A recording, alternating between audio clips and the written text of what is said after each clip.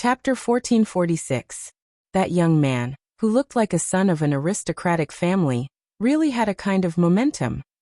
His master, who was always serious, would only tell him about this mysterious realm with narrowed eyes when he was in the mood to drink some wine. He also said that a fight between masters was similar to the 4 ways of looking, listening, questioning, and feeling the pulse of a master doctor. Watching the rise and fall of a master's momentum was only the first step, and listening to the master's words was the second step. The next step was to report each other's names and backgrounds to determine whether they were going to fight to the death. Finally, they would not fight unless it was absolutely necessary. At that time, it would most likely be a miserable ending of life and death. Liu Dei did not take it seriously at first. After staying in the western regions for a long time, he was used to drawing his sword at the slightest disagreement. He was used to assassinations, interceptions, and fights where money could not be escaped. Why would he care about what sect you were from? As long as someone's path to money was blocked, even if you were a king, you would have to suffer a blow. Men and women who made a living in the western regions, where no one cared about anything, did not care about life and death. Since they did not even care about life and death, why would they care whether you were a dragon crossing the river, or a son of a rich family? If Liu Dei did not cherish the hard-earned martial arts realm, and finally had the hope of becoming a grandmaster, he would have recruited dozens of heroes to block the door after today's setback. If he still suffered losses, he would have called the masters on the ranking list in the outer city. If the outer city could not do it, after all, there were the top bodhisattvas in the inner city who cultivated their chi all year round. The western regions had long understood that the western regions belonged to the people of the western regions. Putting internal strife aside, if outsiders wanted to defecate here, no matter how powerful they were in the Central Plains or in Beimang, they would have to pay obediently. Over the past 20 years, Liu Dei had seen a lot of people who had caused a lot of trouble to this big city, and he had even skinned their skin and pulled out their tendons. Just the number of people who died in the hands of him and his brothers were very difficult to deal with. Some died on the belly of a woman, and some were first injured by a knife in a child's sleeve, and then died in a fight with hundreds of people. Liu Dei thought for a moment, and finally suppressed the killing intent that rose in his heart. He waved his hand and called for a trustworthy waiter, and asked the kid to inform the manager of the restaurant that the young man in the B&E rooms could not be touched. The 16 or 17-year-old boy who had already killed people rarely saw Master Lu's gloomy face. He did not dare to act rashly and hurriedly ran to pass on the military intelligence, not forgetting to glance back at Master Lu's stalwart back as he walked down the stairs. In the boy's heart, a man who seemed to be sitting among a pile of bones, drinking wine and enjoying beautiful women was the most indomitable hero in the western regions. Other things aside, when Master Lu went to the high-class brothels to drink wine with prostitutes, the seductive women who usually did not even look them in the eye would always give a big discount when they received money from Master Lu. Even if they slept with Master Lu for free, they would not complain. It was said that they would often lie lazily on the bed and say, "Master Lu, come again." This was not a wild guess. Once, he was lucky enough to be taken by Master Lu to broaden his horizons. Although he sat outside the elder sister's room for an entire night, and did not even dare to touch the small hand of the servant girl who was waiting outside the corridor with him, when Master Lu opened the door at dawn, he heard with his own ears that the elder sister used a tone that could make one's bones melt as she lazily said, "Master Lu, come again." Since then, the boy had been thinking about how to be half as capable as Master Lu in this lifetime, before he was willing to close his eyes and die. With more than 100,000 people densely packed together, it would be a big city even in the Central Plains, let alone in the vast western regions that was even more desolate than Beiliang. You can't compare it to Grand Peace City, can you? After Su Fingnian finished his meal, night fell. He leaned on the windowsill and looked at the night view of the city filled with lights. There was no curfew in this city, and all the wealthy families in the western regions were gathered here. It had a natural quality of being free and unfettered. Naturally, Beiliang would not ignore such an important border area.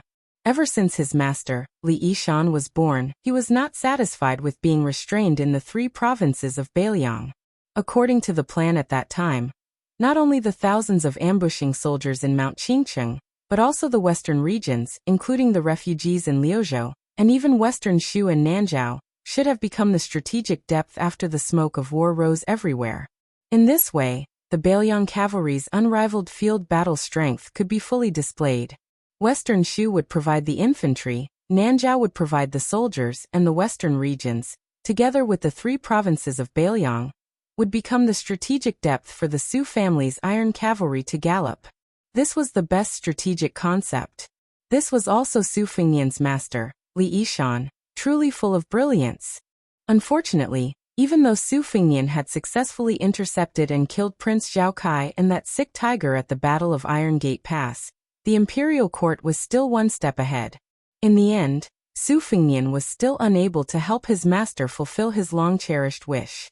However, Su Fengnian could not be discouraged, nor could he break a broken jar. Therefore, he had Chao Wei's special army that secretly infiltrated the western regions. For this reason, he had paid the price of almost all the 10,000 Yuzhou cavalry being killed at the Battle of Calabash. In contrast, Su Fengnian had Lu Wenbao, the down-and-out scholar whom he had first met on the Spring God Lake, and then accepted from the Mawei courier station in the capital, lurk in this city. He had even given him the identity of a second-class room owner in Fushui society, who was responsible for the coordination between Bailiang and Chao Wei's cavalry.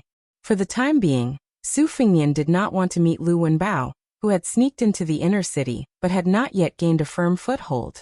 Things were different now. According to Fushui society, Su Fengnian's portrait had been placed on many desks all over the world. Su Fengnian smiled and touched his face. The news from Xiangfan City was not good. Xu Xiu, the girl who had left Mount Qingliang, should have turned her act into reality. She had shown signs of opposing Bailiang on the matter of Lu Su. However, she did not dare to openly offend Bailiang. According to the rules, she had to deal with Fushui society every half a month. She was respectful and cautious. The sky was high and the emperor was far away. People's hearts were like ripples in the water. Su Fengnian was not too angry about this. He had no choice. When he was young, he always heard from his mother that the world was not peaceful. It was even more difficult for women to live in peace. Su Fengnian was too lazy to compete with a poor girl from Nanjiang. It was one thing for God, the Zhao family of Liang, and Bei Meng's army to compete with Su Fengnian. Su Fengnian believed that he was not so miserable that he needed to vent his anger on a girl. However, Xu Xiu was one thing. If the Han from Jizhou, whom he had supported, dared to betray Bailiang, it would cross Bailiang's bottom line. It would be the same as the horse gang leader Song Diao, or who secretly contacted Bei Meng's Taiping Order and Chun Jiebo. Currently, it was difficult for Su Fengnian to do many things as he wished. However, after killing the loyal martyr of Liang who had a dirty background, Su Fengnian did not have the slightest bit of soft-heartedness. At the beginning of the month, a crescent moon hung in the night sky. Su Fengnian could not sleep, so he simply sat on the roof of the restaurant with 2 pots of strong wine. He looked at the center of the inner city.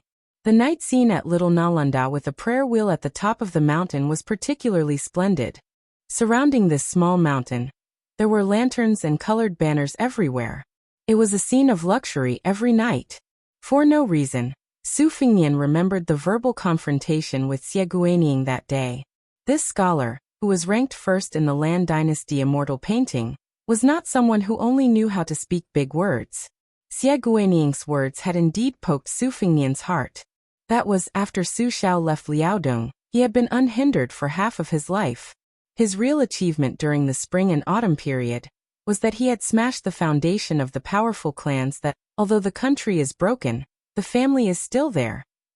He had broken the old rule that in times of peace, the aristocrats and the king ruled the world together.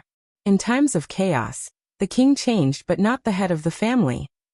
There were many tragedies in the spring and autumn period, but there were also many inside stories.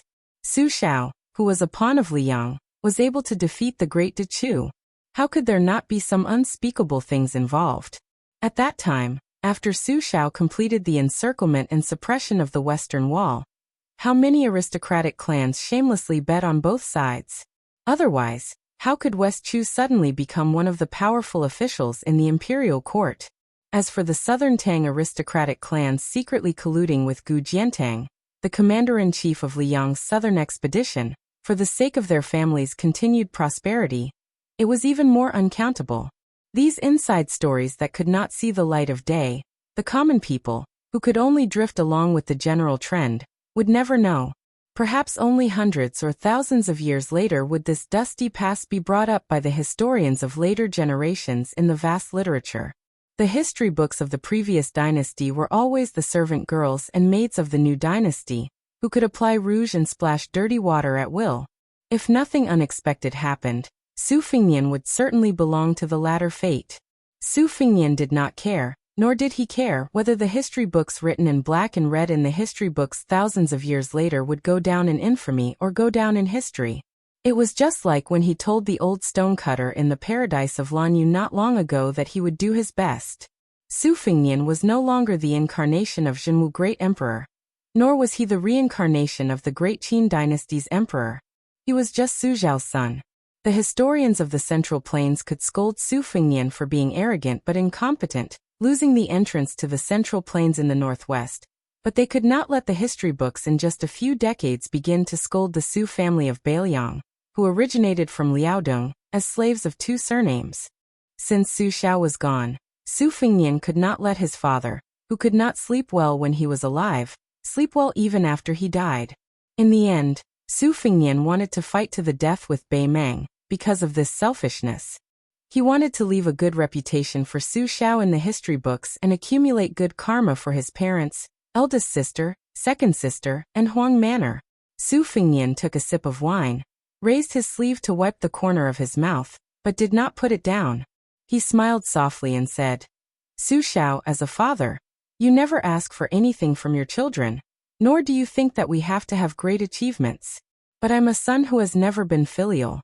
In the past, I only cared about going against you. I was so stingy that I only called you father a few times, for fear that my mother would be wronged if I called you father. In the future, you don't have to worry about it.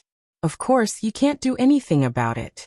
In the future, when people remember you, Su Xiao, and read about our Su family, some people will not follow the trend and sincerely say that the Su family of Liaodong, like a tiger roaring for 100 years, will not fall down even in death." Chapter 1447. A pair of black-clothed masked people with vaguely visible figures were lying on the roof tiles on the other side. They poked their heads out to look at the figure and whispered. One of them took off his headscarf and reached out to fan his sweaty cheeks. He stuck out his tongue and complained with a frown. "Sister, is there something wrong with that guy's head? He's been sitting there in a daze for almost 4 hours. What if he ruins our plan? Should I go and kick him off the roof?" The other head that covered his face shook his head and didn't say anything. "Sister, that wine smells good. There's still half a pot left. I'm really hungry." After the person who spoke received a glare in return, he felt a bit aggrieved. He lowered his voice and muttered, "That old pervert surnamed Dong in the inner city is really a great spy that the northern Meng has placed here. Grandpa Song and old Master Huang are risking their lives to lure him here. There are already quite a few top-notch experts in charge of the assassination. We are actually just putting on a show. Don't tell me that we really have to go into battle? Old Dong is one of the top 3 masters in the inner city. Even if that old bastard escaped here with a broken arm and a broken leg, he can still kill us with one finger. My good sister, why bother? Even if you want me to die, you should let me walk on the road to hell drunk, so that I won't be afraid of Oxhead and Horseface." The other woman was really annoyed by these unlucky words. She took off her headscarf and said angrily, "Why are you cursing yourself? Damn girl, do you have nothing better to do?" The woman who had caused the trouble giggled, and stretched out a slender finger to point at the back of the figure. The angry woman hurriedly shut her mouth and looked up with some regret. She was unlucky enough to be involved in this disaster. Most likely, it would be difficult for her to see the sun tomorrow. Since she had such leisure time, she could have admired the moon anywhere in this big city. Why did she have to come to the roof of this unscrupulous restaurant to mourn for the passing of the spring and the passing of the autumn? Wasn't it an undeserved disaster? She sighed softly. In this city, if a few nameless pawns died, it would be a pity.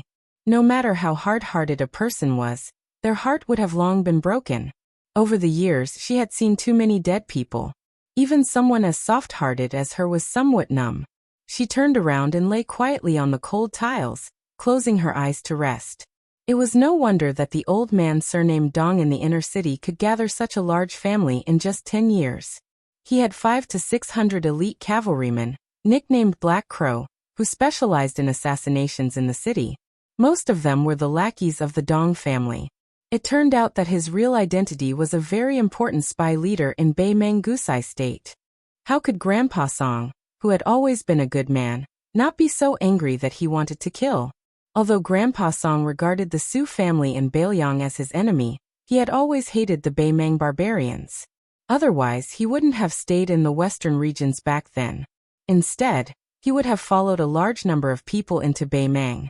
Uncle Lu and the others often joked that with Grandpa Song's skills and reputation, if he really went to Xijing, he would be a noble in the Yi family. 7 years ago, they were still ignorant little girls. They only knew that Grandpa Song had made a deal with the Dong family's assassins. He had spent all his savings to hire them to go to a place called Qingliang Mountain in Bailiang, to kill a young man surnamed Su from the Liang family. Grandpa Song had gone with them at that time, but for some reason, he had been quiet for several years after he came back. It was also at that time that the rumor of Old Song, the drunkard in the outer city, spread. Their younger sister always said that her addiction to alcohol and her tolerance for alcohol were because of Grandpa Song's smell of alcohol, not because she was greedy. This time, if Grandpa Song hadn't insisted on going against the Dong family, the giant in the inner city, Uncle Lu and the others wouldn't have been willing to break this peaceful life that they had earned by enduring humiliation and working hard for more than 10 years. No one doubted that the Dong family's assassins were the real assassins in the world. There was once a second-rate assassin of the Dong family, who had spent as long as half a year to kill a first-rate master in the outer city, who had a personal grudge against him. It was said that the master was almost driven crazy before he died. The Dong family's various ways of training assassins were enough to make an outsider's hair stand on end. The Dong family's assassins also had endless killing methods. The reason for tonight's ending was that an ambitious young man had appeared beside the old thief of the Dong family. She had seen him from afar last year. She couldn't see clearly if he had the horizontal double pupils that Uncle Lu had mentioned. But at first glance, the young man was indeed very elegant. Her twin sister often talked about him. Although she gnashed her teeth like a little tigress who couldn't wait to eat his flesh every time, she and her sister had a telepathic connection. How could she not know the terrible signs that shouldn't have arisen? Which woman in the world would have such a special look in her eyes when a man was mentioned? She suddenly opened her eyes and grasped the long and narrow saber at her waist. She arched her back and was ready to attack. Her sister was only half a beat slower than her. She also grasped the hilt of her sword. When they were young, they looked like they were made from the same mold. When they grew up, it was difficult to distinguish them. Sometimes, they could even fool Uncle Lu and the others. However, their temperaments were completely different. She practiced with the saber, while her sister practiced with the sword. She liked to be quiet, while her sister was active. Therefore, in the path of martial arts, although her sister was more talented, their masters said that she was better at killing enemies. Grandpa Song, who was ranked 6th on the master list in the outer city, and Master Huang, who was ranked 12th on the master list, both said that they were now close to becoming third-grade martial artists. In the future, they would have a chance to become second-grade master. In this city, there was no such thing as third-grade, second-grade, master or great master. Ever since the sisters could remember, they had only regarded this city as a novel encouragement from the elders. She suddenly widened her eyes and almost shed tears. Then, a tall figure with sleeves as big as birds' wings moved like lightning. He swept across the roofs with an unstoppable momentum. He paused not far away and knocked down an elder that they were extremely familiar with from the roofs with one move. Then he rushed over and his thunderous laughter rang in their ears. "Drunkard Song, Cripple Huang, you dare to assassinate this old man? This old man is the ancestor of the 3,000 assassins on the ground of the western regions. Tonight, this old man will make an exception and not do his old job. He will kill his way here openly, so that you brats who don't know the immensity of heaven and earth will know what it means to strike a stone with an egg. By the way, Where is the little girl who is known as the twin jade annulus of the western regions hiding? Hurry up and show yourself so that I can teach you that you are still vigorous despite your age. What enemy? After experiencing this old man's meticulous training of women, I will make you call this old man husband, on your own within a month. As the hoarse voice resounded through the night sky, they could clearly hear the tremors of the street caused by the hooves of the armored cavalry. In their field of vision, there were no less than 100 bat-like figures following the burly old man. She clenched the hilt of her saber, her face pale. Didn't Grandpa Song say that tonight's assassination would definitely not alarm the Dong family's assassins and cavalry? Moreover, the inner and outer cities had always minded their own business. The Dong family had clearly crossed the line and broken the rules by mobilizing all of their forces. Weren't they afraid that the intertwined forces in the inner and outer cities would unite and attack them tomorrow? The Dong family, which was a colossus in the outer city, was not even as powerful as the king of Hell Sima and the god of fortune Li, let alone monopolizing the inner city. Even a new force that had recently risen in the inner city showed signs of replacing the Dong family, whose assassin business had been declining in recent years. The burly old man who was rushing over naturally saw an eyesore lying on the roof of the restaurant, pretending to be dead. He couldn't stop laughing. How could there be such an idiot in the world who was waiting to be killed? He didn't stop pouncing forward. He took a step forward and was about to land on the head of the guy who thought he was smart. He was sure to stomp the head into pieces. The black-clothed woman who was holding the saber knew that she couldn't escape death.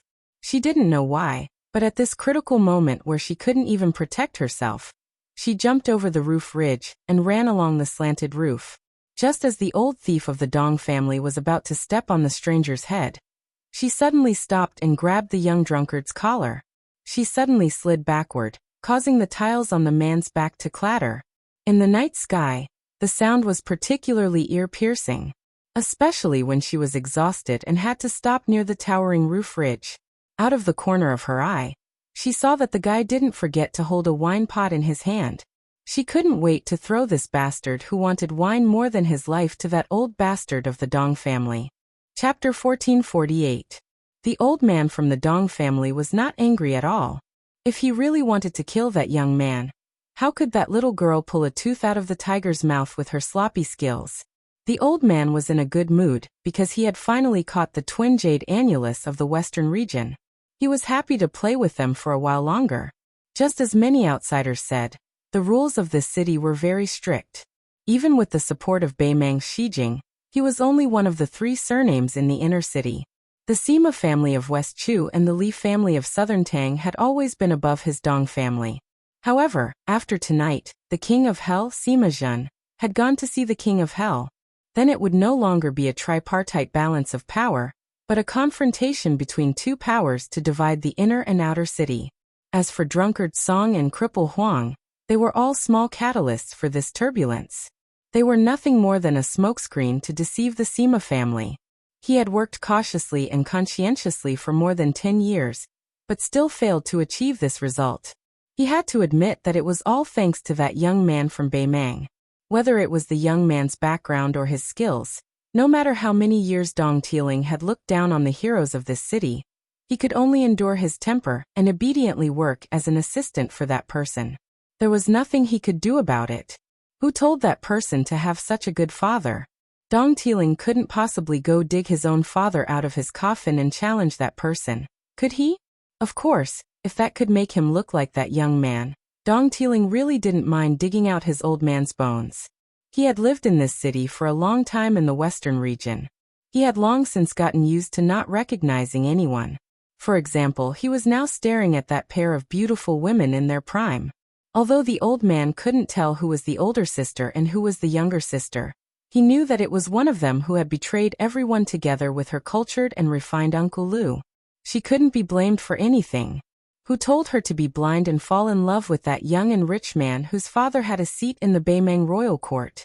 She was even more blinded to think that she could fly together with her lover. As for that one surnamed Lu, he was even less of a surprise. 6 years ago he had tactfully sought refuge with the Beimang Zhu Yun. Otherwise, how could Dong Tiling think so highly of him? How could he have shared the bed with so many beautiful courtesans in the inner city as his brother-in-law? The old man's lustful eyes swept over them, and he said with a sinister smile, "May I ask which one of you is called Yin Yen? Oh right, it's yen as in swallow, not yen as in wild goose. Your lover asked this old man to pass a message to you. He said that he was sorry for your devotion and was too ashamed to see you. So he asked me to serve you and your sister." The old man laughed and said, "Of course," this old man added the second half of the sentence, "but that's what your lover meant." The woman who had already pulled out her long and narrow saber slowly turned her head and stared blankly at her sister, who had thrown away the long sword in her hand. Her sister, Yin Yen, was so heartbroken that she couldn't say any harsh words. She could only sob and say, "Why are you so stupid, so stupid?" The old man enjoyed this kind of drama where family members turned against each other. He was really satisfied from head to toe, as if he had enjoyed this pair of twin jade annulus of the West who were like a couple in a painting. Therefore, the old man, who was in no hurry to kidnap them, returned to the luxurious mansion in the inner city that was comparable to that of the nobles in the Central Plains. At Dong Tiling's age, his knowledge of the matters between men and women was incomparable to those rash young men. One must know that Dong Tiling claimed to be a land immortal in bed. How many chaste women initially tried to kill themselves, and then they wanted to die. In the end, they gave up all their shame, and became the plaything of this old man? Yin Yen, who was in a daze, looked at her sister Yin Yen.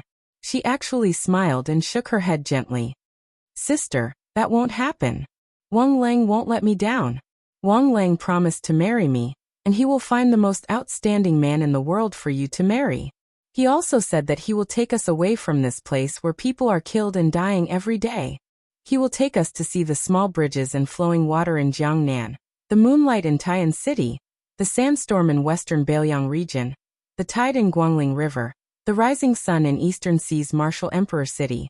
Sister, I will take you to see him now, okay? He will definitely nod his head." Yin Yen smiled miserably and said with an ice-cold tone, "Yin Yen, you are really crazy. You have been crazy ever since you saw that person." Yin Yan's expression was malevolent as she shouted, "I didn't." Dong Tiling looked at this scene, and was really pleasing to the eyes. He extended his thumb and wiped the corner of his mouth. He squinted his eyes and smiled. "Yin Yen or Yin Yen, don't be anxious. I, Dong Tiling, have plenty of ways to make you happy. The two of you don't have to seek death like this. When the time comes, you will know that there is such a beautiful thing in the world that even the immortals in the heavens would be envious of. You are not even 20 years old yet. This old man likes the new, but he doesn't dislike the old. Ordinary men don't know the taste of a 40-year-old woman, but this old man is willing to endure it. At the very least, you will have more than 20 years of good fortune." At this moment, when one side was extremely happy and the other side was extremely miserable, an extremely untimely and pleasant voice sounded. "You are Dong Tiling? Then do you know that there is a woman called Xianyuan Qingfeng in the Central Plains who will come to the western regions to torture and kill you one day?" Dong Tiling was stunned for a moment. Although the old man, who was an ancestor of killers in the western regions, had been secretly paying attention to this young drunkard, after carefully sizing him up and probing his qi, he concluded that this person was just a nobody without the strength to truss a chicken. Otherwise, how could this person be a level 1 expert at such a young age? The majestic city of the western regions under his feet had a long history of more than 200 years after losing the name of the protectorate of the western regions. Not to mention the people who passed by and the monks of Mount Lantua. The number of martial arts great masters who lived here all year round could be counted with 2 hands. Now they were even rarer. Only Li Kaishan, who was extremely rich in the inner city, was secretly hiding one. According to his speculation, this person should be Zhao Go of Liang, who was plotting something big in the western regions and didn't hesitate to conceal his identity. If it weren't for this person adding fuel to the fire, the Li family wouldn't have violated the rules and chosen to stand by and watch, allowing the young man from Beimeng to help the Dong family deal with the Sima family. Dong Tiling was not a remnant of the Central Plains who closed their doors and pretended to be deaf and mute because of their own reasons, nor was he an ignorant person who had never left the western regions in his life. Dong Tiling had naturally heard of the woman in purple who was in the limelight on Lake Liang. As for why the young man in front of him brought up the real expert, Dong Tiling took it as a childish trick to use the tiger's skin as a banner to scare him, the devil of the western regions who killed people like scything flax. The old man was very patient with the twin jade annulus of the western regions, but the old man who wasn't interested in men had no patience with the handsome drunkard who was about to die. With a strong killing intent, he sneered and said, "What? Are you familiar with the chief of the Wulin Alliance of the Central Plains?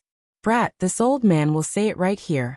If you are Xianyuan Qingfeng's lover, this old man will make you the most honored guest of the Dong family in the inner city." At this point, the old man's smile didn't fade. Suddenly he roared, "Unfortunately, you're not." Dong Tiling was the third strongest expert in the inner city, and was an invincible existence in the eyes of the people of the western regions. Under his angry roar, the old man's sleeves fluttered, and his chi leaked out madly. It wouldn't be an exaggeration to say that ordinary people would be torn apart on the spot under his roar. For example, the sisters Yan Yan and Yan Yan were so intimidated that they staggered and their chi and blood surged.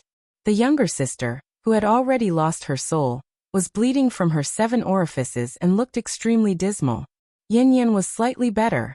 As if she was facing a great enemy, she had already guarded her mind and was still determined to fight to the death.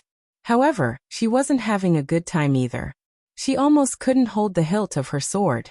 Only that young man who popped out of nowhere was still sitting in the seat that Yan Yan had pulled over, as if nothing had happened. Dong Tiling was indeed the winner who had stood among piles of corpses countless times. Without any hesitation, he charged forward as fast as lightning. Yan Yan grabbed the drunkard's collar again, thinking that she should at least throw him off the roof first. As for whether he would break his legs or be surrounded by the Dong family's assassins, she thought that it would be better than watching him get smashed in the head by old crook Dong.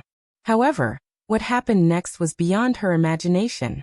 She wasn't able to throw that guy off the restaurant, and Dong Tiling, who was revered by the entire city like an invincible god, ran away after pretending to charge forward, disappearing without a trace in an instant.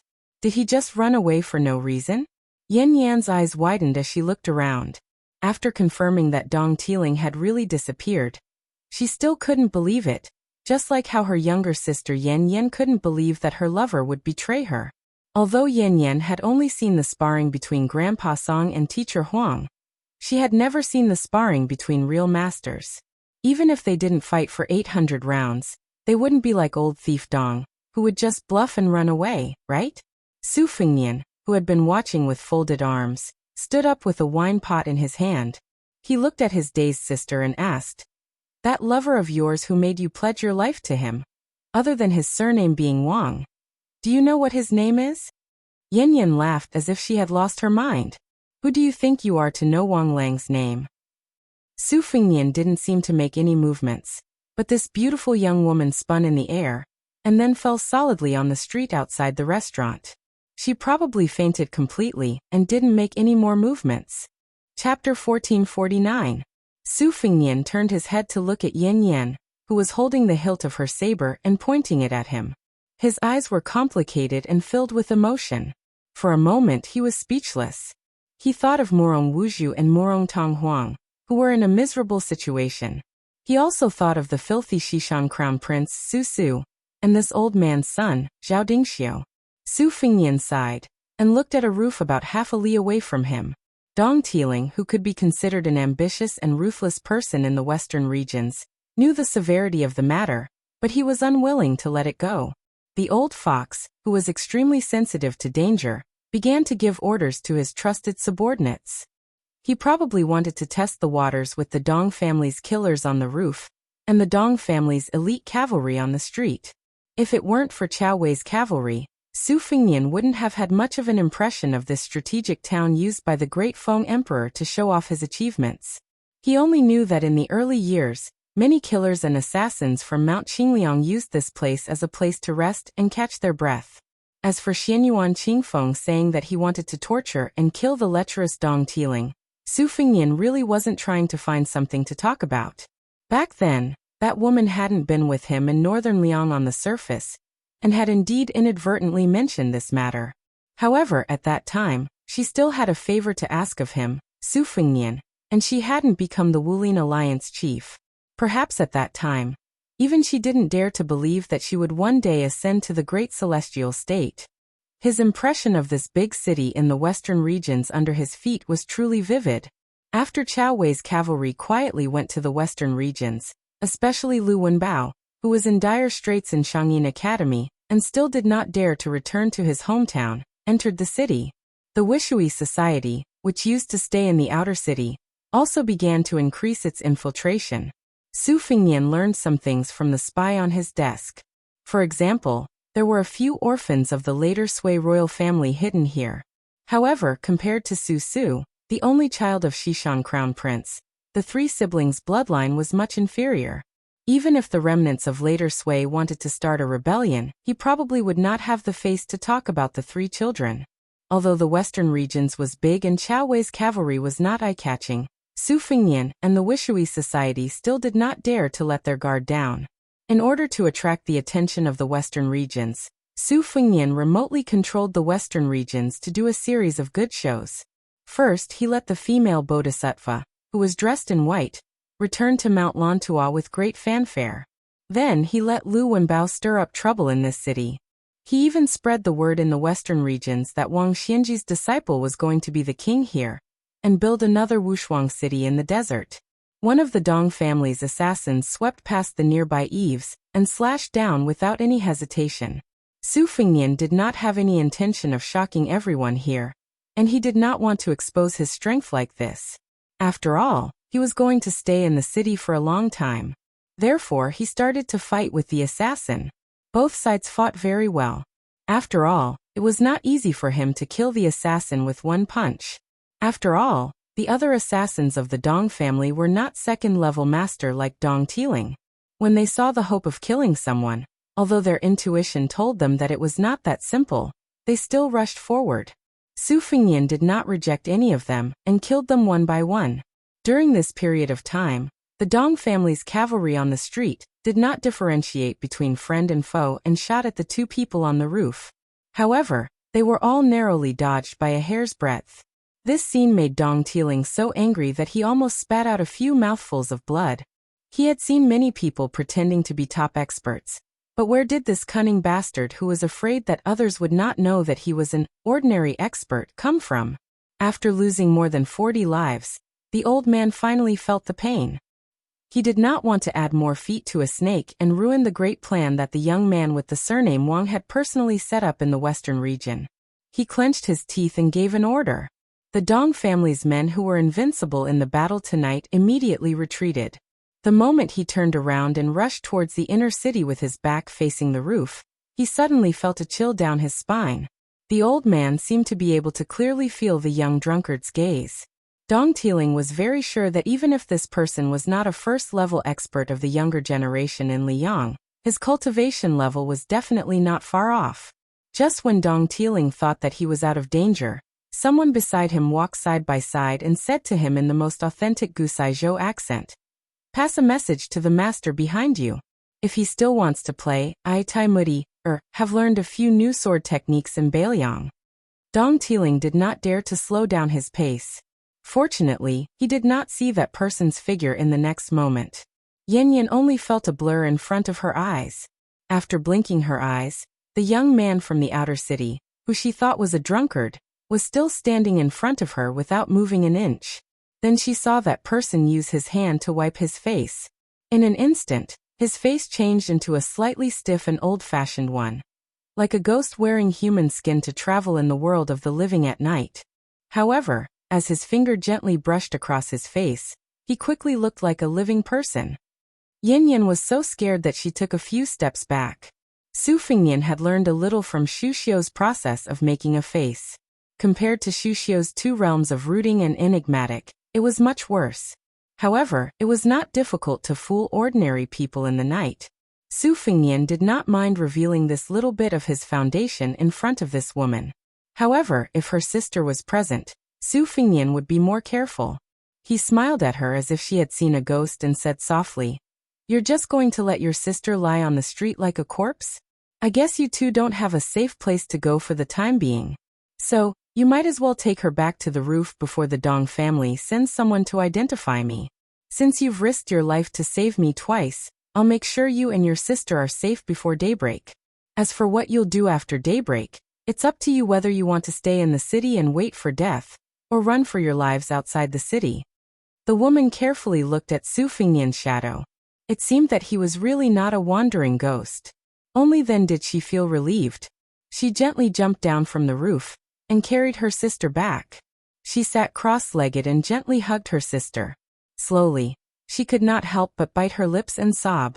Her eyes were originally watery, but at this moment, they were even more misty. She not only felt resentment and pain from being betrayed by her close relatives, but also pity and misery for her relatives. Suddenly, she noticed that the strange person was sitting not far away from her, gently sipping his wine. Then on the street directly facing this restaurant, under the clear moonlight, she saw 7 or 8 extremely valiant squires appear in the distance. They were guarding a young man in brocade clothes and a marten coat like stars surrounding the moon. Yin Yan was furious. She wanted to jump down and kill the devil who caused her sister to fall into the abyss. Compared to the drunkard who changed his face, the person on the street was more like a malicious ghost in human skin. Su Fengnian said softly, "Lend me your sword." Without waiting for Yin Yan to answer, her sister's sword flew out of its sheath and into the man's hand. He placed the sword across his knees. The man on the street stopped his horse 200 steps away. He raised his head and asked loudly, "Tai Mu Diu, or may I ask what happened to that Mr. Lu Fu?" Su Fengnian did not say anything. He gently grasped the sword hilt. The wind blew across the border town, and the whimpering of the horns sounded. The man snorted coldly, turned his horse around and left. Su Fengnian looked at the gradually disappearing figures. He was somewhat surprised. He did not expect to meet an acquaintance here. This was precisely the extravagant youth from northern Mang, who casually gave away a 6-snake wall wandering jade pendant. The young talent of the Go Sword School, Wang Weishue. However, his other identity was even more worth pondering. He was the only son of northern Mang's Aquarius Province's magistrate Wang Yong. This guy actually came to the western regions to stir up trouble? Su Fengnian's face darkened. If it was said that Wang Weishue was worried about the safety of the seniors from the chess, sword and music school, or that he wanted to obtain some unorthodox achievements in the Battle of Liangmang, that was why he stirred up trouble in this city. Su Fengnian wasn't worried about anything. However, if it was said that northern Mang's spies had inadvertently discovered traces of Chao Wei's cavalry, then Su Fengnian could only go against his agreement with Tantai Pingjing. Su Fengnian stretched out his finger and touched the sword.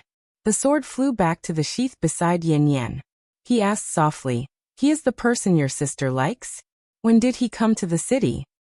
Yin Yan steadied her mind and tried to make her tone as calm as possible. "The first time I saw him was last spring. As for when he entered the city, I don't know." Su Fengnian breathed a sigh of relief. Things had not reached the worst point. At that time, Chao Wei's cavalry had yet to set out for the western regions. As for whether Wang Weishue, the second generation of the northern Mang with an extremely thick thigh, had sensed the cavalry's movements, he should have also come for the western region's monk soldiers.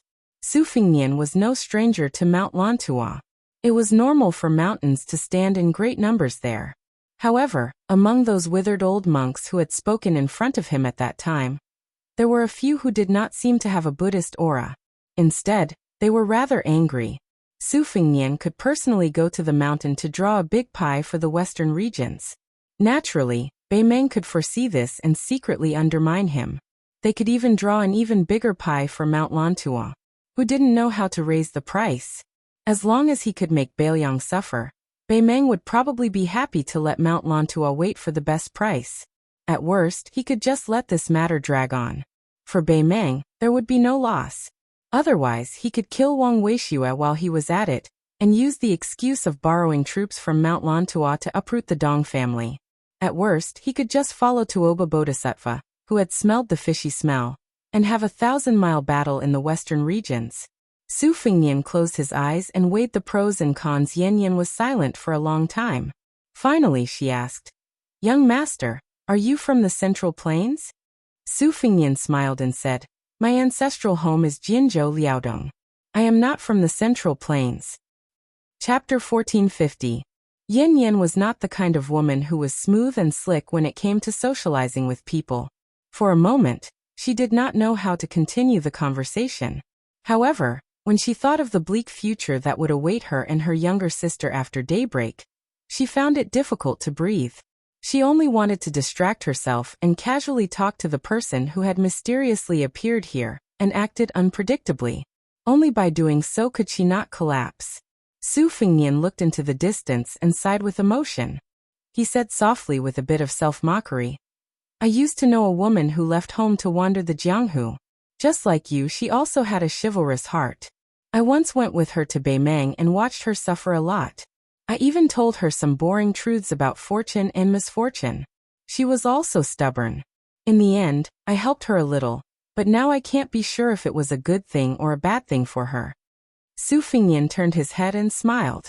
Don't worry, I've changed my mind. As long as I'm in the city, you'll be safe. As for the reason, there really is one. And that is this Jianghu. Without true heroines like you, even if there are as many experts as the clouds, how boring would it be? Then Su Fengnian said bitterly, there aren't many old people in this Jianghu anymore. Yin Yin stared at him with clear eyes. Su Fengnian suddenly laughed and asked, What, do you think I'm the same kind of trash as that old pervert Dong? That I'm actually drooling over you sister's beauty? The only difference is that old man likes to use force, while I like to play tricks. Fine, I admit that you've seen through me. You've just escaped from the wolf pack and entered the tiger's den. Why are you crying? Yin Yin smiled sweetly like a pear blossom in the rain. She shook her head and said, I know that you're not that kind of person. Su Fengnian leaned back and lay down. Let's talk about the city. You can choose the interesting things to talk about, such as that little rotten Tua mountain. Her voice became lighter, and the sorrow on her face faded a little. It was not the kind of joy that came from seeing the light at the end of the tunnel, but the kind of complete acceptance of fate. She knew that the person beside her, whose surname she did not even know, did not have any dirty thoughts. However, she also knew that he was just a passerby in this city, or rather, the place where they grew up. However, she still went along with his words. Young master, you may have heard that there is a prayer wheel on the mountain that no one has ever been able to turn, but you may not know that there is actually an old monk at the foot of the mountain who is nicknamed Zen Master Chicken Soup. He is very interesting. He is not from the western regions, but a foreign monk who recites the Zen Dharma of the Central Plains. If someone goes to the cottage to ask about Zen, the old monk will definitely invite them to eat a pot of fragrant chicken soup. He will not drink it himself, but watch others drink it. Su Fengnian said softly, in the Central Plains, there is a branch of Zen Buddhism that indeed has this practice of begging the world with alms bowls. They call themselves beggars and only ask for the word truth. A bowl of rice from 1,000 families, traveling 10,000 miles alone. And in the end, this old monk came to the western regions and cooked chicken soup for people to drink? However, I am very curious. Who killed the chicken used to cook the soup? She was stunned for a moment and said helplessly, How would I know? I have never thought about this question. Su Fengnian joked, Miss, you don't seem to have any Buddhist nature. Even if you really meet the monk chicken soup, you will inevitably be called a fool. Perhaps you won't even be able to drink the chicken soup. She was speechless. Su Fengnian smiled and tried to remedy the situation. Then, are there any famous anecdotes that have spread to the outer city where you are? She nodded and said, Of course. I heard that many years ago, there was a big horse bandit who killed without batting an eyelid. He swaggered into the inner city and drank the old monk's chicken soup. He asked if such a person could also become a Buddha. The old monk said of course, as long as he put down the butcher's knife. That horse bandit who started by killing people laughed, and said that he never used a knife to kill people because he thought it was troublesome. He always used both hands to kill his enemies. What kind of butcher's knife did he have? Guess what the old monk said? He said, pick up the butcher's knife first and then put it down. Guess what?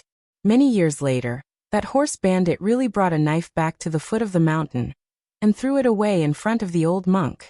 He cried and said that he wanted to put it down. Later, that horse bandit who was more than 50 years old picked up the knife again, shaved his head and put it down. From then on he became a monk by the old monk's side and devoted himself to Buddha. Su Fengnian said softly. He put down this and that, this side and that side, this shore and that shore, this life and that life, he really did put it down. She said in surprise, Young master, you really believe in this matter. In fact, even I don't really believe it. That guy who was getting more and more difficult to understand didn't say anything. So she continued. I also heard that the old monk liked to sing a song called Falling Lotus Flower. The song didn't have a name at first, but there were more than 100 lyrics.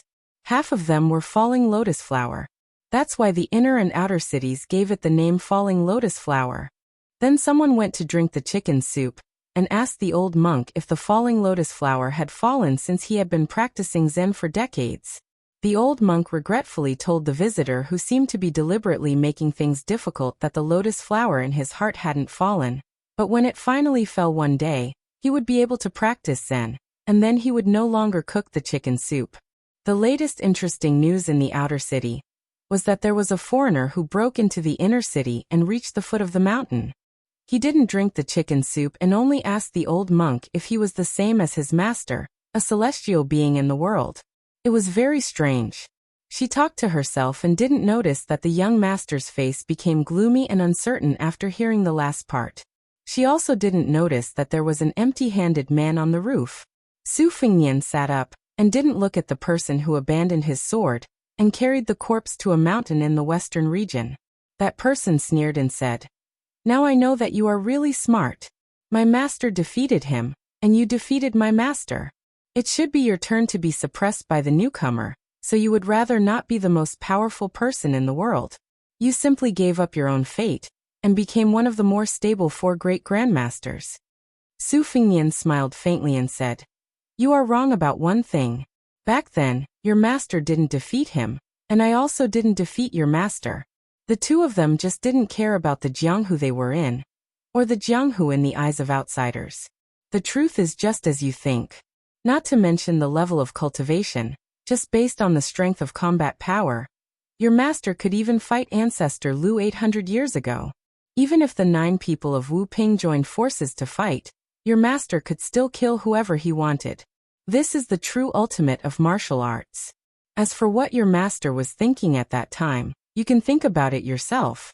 When you understand it one day, you can take back the Bodhisattva barbarian sword and take revenge on me. One of Wang Xianji's disciples, the dull man, martial emperor Lu Huang, said in a deep voice, I want to take away the child called Yu Dilong. Su Fengnian shook his head and said, Even if I am willing, he won't go with you. Moreover, instead of relying on others, it's better to rely on yourself. Lu Huang was silent for a moment and said calmly, I can't defeat you. Chapter 1451. Su Fengnian laughed. Then you can only wait for me to die. As for whether you stay in the western regions or go to Beiliang, it's up to you. As long as you don't rely on Beimang, I don't care. Lu Huang, who was originally staying in this city, disappeared in a flash. Su Fengnian was silent.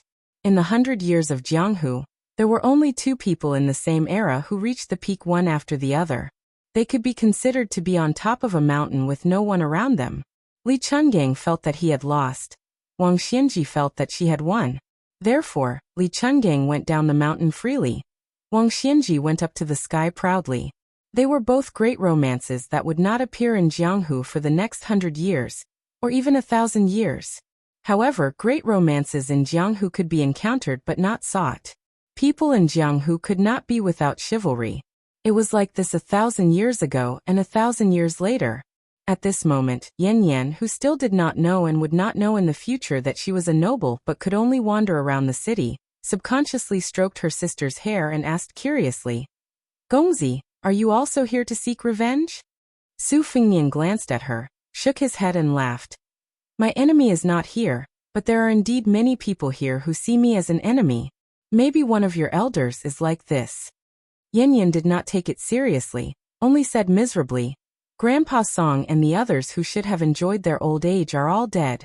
The elder who should have died the most will have a good life in the future. Su Fengnian laughed. This is like some people who are clearly awake, but are actually sleeping like a dead person. Yan Yan did not lower her head, and did not look at her sister who was awake, but pretending to be asleep. Her clothes were soaked by Yan Yan's tears. Su Fengnian didn't look at the infatuated girl who had been slapped down the building by him. Yan Yan, take her and leave this place. Go out and take a look. Go around the chaos of Bailiang, and go to Shishu to see the Sea of Bamboos. Then go along the Guangling River to Jiangnan of the Central Plains. Then, go north to Nanjiang. Finally, when the world is no longer at war, you can go to the biggest city in the world. When someone feels that he has really let down those old people, you can come back here and kowtow to their graves. Yan Yan sat there and nodded heavily. Thank you, young master. It's a pity that I can't repay you. Su Fengnian looked at her and said with a gentle smile. You can repay me. In the future, if you accidentally become a heroine or fairy that countless Jianghu heroes admire, you can mention that it was a Bailiang barbarian with the surname Su who persuaded you to enter Jianghu. If you can say one more thing, that guy is much more handsome than all of you, then it will be perfect. Yan Yan was suddenly speechless and her face turned slightly red. She was pregnant with her sister who had caused a great disaster. She looked coldly at this strange man whose words were sometimes solemn, and sometimes frivolous.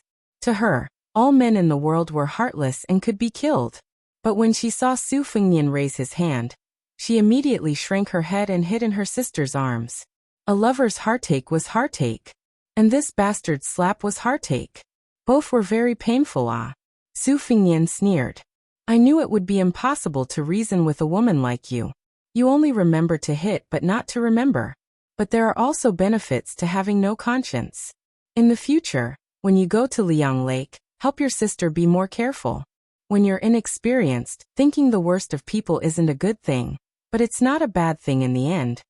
The two sisters didn't know what this Bailiang man with the surname Su did. That unsmiling but dignified middle-aged man came back. Lu Huang frowned.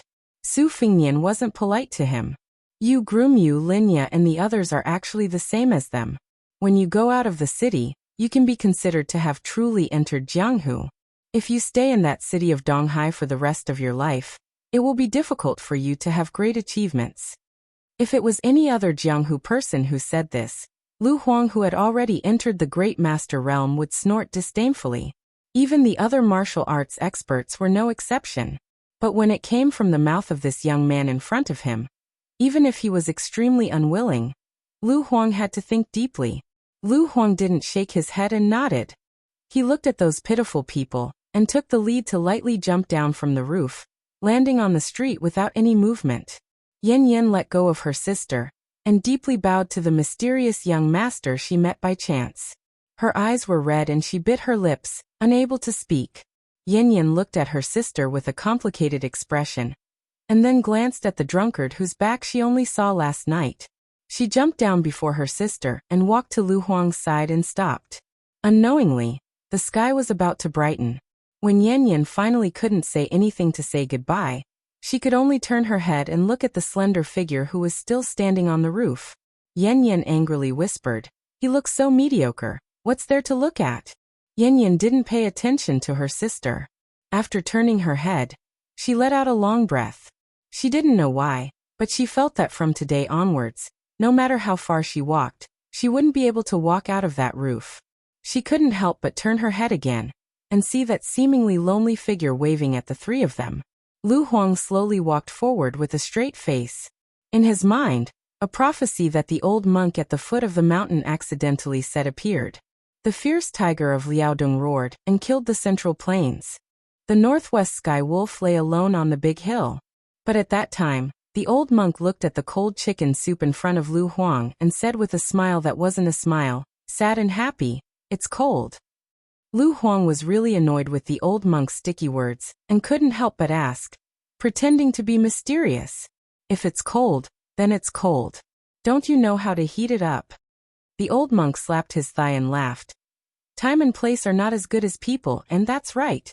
After Lu Huang left the city, he looked back at the city wall almost at the same time as Yan Yan and Yan Yan. The three of them didn't know that in the city, there was an old monk running around with an alms bowl full of fragrance. He went straight to the restaurant, jumped up and rushed to Su Fengnian. He laughed loudly and asked, Chao Chongqing is not willing to pick it up. Su Fingnian, are you willing to pick it up? For the first time, Su Fingnian was a little uneasy. He smiled and asked, "Can you pick it up?" This chicken soup monk who traveled thousands of miles with alms bowls smiled like a senior monk. Instead, he looked a little shifty. "Take it first and then we'll talk?" But when Su Fingnian solemnly took the Buddha alms bowl, the old monk suddenly sat down cross-legged, facing the east and back to the west. The old monk put his palms together, as if he was free, as if he was seeing Buddha. He lowered his head and said softly, "Junior brother Dragon Tree, the law does not depend on external objects. The law does not depend on words. My lotus flower has fallen." On Little Lalanda Mountain, there was no one pushing it. The huge prayer wheel rotated on its own. The goddess on the wall of the wheel swayed, and the 6-syllable mantra was transmitted over and over again. It resounded throughout the western region and Bailiang. The Buddha said that if the prayer wheel was rotated on the top of the mountain, the surrounding area would be auspicious and perfect. If the monarch rotated the prayer wheel, the people would be able to eliminate karma and get rid of obstacles. The old monk closed his eyes and passed away peacefully. His last words were, "Good." In an instant, the scattered fate between heaven and earth gathered together like rainbows and lotuses blooming in the sky. They all poured into the alms bowl at the same time. Chapter 1452. The 6-syllable mantra on the prayer wheel at the top of the mountain was already spreading with great momentum. But it was a pity that ordinary people were unable to see the bigger phenomenon related to the flow of fate with their naked eyes. After the pedestrians near the restaurant were shocked by the sound of the Little Rotten Tua Mountain.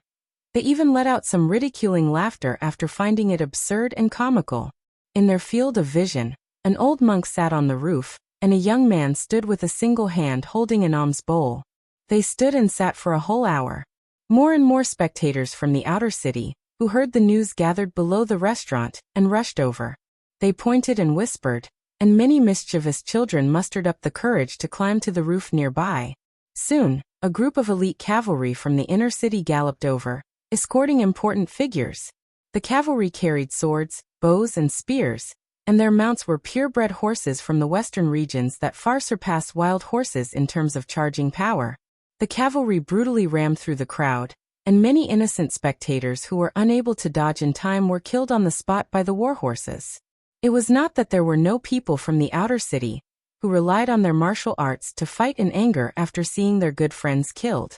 Even if there were cavalry at the front who knocked them off their horses, the cavalry at the back borrowed the huge inertia of the war horses' charge to ruthlessly stab their bodies with a spear. The iron-headed hardwood spear between the cavalry's hand, and the corpse instantly drew a pleasing crescent moon curve, and the corpse was instantly sent flying 2 to 3 feet away. However, the hardwood used to make the shaft of the spear was ultimately not the kind of priceless first-rate wood that could not be bought on the market. Its hardness and toughness were still insufficient to withstand such a degree of impact, and thus it was destroyed. The cavalry seemed to have not had enough. Taking advantage of the situation, he abandoned the spear and switched to a saber. He slightly bent his waist, and instead of slashing downwards, he seemed to carelessly hold his saber horizontally. Just like that, he spurred his horse towards a man from the outer city who was running wildly. There was no need for him to use any strength. Just by relying on the momentum of the warhorse, the tip of the saber easily drew a deep wound that was more than an inch long on the man's neck. From this detail, it could be seen that these Western region cavalry who were raised by the inner city's influential officials were all experienced soldiers who were very familiar with fighting on the battlefield. Cavalry battles on the battlefield were never a one-time deal. If they wanted to live to the end, they had to know how to use the least amount of strength to achieve the greatest results. The Western region didn't lack good horses, but craftsmen and ironware were scarce. Moreover, the hardwood used to make good spears was strictly restricted by the Bailiang Frontier Army and the Liang Imperial Court, so it was very difficult to obtain. This greatly limited the combat strength of the Western region cavalry, although they could take a step back and choose the second best option. Except for the strong who were equipped with fine iron spears, most of the rest were disposable spears. Even if they could be used as throwing spears, it was enough to deal with Jianghu people. Once they were faced with a genuine cavalry army, they would definitely be unable to handle it. As early as 20 years ago, there was a bloody lesson. At the end of the spring and autumn period, this city once had a cavalry army of more than 5,000 people. They were invincible in the western region.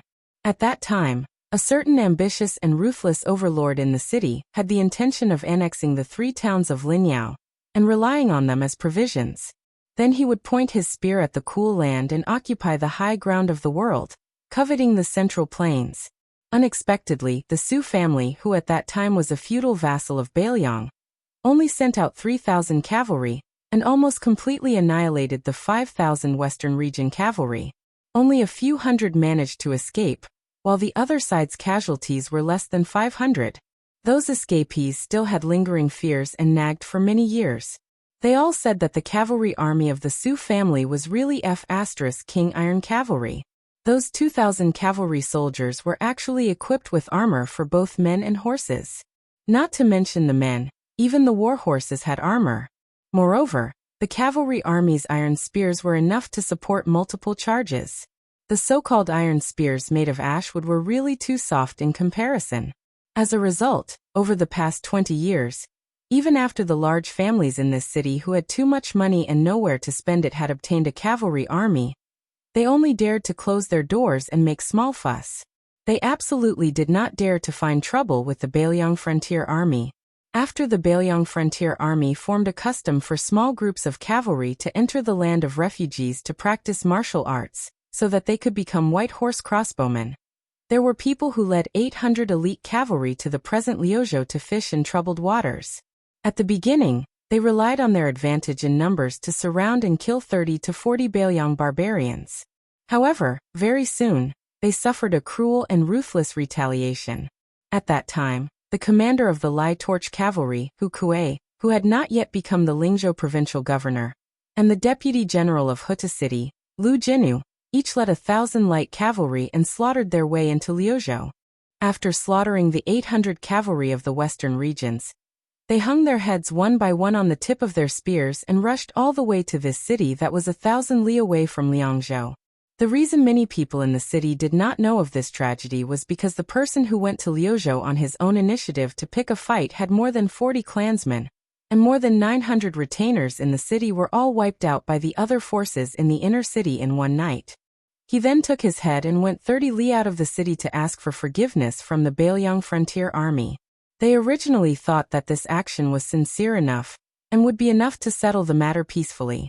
Unexpectedly, Hu Kuei, who had single-handedly created the Bailiang White Horse Crossbowmen, when the two sides were in a standoff, especially when Lu Jinu had almost agreed to lead the army back to Bailiang, he brazenly launched an attack without any sense of morality. He slaughtered the 3,000 cavalry in the city that the family heads had only pulled out to bolster their courage. If it were not for Lu Jinu charging into the battle formation and intercepting Hu Kuei, who was in the middle of a massacre, perhaps the situation in the city would be completely different right now. Su Fengnian did not pay attention to the spectators on the streets. After carrying the body of the chicken soup monk, he carried the alms bowl with one hand and flew toward the center of the inner city. He then buried the old monk near the hut at the foot of the mountain and placed the Buddha bowl on the grave. Su Fengnian began to wait for the person who was about to arrive. Tuoba Bodhisattva. In the second year of Xiangfu, at the end of spring when the sun was gradually warming up and causing people to sleep and have heavy thoughts, the capital suddenly held two ceremonies that did not conform to the rules of etiquette. This caused the Ministry of Rites, the Directorate of Rites, the Prefect, the Minister of Rites, and the Divine Palace Supervisor who was in charge of the affairs of the Imperial Ancestral Temple to be in a panic. Everyone was extremely tired. Those who paid attention noticed that other than the heavy-faced head of the Secretariat Qi Yanglong, there was also an unfamiliar youth wearing the clothing of the Imperial Astronomer. His expression was even more gloomy. After the two heavy ceremonies, it was close to dusk. The Emperor still did not let go of the group of exhausted central officials. He moved the small court meeting to the Military Council Hall of the Ministry of War of the Six Ministries. The high officials of the two provinces under the Hall of Governmental Affairs, and all of the purple-robed officials of the six ministries were not left out. When the Emperor and the two elders, Qi Yanglong and Huan Wen, entered the hall hand in hand, There was a giant sand table on the main table that covered the lower reaches of the Guangling River. Other than that, there were also dozens of exquisite molds of warships. The young emperor, who walked quickly, did not wait for everyone to bow. He waved his hand to indicate that they were excused and walked straight to the molds. The Minister of War Liu Baijie gave a look to Gao Tingshu, the manager of the Wushuan department for purging officials. This second-ranked official, who had become famous after the Ministry of War's observation of politics, quickly moistened his throat. He took 2 steps forward and introduced the comparison of the strength of the 2 Guangling navy to the emperor. Reporting to your majesty, at this time the Prince of Guangling's navy has 80,000 people. There are 3 types of large-sized warships, Huanglong, Fengyi and Fuyao, totaling 35 ships. There are 7 types of medium-sized warships, including Mengwu, Maotu and Xiandeng, totaling 140 ships. There are also 12 types of small-sized ships, Sima boats and scouts, totaling about 400 ships. The West Chu Navy has 56,000 people and around 700 warships. However, there are only 18 large-sized warships and only 70 or so medium-sized warships like Mengwu and Maotu. There are even no less than 200 crudely modified fishing boats mixed in. Their military strength is not at an advantage. In addition, the 40,000 Qingzhou Navy is personally led by the King of Jing'an and has begun to move down the river. The Navy vanguard has already successfully controlled the area where the Guangling River and Bailu Lake intersect. Very soon, they will be able to surround the West Chu Navy. Chapter 1453. Emperor Zhaozhuan did not make a sound. He was not a son of heaven who would slack off in governance. He was very familiar with the Guangling Dao War. Right now, there was only one thing that made it difficult for him to choose. Should he let the 2 navies at the front and back delay the opportunity, and first help the 10,000 tigers and wolves of the southern border cross the Guangling River? Or should he take advantage of the West Chu Navy taking the initiative to fight a decisive battle with the Guangling Navy, and have the Qingzhou Navy quickly enter the empty area at the western end of Bailu Lake, so that they could fight a more secure pincer battle on the eastern side of Bailu Lake, and not fall into a situation where the West Chu Navy would attack them one by one? Of course, as long as the Nanjiang soldiers successfully crossed the Guangling River, Song Li, who had just entered the capital not long ago, had destroyed most of the West Chu soldiers. Then, on the land of West Chu, the 100,000 elite Nanjiang soldiers would be unstoppable. They even had the hope of surrounding the capital of West Chu. However, from the start, the Guangling rebellion was not a battle purely for victory. Once the 100,000 soldiers of Nanjiang surrounded the capital of West Chu without losing a single soldier, then the victory on Bailu Lake would become an unnecessary battle. If Nanjiang only destroyed the country before the court, that was fine. The worst result was that it was far beyond what the court could bear. If the Guangling Navy and the Qingzhou Navy lost to the West Chu Navy personally led by Cao Changqing, if Zhao Bing, who was a border king like Su Shao in the past, had ill intentions and disobeyed the situation, then could the Southern Expedition Commander Lu Shengxiang, who only had tens of thousands of men and horses, stop the wolves of Nanjiang that had been in battle for a long time? What was even more terrifying was that the southern border and West Chu were colluding and heading north together. In that case, Li Yang could only have Gu Jiantang divide his troops between the 2 Liao border armies and head south to protect Great-In City. The northern Mang had never fought smoothly on the 2 fronts of northern Liang and Yuliang to begin with, and there were also close to 200,000 soldiers stationed outside the 2 Liao lines of defense. Could it be that he, Zhaozhuan, really had to stand on top of Great-In City and see the northern Mang barbarians and the barbarians of the southern border at the same time? However, all these deductions were built on the premise of the worst-case scenario. Therefore, Zhaozhuan felt some regret in the depths of his heart. Back then, he had listened to the opinions of the head of the Secretariat Qi Yanglong and the Minister of War Liu Baijie, and refused to send troops to Western Shu. Was it wrong? After all, there were only 10,000 Shu soldiers. Even if Chen Jibao personally led them, how much merit could they take away on the Guangling Road? Could 10,000 people besiege West Chu's capital? Although it was the young emperor's original intention to not have the king of Shu come out of Shu, when the battle situation became muddy, it was hard to avoid some well-hidden anger. Zhaozhuan, An emperor who had everything going smoothly, lacked experience in making decisions. After all, he was not as good as the previous emperor, and could not be compared to his grandfather who had spent most of his life fighting on horseback. At this time, Zhao Zhuan found the Tongxi sword immortal Liu Baijie, who he could not order around as he pleased, more and more of an eyesore. If not for the fact that the two assistant ministers of the Ministry of War, Su Gong and Tang Taizuang, were new faces in Great City, Song Li's experience was too shallow, and those old generals with merit had either died in battle or died of old age. The emperor would have had Liu Baijie leave the Ministry of War a long time ago. Yuan Guo was immediately preparing to head to the vassal state to be the new Jiedu deputy of the court.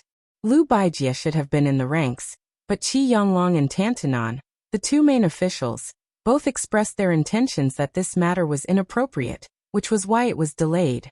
Ever since he ascended the throne, Zhao Zhuan had his own calculations.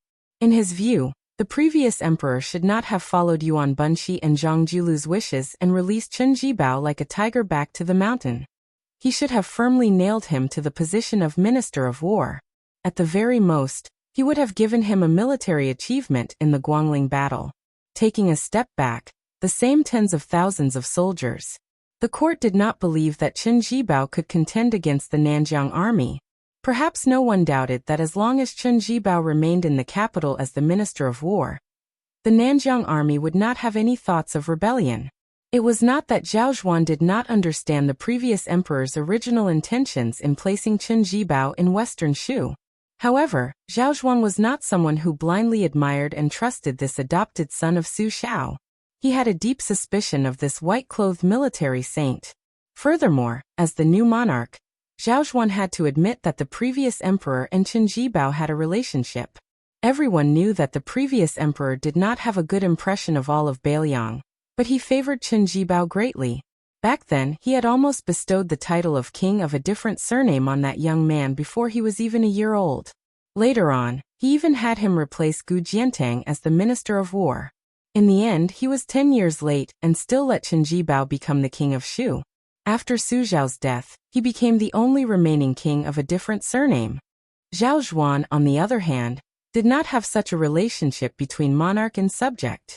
The only people who had such a relationship with him were people like Chen Wang, Tang Taizuang, and Song Li, who were still a little below the level of top civil and military officials. The emperor was silent for a long time, so the entire hall could only be silent.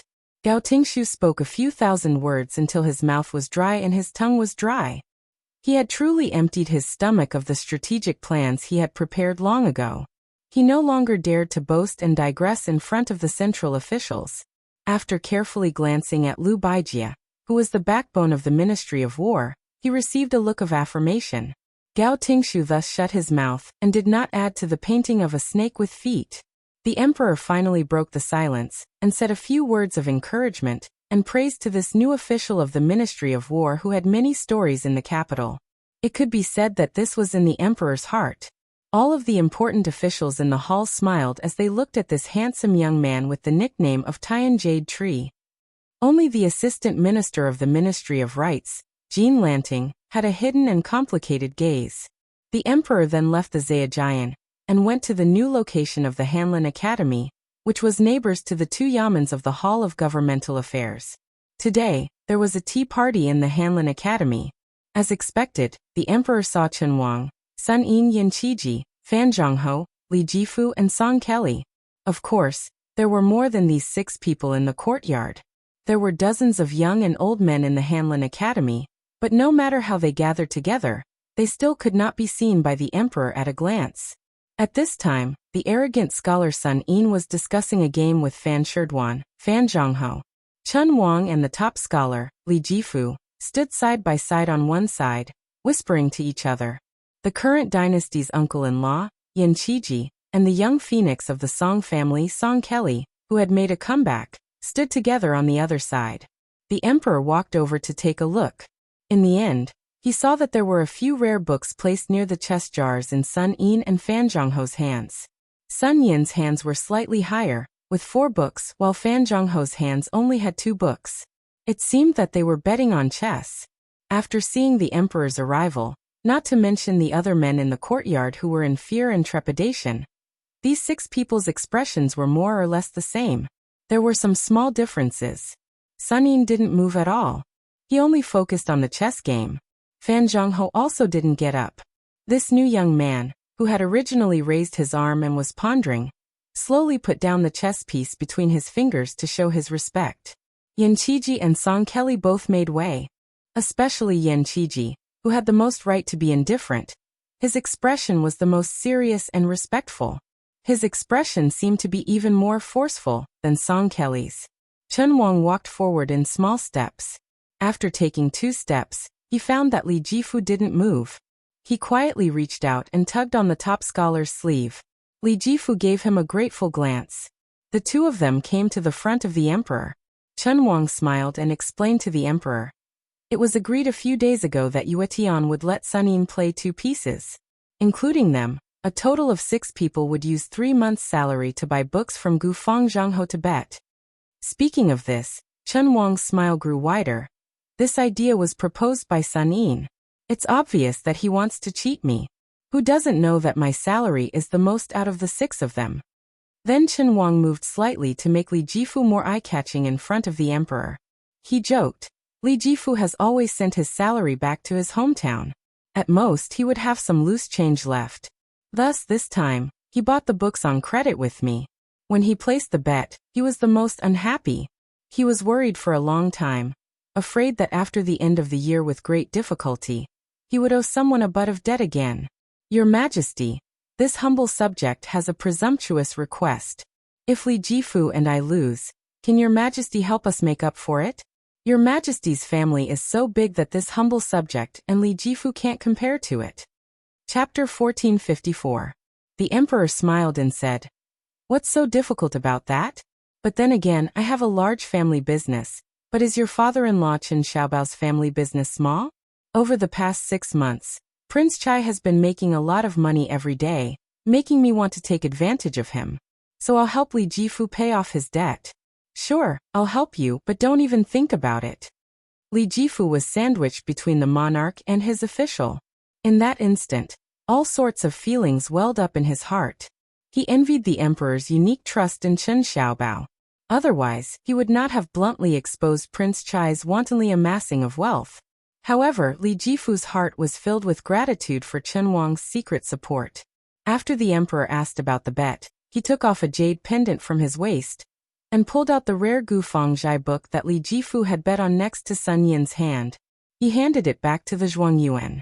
After Li Jifu took the book, his eyes reddened for no reason. Holding the book with both hands, he quickly lowered his head, his eyes moist. The emperor patted this young subject who had the best ranking in the imperial examination, but whose reputation was at the bottom, and comforted him. You haven't lost yet, have you? But in the end, Chen Wang, Li Jifu, Yan Qiji and Song Kelly were the losers. Sun Yin, who had lost, and Fan Zhongho, who had won, not only took back their own books, they also divided up the 3 books from the 4 people before them and the priceless jade pendant. Sun Yin took 2 rare books first, and Fan Zhongho could only take 1 book and the jade pendant. Seeing this scene, the emperor didn't know whether to laugh or cry. It's fine if Yue Tian bet on himself winning, but Sun Yin, so you bet on yourself losing? Sun Yin smiled faintly. Playing chess and betting are 2 different things. The emperor looked at the number 1 chess master of the dynasty, Fan Zhongho, and said helplessly, The dignified Fan Sherdan is willing to negotiate with this scoundrel? Fan Zhongho stood up and smiled. Your Majesty, the 2 sides are actually equal in strength, and the outcome will depend on the will of the heavens. The emperor joked. Everyone says that when you, Fan Yuetian, play chess, you seem to have the help of a celestial being behind you. So, in the future, when you play chess with Sun Yin, you must bring me along. I will bet on one of the books in the 6 libraries. Dusk gradually approached. Under the emperor's personal instructions, the eunuchs brought in many jars of fine wine from the palace. However, the emperor called for Chen Wang, Sun Yin, and his brother-in-law, Yan Qiji. The 4 of them walked out of the noisy courtyard together. The emperor turned his head to Sun Yin, who had lost the game but won the prize, and casually asked, I only heard that there was a note. Why did you let me start? Sun Yin replied, No matter how many posts I post, I can't beat Fan Zhongho. If the disparity is too great, there's no point in betting. The emperor nodded and said, alcohol tolerance, chess ability, poetry, and taste are 3 things. After reaching a certain level, to take another step forward is as difficult as ascending to the heavens. It can be said that it was determined in one's previous life, and is not something that can be increased or decreased by human strength. Chen Wang said in a soft voice, this is just like the Guangling Road War. If the West Chu evildoers did not place 2 or 3 pieces on the chessboard first, no one would have personally gone up or placed a bet. The emperor sighed and said somewhat helplessly, the reason I pulled you 2 along is because you, Chen Wang, have always been optimistic about the Guangling War, while Sun Yin is the complete opposite. Today, I want to hear your inner thoughts. You too speak. No matter how shocking your words are, I will calm my heart and think carefully. The quarrels in the imperial court are inevitably mixed in with all kinds of related interests, but you two are not the same. Sun Yin glanced at Chen Wang. The latter gently extended his hand, indicating for Sun Yin to speak first. Sun Yin did not hold back. With a kind of boldness he said, Your Majesty is worried that after the Nanjiang army crosses the river and encircles West Chu's capital, it will become too big to be shaken. Even if it doesn't rebel, it will be enough to raise the price and demand an exorbitant price from the imperial court, to the point of becoming a second Beiliang frontier army, right? Furthermore, the same structure, different situation. Back in Beiliang, Su Xiao, for whatever reason, did not divide the river to rule. However, the Prince of Yanqi, Zhao Bing, has painstakingly operated in Nanjiang for more than a decade. Whether or not he will make a different choice, who knows? Your Majesty doesn't want to give the initiative to others and give it to the illusory human heart and the will of heaven, right? The emperor hesitated, then nodded. Yes. Sun Yin smiled. There are 3 ways to break the situation. First, Your Majesty needs to publicly disapprove of the Ministry of War's muddle-headedness and be furious. You need to have the current Minister of War, Liu Baijie, resign and leave the capital to serve as the Jidushi of Nanjiang or Guangling. In short, you need to be able to see the deputy commander of the Nanjiang army, Wu Zhongshuan. You need to move him emotionally, reason with him, and promise him benefits. As for the 2 things, Sun Yin doesn't need to say much. Presumably, with Tongxi Sword Immortal's grace and cultivation, she is more than qualified. However, the word benefits will require Your Majesty to cut your flesh. The pain is not something a jade pendant on your waist can compare to. The emperor frowned. Is a Jidushi enough? Sun Yin boldly sneered. The emperor said softly, promise that Wu Zhongshuan will enter the capital and become the Minister of War in the future? Sun Yin laughed coldly. The emperor asked, is my Liang going to have another prince with a different surname? Sun Yin asked back, why not? How can the future prince with a different surname be mentioned in the same breath as the Prince of Liang and Prince of Shu? How can the imperial court not be able to handle him? Wu Zhongshuan is already 60 years old. His 3 sons are mediocre and unaccomplished. How many years can he, Wu Zhongshuan, be the vassal prince? The emperor nodded, but did not say anything. Sun Yin continued. Secondly, after Liu Baijie stepped down as the Minister of War, allow the Prince of Shu to take 10,000 elite troops out of the country. Moreover, issue an imperial decree to take the title of Minister of War, and rush to Guangling Road to quell the rebellion. It is possible to allow Chen Jibao to give half of the Qingzhou Navy under the command of the King of Jing'an, Zhao Sun, to him. Chen Jibao cannot wield great power, but at the same time, he cannot not wield it. If his military power is too heavy, it will be difficult to suppress his ambition. If he does not wield the least bit of military power, he will be resentful and have the intention to rebel. The number of troops given to Chen Jibao is 30 to 40,000, but it cannot exceed 50,000. Just because the imperial court does not allow him to leave Shu, does he really think that Chen Jibao can only train 10,000 troops? It is better to let the water out than to block it. The late emperor and Liang have already done a good deed by allowing him to go to western Shu. Beimeng's million-strong army is pressuring Beiliang's western front. Thus, it is time to move Chen Jibao back under the nose of the capital. This time the emperor grunted in agreement. Sun Yin took a deep breath. Lastly, It is to let Bailiang go all out and fight Beimeng to the death. Not only must the imperial court release Guangling's water transport, but they must also stop the changing of titles. Moreover, they must have Gu Jiantang and Ji Zhou on the eastern front send troops to suppress Beimeng's front lines and drive the wolf to swallow the tiger. In this way, no matter how bad the Guangling Road War is, it will only be a small matter of winning or losing. In the end, Liang will be able to clean up the mess. At that time, Beimeng will at most have half of its national strength left, and West Chu will be even more dilapidated and spent. Chao Chongqing will only be asking for death. The young emperor muttered to himself and looked at Chen Wang. The latter smiled bitterly and said, "I have nothing to say." Sun Yin waited for the emperor to continue, but he did not get the answer he wanted. He chuckled and said, "I'm going back to drink. If I pass out in the Hanlin Academy, I'll have to trouble Chen Xiaobao to drag me back." The emperor looked at the back of this arrogant scholar and said softly, "Chen Wang Qiji, I'll take you to a place to meet someone." This time, the emperor did not even have any guards accompanying him. Only Song Tonglu, the head of the ceremony directorate, carefully led the way. After many twists and turns, they arrived at a secluded courtyard at the edge of the palace.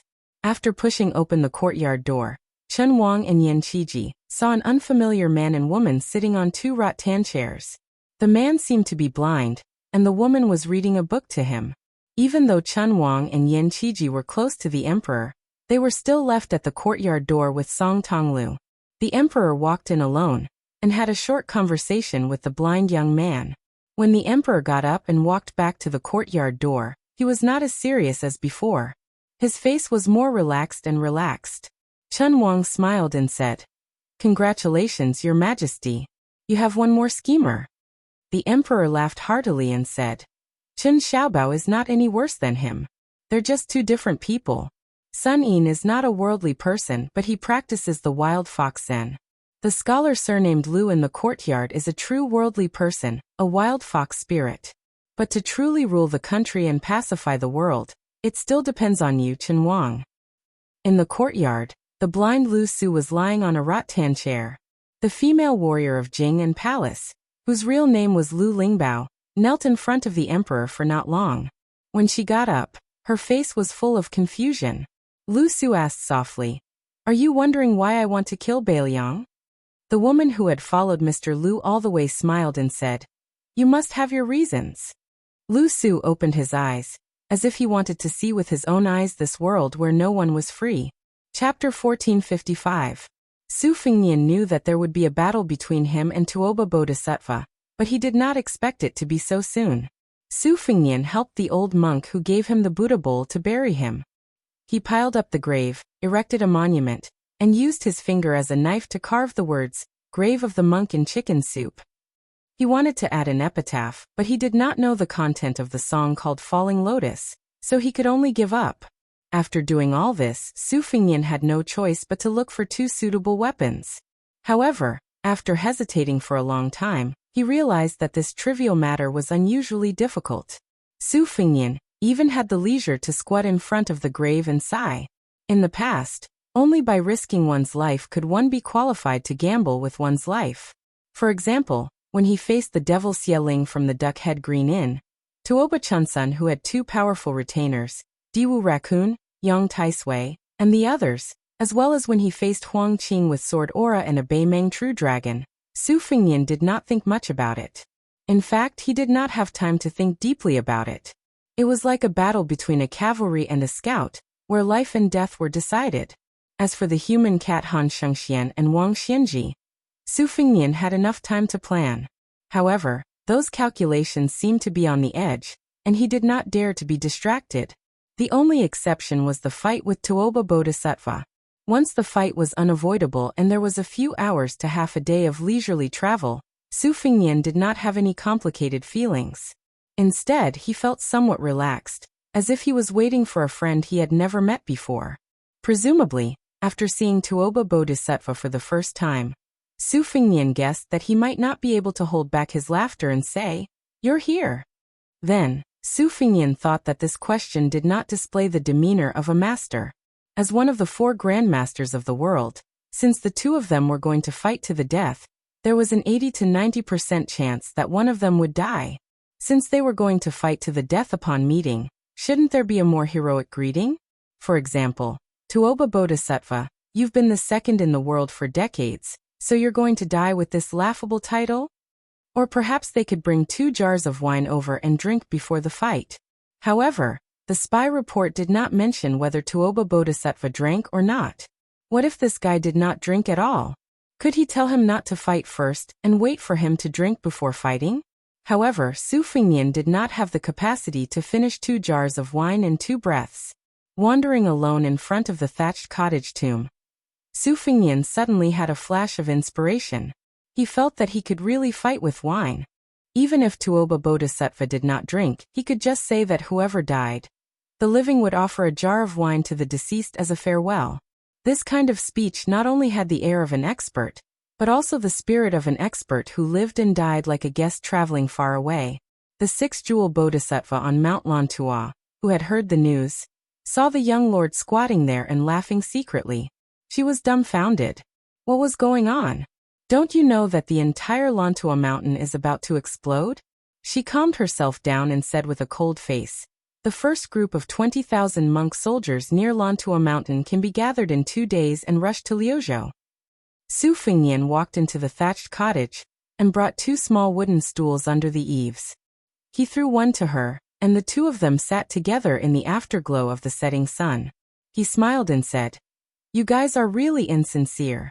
The prayer will has already been pushed, but you still want to wait for me to defeat Tuoba Bodhisattva before sending the troops?" The 6-jewel Bodhisattva did not hide anything. 1 generation after another. At most 300 to 400 years of life. But do you know how long Lantua mountain has existed in the world? Su Fengnian stared at her face that seemed to be unmarked by time. Back then, the top 10 aristocratic families of the spring and autumn period also thought the same.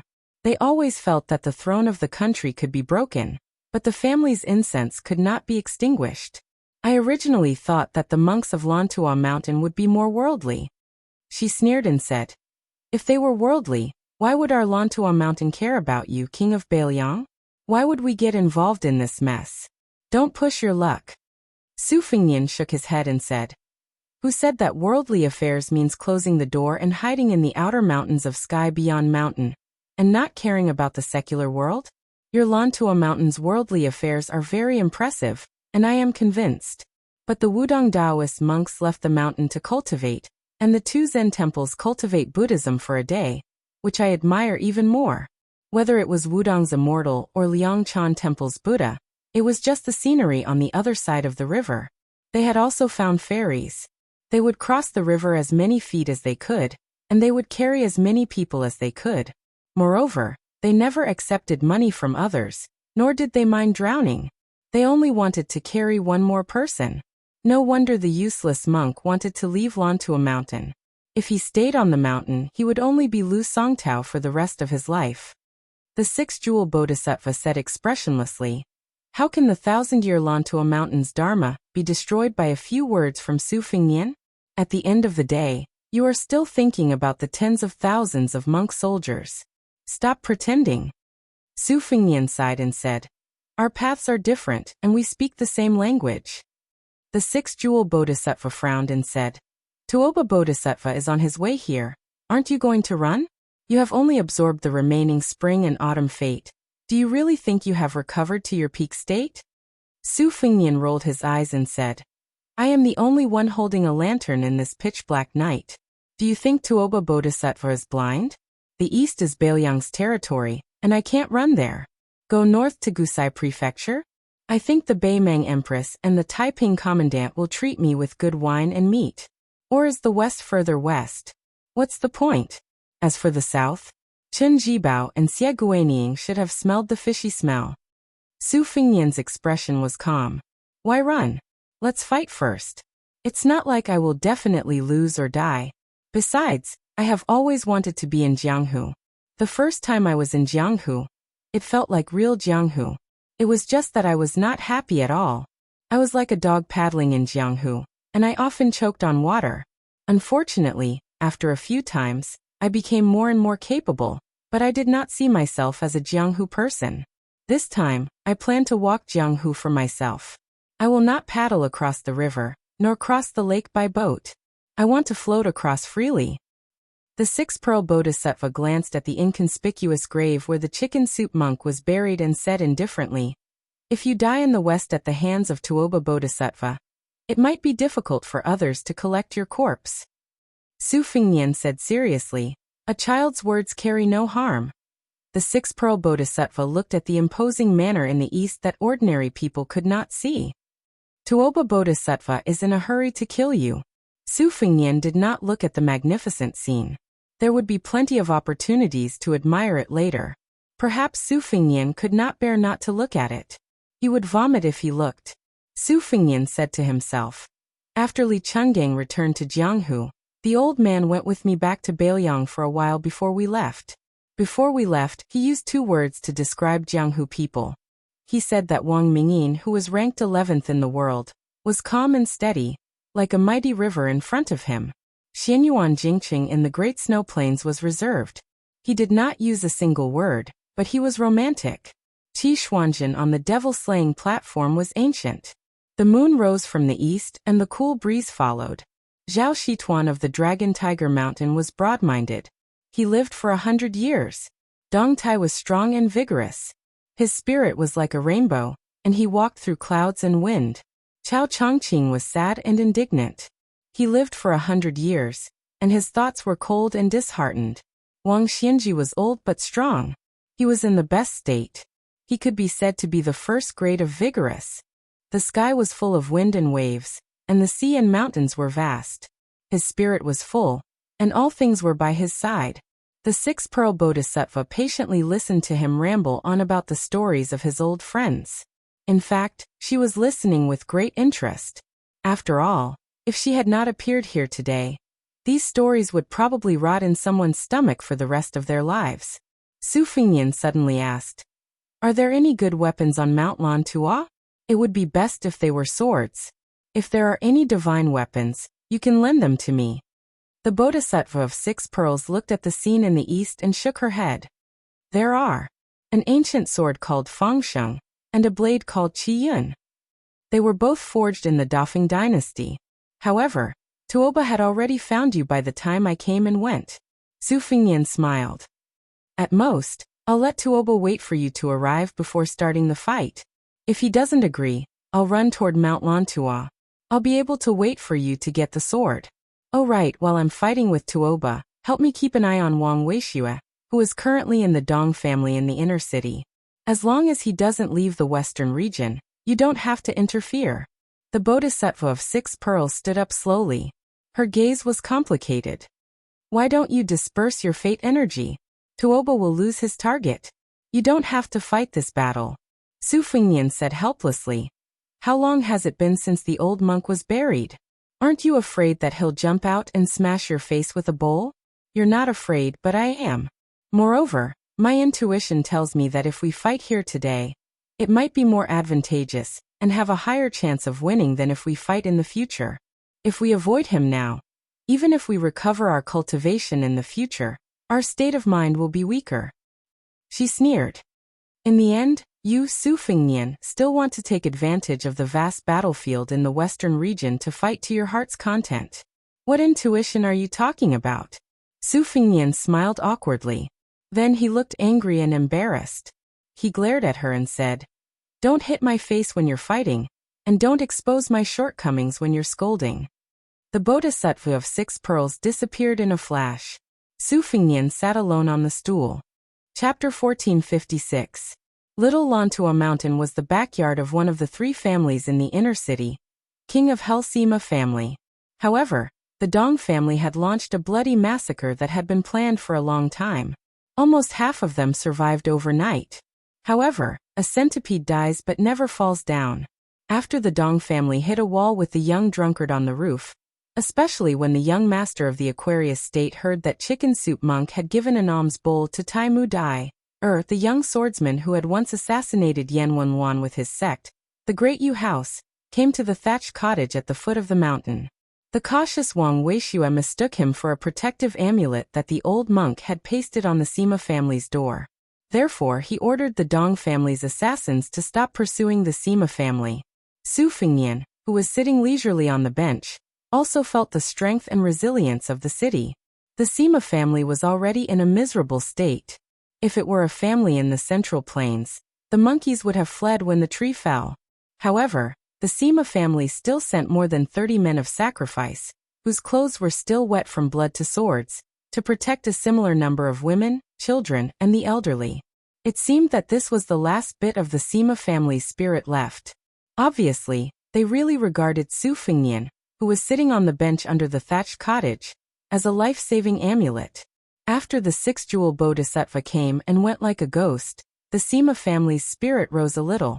After all, in the western region, it was not a bad thing to have a connection with Lantua Mountain. Su Fengnian, who had nothing to do, looked at the people 200 steps away. They were also looking at him, a strange guest of unknown origin. Among them, the eyes of the children were wide open. They were all holding weapons. Whether it was the weapons or the tragic situation tonight, it was too heavy for them. Many children still had tears on their faces. There were slightly tall boys comforting the little girls beside them. There were also adult men with crossbows who were bandaging their wounds, with the help of the women. There were also nimble children who picked up arrows from somewhere, and tiptoed carefully to put them into their elders' quiver. In order to prevent the Dong family's assassins from assassinating under the cover of the night, lanterns were hung on the branches of the trees. The lights were unusually bright. In the night breeze, Su Fengnian looked at them. The children were also staring blankly at this powerful figure, who could make friends with the Bodhisattva of Lantua Mountain. Then, under the escort of several experts from the inner city, who were more skilled than the retainers of ordinary families, a woman with a huge ox-horn bow on her back walked towards Su Fengnian. Her graceful figure, slender waist, long legs, and the huge killing weapon were particularly eye-catching in the light.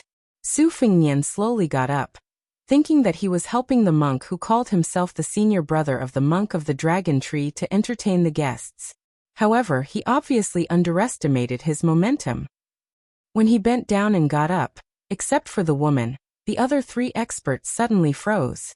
Then, when they found that the mistress was still moving forward, they gripped their weapons tightly and followed her. Before Su Fengnian stood up, he found that the group of people were so nervous, so he sat back down, thinking that this would probably make them feel more at ease. However, he did not expect that his rise and fall would completely irritate the group of frightened birds. They whistled and shouted. Without saying anything, a relatively young man stood in front of the mistress and pointed his saber at her. He stared at Su Fengnian, as if he was going to fight to the death. Su Fengnian felt a little helpless. "Do you want me to stand or sit?" The woman whispered to the experts beside her, who were trained by her family for thousands of days, and then asked them to stay 50 steps away. She walked in front of Su Fengnian alone, and smiled as she pointed at the bench where the six-jewel bodhisattva sat. Su Fengnian nodded. She took off the ox-horn bow and sat down. She smiled and said, "Young master, please don't mind. Our Sima family is really jittery tonight. Oh, I forgot to ask you, can you understand me?" Su Fengnian smiled and said, "I'm not from Beimang. Of course I can understand Madame Chai's Central Plains official language." Not only this city, but the entire western region knew that the head of the Sima family was Madame Chai. After marrying into the Sima family, no woman took her husband's surname. She had been in charge of the family for 20 years, so some of the three families in the inner city called the Sima family the Chai family. Su Fengnian had gathered intelligence in the Whispering Room, and learned that Madame Chai was a refugee from Dongyue. She was forced to migrate to this place, and the elders in her family quickly withered away. She was alone and pitifully married into the Sima family, which was still struggling in the outer city. It could be said that she had personally managed the Sima family to its current status. As for the hardships she had gone through, Su Fengnian did not know about them, nor did he have any interest in them. She said bluntly, "Since young master is not a Beimang barbarian, then I'll be frank with you. If I offend you in any way, please don't be angry. As long as young master can protect the 124 members of the Sima family, no matter what young master wants, as long as I can afford it, I'll give it to you." Su Fengnian did not say anything. This madam, who was almost 40 years old but was still more charming than a young woman, had a determined look in her eyes. Perhaps young master feels that the Sima family is not worth mentioning, but I can guarantee that as long as we survive this crisis, as long as the Sima family's golden name is not completely destroyed tonight, then I'll be able to gather 2,000 people again in less than half a year. Then she suddenly felt a little miserable. That young man was actually looking into the distance in a daze at this critical moment that concerned the survival of her family. For her to be able to lead her family to this day, she naturally had her own perseverance. She said in a more serious tone, "Maybe young master is a man from the Central Plains who happened to pass by the Western regions. Or maybe you are a first-rate talent from the most prominent sect in the Liang River Lake.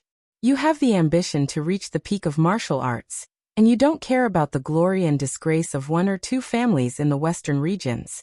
However, I sincerely ask young master to help us this time. The Sima family will definitely be grateful to young master. In the future, as long as young master sends a message back to the Western regions, even if it is the Southern Jiang, the Liao Kingdom, or the Liang capital, if I am still alive, I will personally lead my family's elite forces to young master. Even if I am already dead, the next head of the Sima family will definitely not refuse to help young master. If I, Chai Dongdi, violate my oath, then I'll never be able to be a human again." Su Fengnian turned to look at this woman, his eyes in a trance. Her eyes instantly became cold, and her tone also became colder. "I've said it before. As long as I can afford it, young master can take it away." In her life, she had seen too many men show this kind of expression in front of her. In the early years it was the influential people in the outer city, and later, it was the ambitious people in the inner city, such as Dong Tiling of the Dong family, the father and sons of the Li family, and those men who were arrogant because they were masters on the ranking list. She said expressionlessly, "But I'll only give young master what he wants once." She was no longer the ignorant girl who thought that there were chivalrous people everywhere in Jianghu. For so many years, for the sake of this family, she followed the rules of the Western region and did many things that went beyond the bottom line of morality. She was cruel, bloody, dirty, scheming, and trapping. But for herself, there was one thing that she had always kept to her bottom line. She originally thought that in a few years, or at most 10 years, the Western region would no longer talk about her appearance as Madame Chai, and there would no longer be any young people who would drool over her figure. Then she would be able to live up to the memory of her husband, who only had a surname left. Su Fengnian did not become angry because of the misunderstanding. He only smiled. "Madame Chai is thinking too much. It's just that you reminded me of a very important person." He turned to look in the northeast direction and said softly, "I miss her very much. In fact, I've always missed her." She was stunned on the spot as she looked at the side of his face that was filled with warmth. She could see that this man's longing at this moment could not be faked. She suddenly felt sad and self-deprecating for no reason. The things that appeared on his face were the most extravagant things in the Western region. She, a woman who had rebuked the winds and clouds of the Western region for 20 years, had never felt this way before. Su Fengnian retracted his gaze and smiled. "The person I'm waiting for hasn't arrived yet, so I do have some time left. Instead of sitting here in a daze, I might as well make a deal with you." Even someone as calm as her could not help but reveal a pleasantly surprised expression. However, the young man's next words made her feel as if she had been struck by lightning. "Madame Chai, is there really only one time?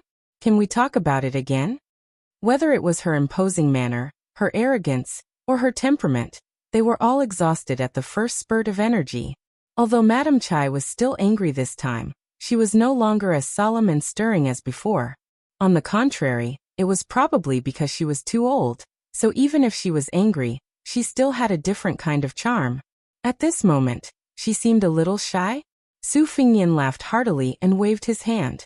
"All right, let's stop joking. It's just that I felt that your heartstrings were too tense earlier, and that this kind of injury was actually endless. Madam, you're an expert in using the bow, so you should know the principle of relaxation. Let's talk about business. To tell you the truth, I have some secret operations in the inner city. In the last half a year, I've established a power in the inner city. Madam, you might have already met that sour old scholar. He's one of my men in the Western region. Madam Chai's expression became serious. Most women in the world were like this. After the pleasant surprise, she could not help but fuss over every little thing. She softly asked, I heard that the old man surnamed Liu either has a background in Bailiang, or he's an expert from the God of Fortune's Li family, one in the open and one in the dark. In fact, they're both from Liang and Jiaogou.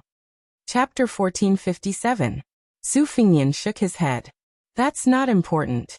I can guarantee that the Sima family will continue to be one of the great families in the inner city.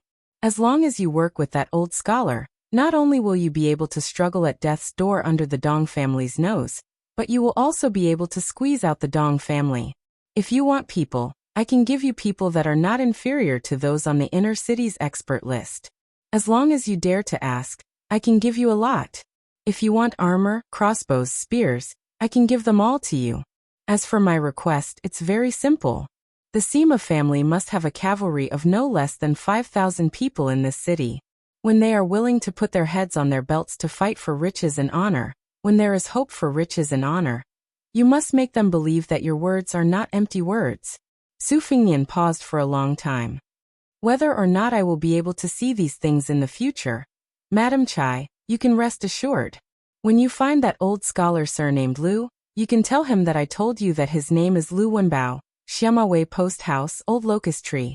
He will naturally believe you and will do his best to cooperate with you in the future. However, I will also say the ugly words first. If you and the Sima family don't keep your promise and become cowards when it's time for you to fight for your lives, or if someone comes to you in the future to give you more benefits, then please remember that whatever I can give to the Sima family tonight, I will take it back in double whether or not I appear in the future.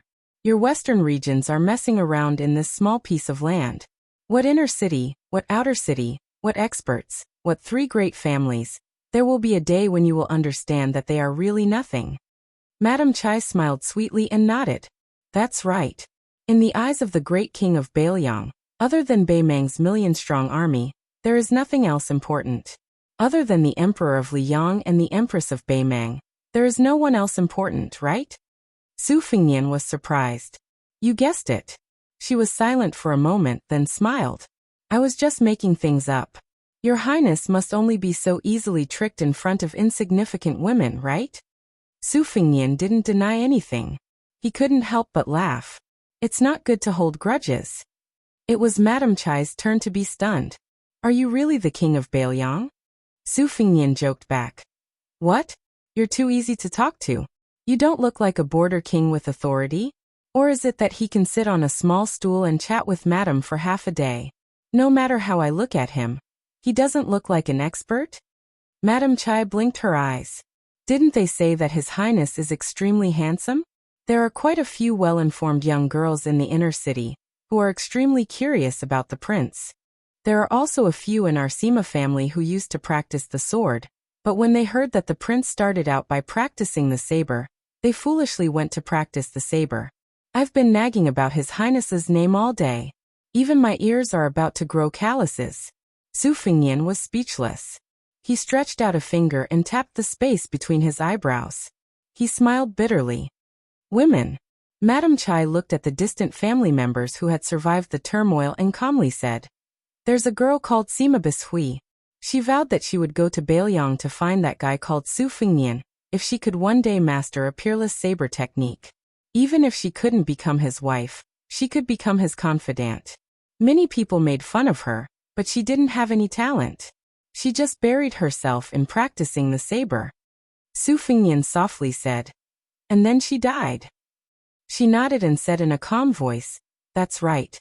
She couldn't kill anyone and didn't want to be humiliated, so she killed herself with a saber. She stabbed her abdomen and didn't lightly slit her neck. If she had died in the latter way, those men wouldn't have let her off. In our western regions, such simple fools, especially women, don't live long. Even if they're lucky enough to survive, they won't live happily. Su Fingyan followed her line of sight and looked at the group of people who were laughing and talking without worry. He sighed with emotion. There'll be a day when the world will be peaceful. When that time comes, your western regions will also be filled with the sound of books. Children won't be thinking about how to survive every day. Instead, they'll be thinking about how to study hard and obtain scholarly honors. In the future, there'll also be willow trees and men and women who will meet at dusk. Young people will do what they should have done when they were young. In the future, there'll be rattan chairs for old people to lie on and bask in the sun. They'll slowly recall the heroic deeds they were proud of, and the things they regretted. When their lives come to an end, they'll be able to peacefully pass on their unfulfilled wishes to their children and grandchildren. Madam Chai gently shook her head with a smile. It was as if she couldn't believe that the soil under her feet was soaked with blood, and that such a beautiful scene of paradise would one day appear. However, she subconsciously reached out to stroke a strand of messy black hair, and gently tucked it behind her ear. However, she suddenly straightened her body and tightly gripped the hornbow by her feet. In front of her sharp eyes, there seemed to be traces of ripples as thin as strands of hair. In the distance, there was a muffled and oppressive sound. The three experts in the inner city looked around in panic. In the end, they could only see the scene closest to them. It was a large tree with dense branches and leaves. A corpse wearing tight black clothes fell from the tree. It must be known that there were 3 large lanterns hanging on the tree. It was obvious that the people in the Sima family didn't find any trace of this person from beginning to end. However, what really made the 3 experts in the inner city feel their hands and feet go cold was that they simply couldn't see the young man sitting on the small bench. He looked harmless and gentle, but when he killed people, he didn't leave a trace. A great master. He was definitely a great master that even the top 3 experts in the inner city, Dong Tiling, paled in comparison. Because Madam Chai was close to the water, and because she was an expert in the inner city who was ranked just below Dong Tiling, she could barely see the mysterious ripples. She roughly knew that in the Liang River Lake, the martial man realm was divided into 9 levels. The second level was considered to be a great master in the Central Plains. She barely stood on the threshold of the second level and saw a bit of the spectacular scene in the inner city. She used to think that if she could put down her family's affairs and focus on martial arts, then it would be easy for her to become one of the top 3 experts in the inner city. She might even be able to compete with the legendary first-level experts in the Liang River Lake. As for the previous 10 people in the martial arts evaluation, and the recent 14 people in the martial arts evaluation, and the 4 great masters, she didn't have any idea what they were. She only knew that they were very strong. It was like looking at a mountain from afar. You know that the mountain peak was very high, but you can't imagine how high it was until you get close. Then the young man beside her, whose identity she was still doubtful about, opened the door to the first level for her in a slightly stingy and obscure way. Then, she suddenly realized that in the eyes of the small group of true martial arts masters, the first-level experts who considered themselves to be extraordinary were no different from ants. Then even the children of the Sima family could see a strange scene. From the shadows in the distance, a ghostly figure suddenly appeared, running as fast as thunder with an aggressive aura. They thought that it was an expert from the Dong family who came to kill people in broad daylight, and that it might even be the infamous Dong Tiling himself. But soon, everyone was confused. The expert with a very strong figure did not seem to be here to cause trouble, but was pushed here by someone. He seemed to be avoiding something invisible, except for the period when he was constantly approaching the thatched cottage. At the same time, his footsteps were disorderly, and he flapped around in all directions. He was in a very sorry state. Obviously, no one was fighting with him, but he made a few dazzling front, back, and side somersaults. In short, there were all kinds of somersaults. He was originally a very strong expert, but in the end, he was reduced to a sideshow in the eyes of the children of the Sima family. When he was about 30 steps away from the thatched cottage, he finally stopped to catch his breath. At this time, Madam Chai finally saw the old man. He was actually the god of wealthy families' most honorable consecrator. At this time, his clothes were ragged, as if they had been cut into pieces bit by a sharp weapon, dripping with blood.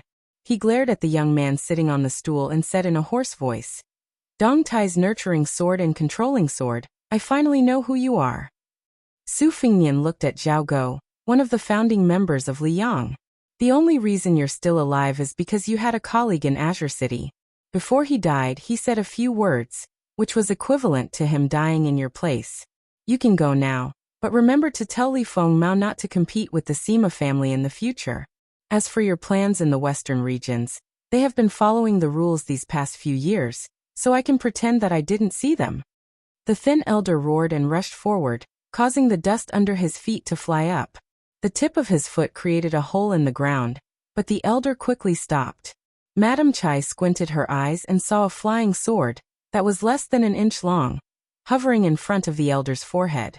The sword's body was dark green, sparkling and translucent. It was a beautiful little sword that could make people feel happy. Madame Chai's lips curled up slightly as she thought of a certain person's sigh. Women. The old man, who could cover the sky with one hand in this city, glanced at the young man who was mostly covered in skin. He snorted coldly and retreated. He leaped onto a branch and quickly disappeared into the ink-black night. Su Fengnian's mind moved, and he put away the flying swords into his sleeve. He then pointed at the 30-years-old man who had pulled out his sword and asked with a smile, "What's his name? How long has it been since he joined the Sima family?" Madame Chai's mind was very sharp, and immediately a haze appeared in her heart. She looked sadly at the man who she had high hopes for. He's the youngest person on the inner city's expert list. He's known as an assassin who's better than the Dong family's assassins. He's been working for the Sima family since his father's generation. It's probably because a man's heart is not content, or because he doesn't want his descendants to be someone else's servant. Madame Chai, who was sitting on the stool with Su Fengnian, said coldly, "Isn't that right, Tao Disong?" Chapter 1458. The dignified man pursed his lips. He didn't refute or admit anything. He just stared at Madame Chai. Of course, Su Fengnian just watched from the side. Previously, when Tao Disong saw him stand up, his killing intent was still within reason, and could be understood as him wanting to protect his master. But after seeing the Dong family assassin fall from the tree, the killing intent of a martial artist in a dangerous situation was not something that could be explained by a loyal servant of the Sima family. Su Fengnian sighed. He lowered his head and rubbed his cheeks. He felt a little bitter. The Wutongan County had been living in harmony for so many years. How could the Sima family in the western regions be so unpredictable? Tao Disong didn't reveal his true intentions. He just looked at Madame Chai, who was 8 years older than him. Madame Chai seemed to realize the truth. She was furious. She scolded. "When did the Sima family ever stop you from being a superior person? They have spent so much effort to cultivate you. Are you heartless and unscrupulous? In the western regions, there is no benevolence, no righteousness, and no loyalty. But don't forget that everyone in the western regions believes in the word trust. No matter how evil you are, as long as you promise something, you will keep your promise. Even the children in the city know this." Tao Disong's face was wooden. "Madam, I have respected you since I was young. I have treated you like a female bodhisattva." Madame Chai said angrily, "Shut up." She suddenly stood up and grabbed the oxhorn bough. In an instant, the bough was drawn to the shape of a full moon. It was clear that her martial arts cultivation was indeed one of the best in the city. Tao Disong didn't care about that huge bow at all. He didn't care about that sharp iron arrow that was ready to be shot out. He only looked at Madame Chai and murmured, "When I became sensible, especially when I found out that I was more talented in martial arts than all the men in the family, I told myself that one day, I would make Madame Chai's life less tiring." Su Fengnian muttered under his breath, "You're trying to say that you won't be so lonely, right?" He emphasized the word lonely. When Madame Chai heard this, she was so angry that she almost turned around and shot this guy to death. Tao Disong looked up to the sky and laughed. He laughed until tears came out of his eyes. He raised his arm and wiped his eyes. He looked at Madame Chai's face and his eyes began to emit a man's unique passion. "Madam, why do you have to live such a tiring life? In 5 years, I will be in the top 3 of the inner city's top 3. In 10 years, I, Tao Disong, will be the #1 expert in the inner city. 5 years later, I will be 35 years and you will be 43. You won't be old. And you will look like a woman in her youth. You are the most beautiful woman in the world. Even if you 10 years later, you will be old, madam, you the most beautiful woman. Even if you in 10 years you. Inzzzz. Madame Chai was going to shoot an arrow at Tao Disong's face when he moved. Although she wasn't sure if she would succeed, she definitely wouldn't let this ingrate continue talking. However, there was a guy beside her who interrupted her. He said that if Tao Disong told her what was on his mind, he would completely give up. Madame Chai would have a clear conscience after killing her own family. However, she soon regretted it. This Tao Disong, who had been respectful to her like a junior for many years, was actually dead. In her memory, he was still living a bright life in the western region. Therefore, she didn't hesitate to shoot that arrow. Tao Disong finally revealed the true face he had hidden for many years. He rushed forward and tilted his body to the right. After dodging the arrow, he continued to rush toward the thatched cottage. He laughed sinisterly and said, "Madam, since I can't have you while I'm alive, let's go to the Yellow Springs together. Before we reach the gates of hell, I, Tao Disong, will..." Without giving Tao Disong a chance to say another word, his neck was pierced through by a powerful eagle feather arrow. His entire body was sent flying backwards by the great force of the arrow, smashing heavily on the ground with his back. Perhaps this was the western region. The winner takes all, and the loser takes all. It was always so fast. It wasn't at all like the Jianghu feuds in the Central Plains. They had to use all kinds of schemes to get to the bottom of the matter. Su Fingnian's eyes were calm. He said in a low voice, "I remember there was a man called Lu Qiantang. When he was about to die, he was much more manly than you. He was the real Jianghu man." Tao Disong died with his eyes wide open, because he knew that his wife, who had fought side by side with him not long ago, had not been seriously injured in the fight with the top assassins of the Dong family, but her chi was in a mess, and it was impossible for her to kill him within 10 arrows. Of course, he knew that with the help of that strange man, he could not kill his wife, but in the end he could not even die a slower death in his wife's hands, because his throat was pierced by that man's flying sword before the eagle feather arrow. This ambitious man only had one thought in his mind before he died. "Madame Chai, I really like you." But the other expert of the Sima family, who was more loyal and devoted than him, strode towards Tao Disong's body. With one kick, he was sent flying more than 10 feet away. His body rolled on the ground. Thus, no one knew about the 2 lines of tears on his face before he died. Su Fingnian smiled and said, "Madam, you can go about your business. Anyway, we have already finalized the deal. You still have a mess to clean up. You don't have to pay attention to me." However, Madame Chai unexpectedly sat back down on the stool. The stool was small, and in order to deal with tonight's assassination, she had quickly changed into a set of night clothes, which made her but look like a full moon. Su Fingnian didn't remind her. Maybe she didn't realize it, or maybe she didn't care. Or maybe she just didn't want to squint at him. She had some unspeakable, boring competitive spirit. A woman's heart was like a needle at the bottom of the sea. She looked at the family that was still orderly despite the chaos. She said softly, "If you want to be busy, it's easy. There will always be things that you can't finish. I have been busy for over 20 years. At first, I was nervous and flustered. Later on, I became confident and familiar with the way things were. But after all, I have always been busy.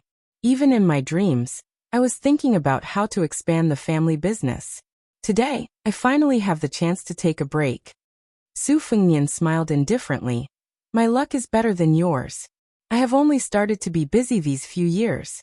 Even if I don't make the decision for my family, no matter how difficult the situation is, we will not panic."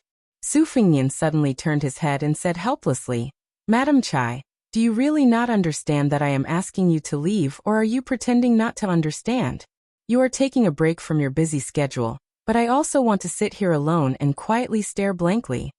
She made a no sound and didn't say anything else. She also didn't have any intention of getting up. Su Fingnian dismissed it with a smile. She suddenly shouted out a name and waved her hand in the distance. Soon, a 13 or 14-year-old girl ran over timidly. She was a complete beauty and bore a 70 to 80% resemblance to Madame Chai. However, the resemblance was only 40 to 50%. After all, Madame Chai's current temperament had been honed through countless hardships. The girl had grown up under the protection of her warm wings, so the only thing that resembled her was her natural appearance. The girl, who had 2 splendid sabers hanging from her waist, squatted beside Madame Chai. She didn't dare to look at Su Fingyan.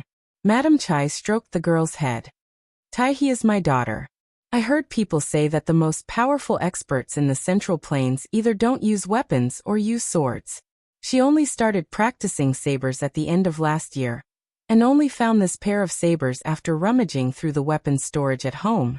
Taihe, look, this young master is the one you're looking for. Didn't you quarrel with your best friend over who should be the wife of that person before the new year? Now, you've taken the initiative earlier than that stupid girl from the Li family. Let me tell you, this is a once-in-a-lifetime opportunity. If you miss this village, there won't be this shop again. The young girl suddenly raised her head and widened her eyes. Madame Chai nodded with a smile. She glanced at the young man who was laughing involuntarily from the corner of her eyes. There was a hint of schadenfreude hidden in her eyes. The girl suddenly turned her head and instantly turned back. Her face was full of resentment and suspicion. You don't look like him at all. Su Fingyan smiled bitterly. He thought to himself, could this Tai Madai's face be similar to mine? However, it's best if they don't look like each other. Do I really have to deal with this stupid girl from the western region and have a conversation with her that says, you are Su Fingyan? Yes, really? And of course it's real. Su Fingyan felt his scalp go numb when he thought of this. At the same time, he couldn't help but laugh. Old man Li, with your arrogant personality when you were young, you must have been even more annoyed than me back then, right? Madame Chai added fuel to the fire and whispered, silly girl, it's really him. He's wearing a fake face. Otherwise, do you think that person would swagger into the western region? Do you think I'm lying to you? Su Fingyan covered his forehead with his hand. No one would have thought that this girl would cry out without any warning. If it weren't for Madame Chai gently covering the girl's mouth, she would have wailed without restraint. She stopped crying with great difficulty and turned her head again. She looked at Su Fingyan seriously and sobbed. Big sister Bisui really liked you. The naive girl quickly added in a sobbing tone. Big sister Bisui also liked you a lot, but she died today. Can you help me write a few words? When I visit her grave in the future, I'll burn it for her, okay? Madame Chai sighed softly. There was a pleading look in her eyes. Su Fingyan smiled and said, but we don't have a pen and ink right now.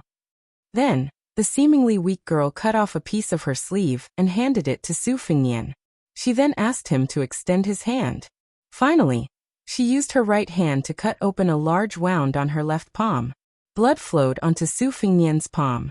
Chapter 1459. Madame Chai didn't hide the pride on her face. My daughter's temperament is naturally like mine.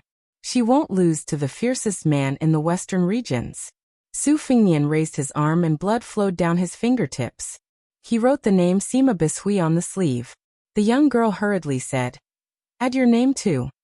He had no choice but to add the 3 words Su Fingyan. The young girl treasured the sleeve that only had 2 names written on it. Looking at the bloody words, she couldn't help but sob.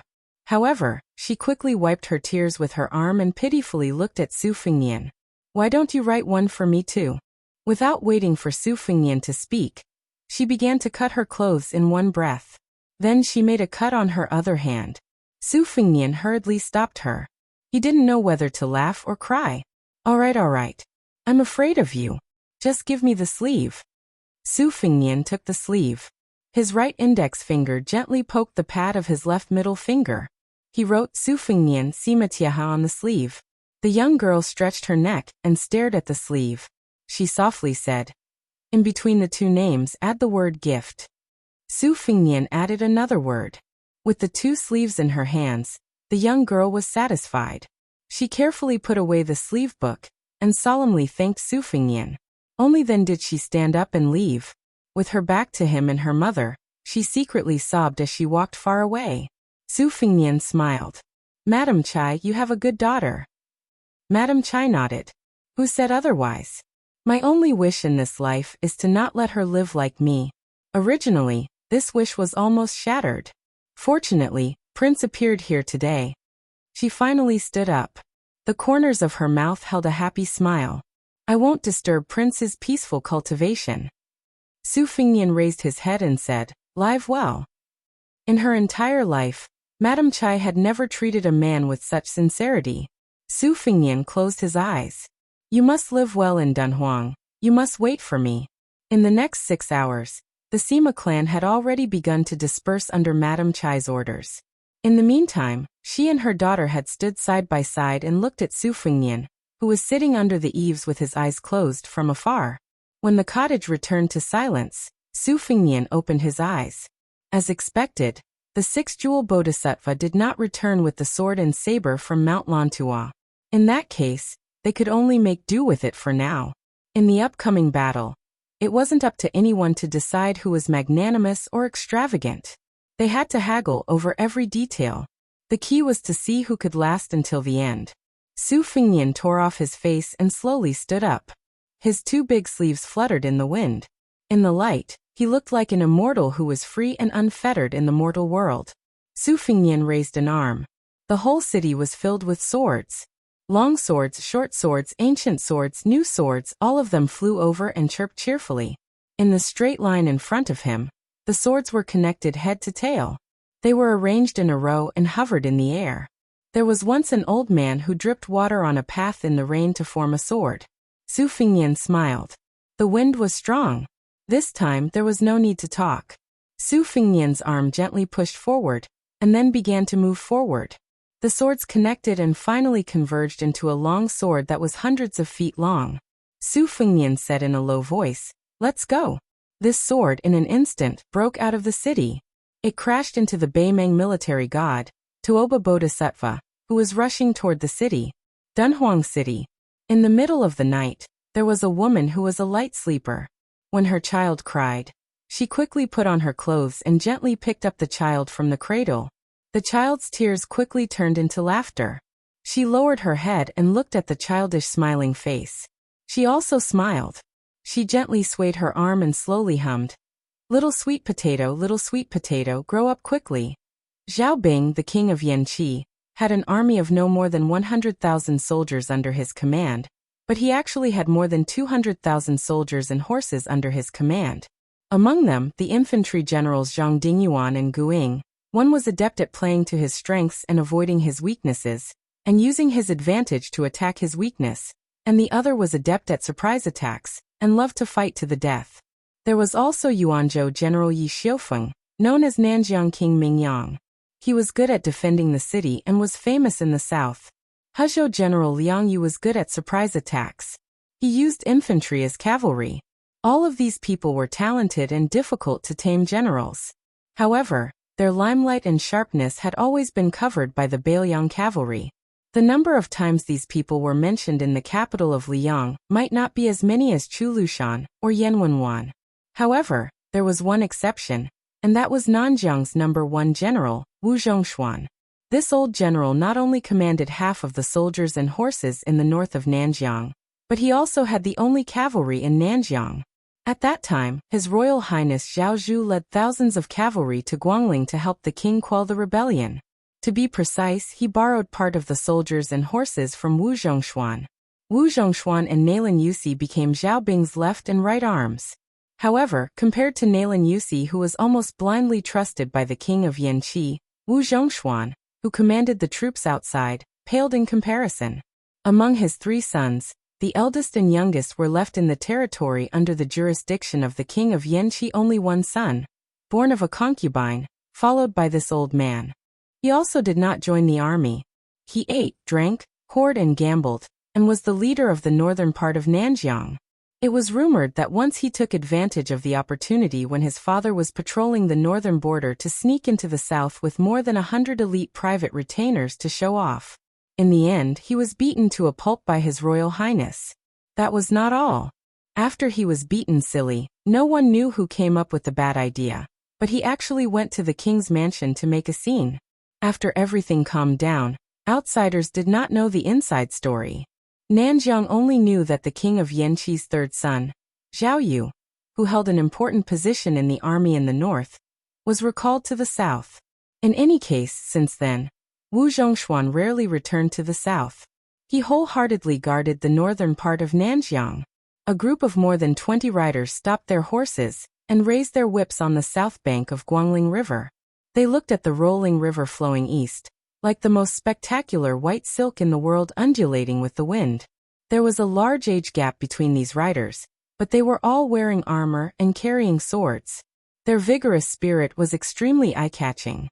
The few riders in the middle had a kind of vigorous spirit condensed from being in a superior position for a long time.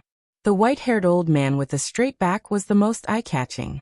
The old man held the whip made of tiger bone, and the whip made of tiger skin. He narrowed his eyes and looked across the river, straight to the north bank. The two middle-aged generals beside the old man were his trusted subordinates that he had cultivated for 20 to 30 years. Tang He and Li Chunyu's reputation was slightly inferior to Zhang Dingyuan, Guing, and the others. However, if they really competed on the battlefield, the old man did not think that they would lose.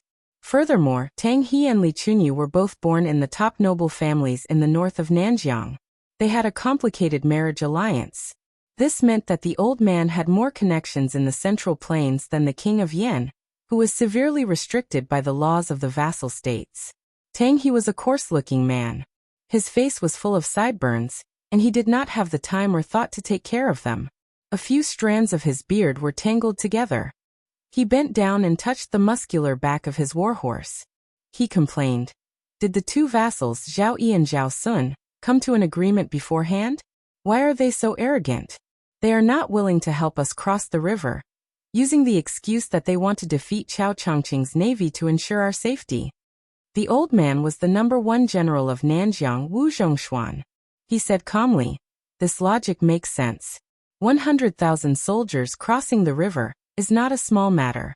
Tang He said carelessly, "Chao Chongqing has made it clear that he has shrunk the battle line and concentrated his troops at Bailu Lake. Then we can go to Longmen Ferry and have the Qingzhou Navy protect us. Does the Zhaoyi Navy lack these 10 days to half a month? Otherwise, we can cross the river from the estuary of Guangling. Chao Chongqing's warships can't climb onto the shore, go around the Zhaoyi Navy, and then jump into the river to stop us, right? These bastards just don't want to see our Nanjiang elite troops successfully cross the river." Wu Zhongshuan shook his head and said, "This is the intention of the capital. Do you think Zhao Yi and Zhao Sun can make the decision?" Tang He's face was full of sarcasm. He laughed out loud and said, "For a vassal to act like this, you can be considered capable." Wu Zhongshuan had always had a cold personality. He had spent most of his life in the military. No matter if it was a great victory or a crushing defeat, he had always had an attitude that showed neither sorrow nor joy. He had become the perfect example of the saying in military books, "A person with a thunderous heart but a face as calm as a lake can be worshipped as a general." Wu Zhongshuan sank into deep thought. Compared to the generals around him who were mostly brave on the battlefield, but not familiar with the court, as a general, the old man's thoughts were more complicated. This time he was leading his troops north. Was it not a huge gamble? Other than official business, the old man also had a private matter to attend to. Someone wanted him to take care of a young man in Wuwu City called Jiangfuding. In exchange, that person promised him that not only would he become the main general of the Nanjiang army on the northern expedition, after crossing Guangling, there would be a great wealth waiting for him. Wu Zhongshuan had no chance to refuse this matter because that person had exposed the mastermind behind Wu Zhongshuan's rise to fame, Huang Sanjia. Regarding this secret, not to mention his 3 disappointing sons, Wu Zhongshuan didn't even tell his wife, who had grown old with him, about it. At this time, another group of cavalry galloped over.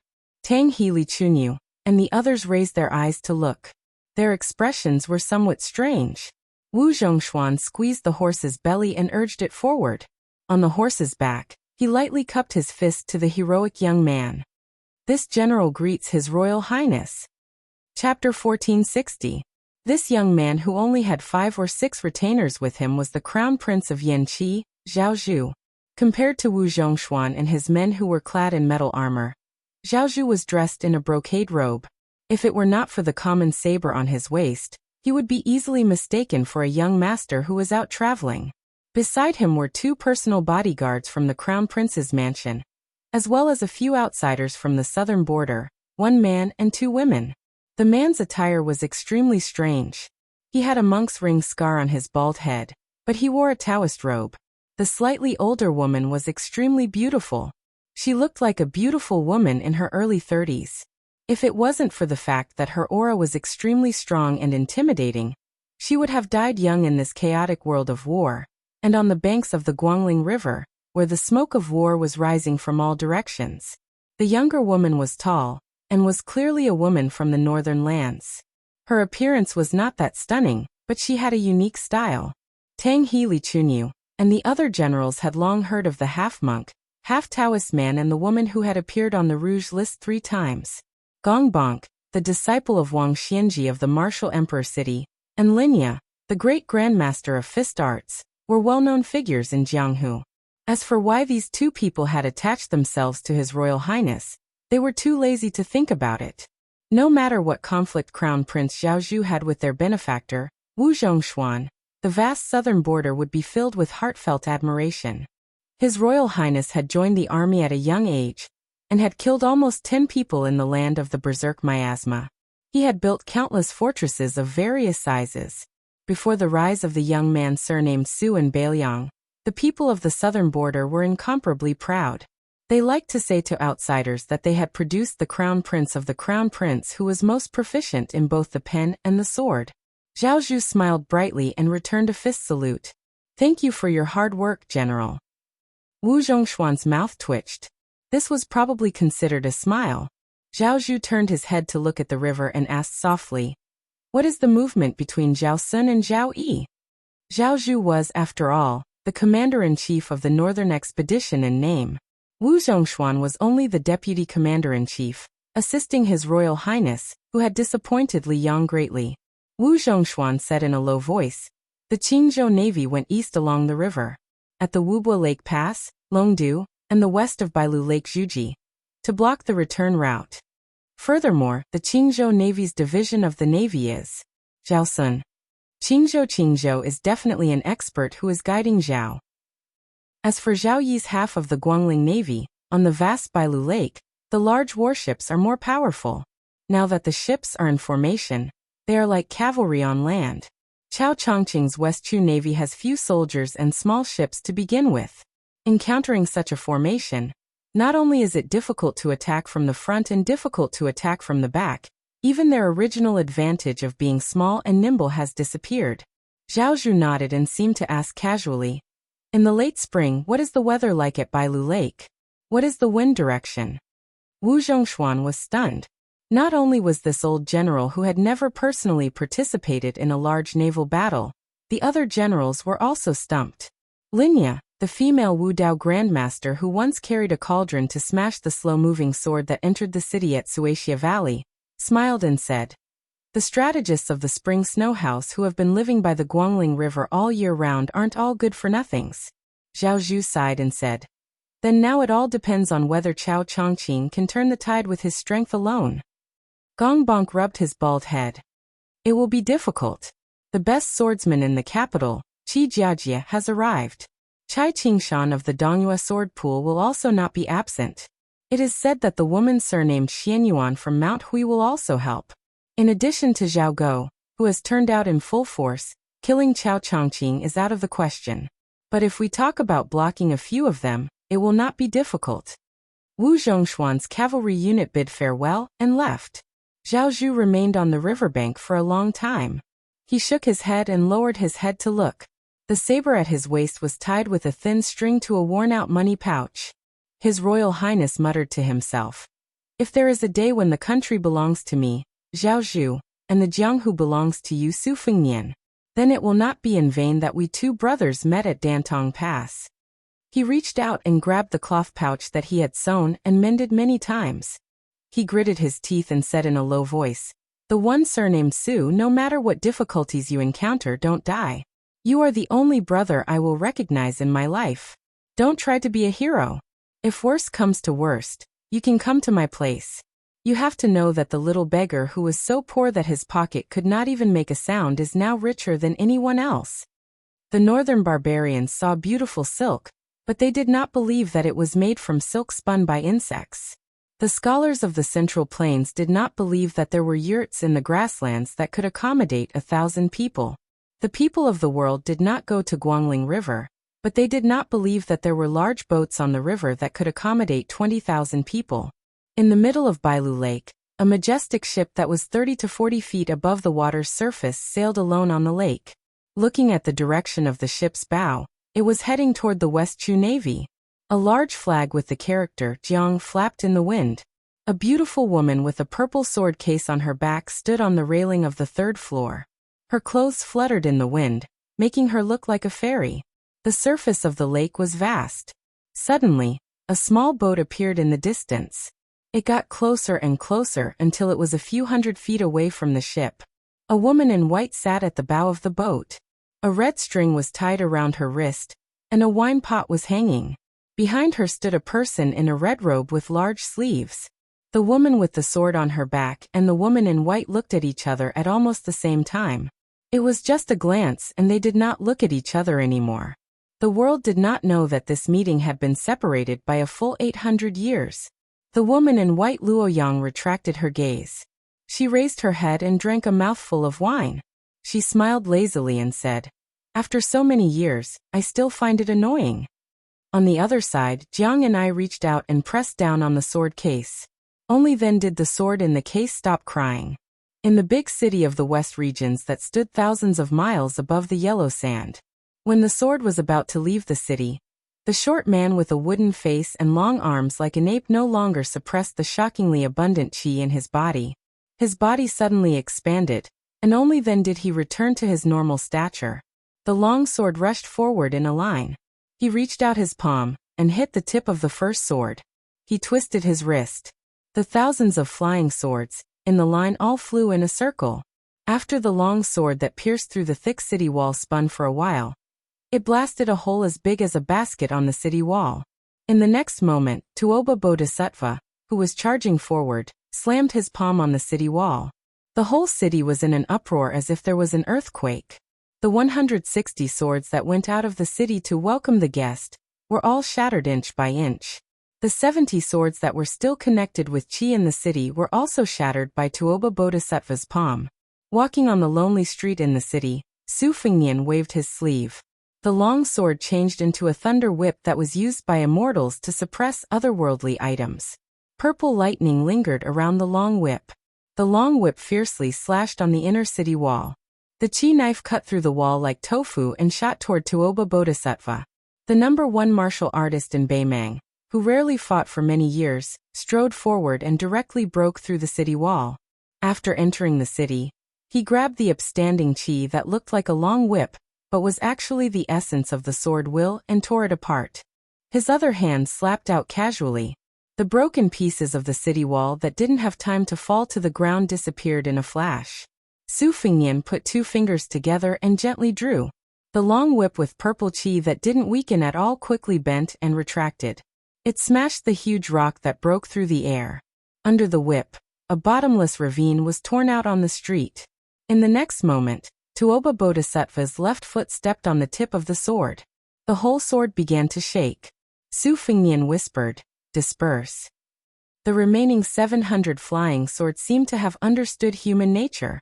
They acted on their own and danced wildly. After the movement, there was silence. The 700 flying swords stopped in the air and formed a semicircular formation. The 700 flying swords pointed directly at Tuoba Bodhisattva on the ground. This stop was just a moment. The rain of swords fell rapidly. It was like a rainstorm falling from the sky. The violent crackling sounds were like raindrops the size of soybeans hitting the surface of an oil paper umbrella. Dust flew up on the street. Su Fengnian kicked Tuoba Bodhisattva's chest, telling him to leave the city from where he entered. However, Tuoba Bodhisattva rushed into the city again at a speed that was countless times faster than when he left the city. He punched Su Fengnian's right elbow that he raised to block. Then Su Fengnian's right fist and Tuoba Bodhisattva's left fist collided at the same time. Both of them only took 2 steps back. However, the tall buildings on their left and right had all collapsed. The streets near their feet were filled with swords that had fallen to the ground. Some were straight, and some were slanted. After Tuoba Bodhisattva and Su Fengnian's fists collided again, they both took a step back and frowned. Because he realized that the 500 flying swords had sunk into the ground at the same time and disappeared. Ever since Su Fengnian started practicing saber martial arts, he had traveled through 2 jianghu. In these years, when he fought with his enemies to the death, he mostly borrowed other people's moves and rarely created his own moves. Today, Su Fengnian not only wanted to gamble on victory and defeat, he also wanted to use this opportunity to return to the peak of another realm at the same height. Previously, there was a sword in the world. After that, there was a sword on the ground. After Su Fengnian took 3 steps back, a rolling earth dragon formed by flying swords broke out of the ground and pounced on Tuoba Bodhisattva. His momentum was strong, his strength was great, and his chi was long. It was not something that the one-line sword that had left the city could compare to. Tuoba Bodhisattva was actually forced out of the city.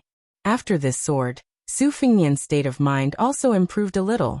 He walked out of the city in a carefree manner. It was a pity that no one saw him. If the arrogant old man with the sheepskin fur coat was still alive, he would also cheer and applaud. If old Huang was still alive, he would definitely grin and give him a thumbs up with his missing front teeth.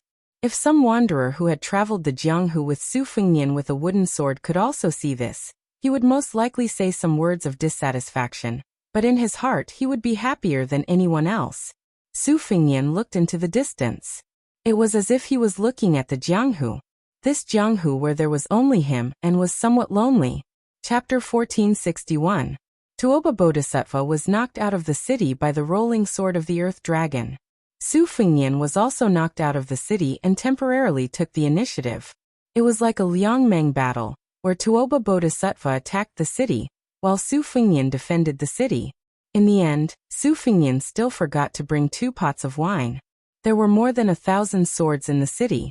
After knocking Tuoba Bodhisattva out of the city again, there were only about 100 swords left.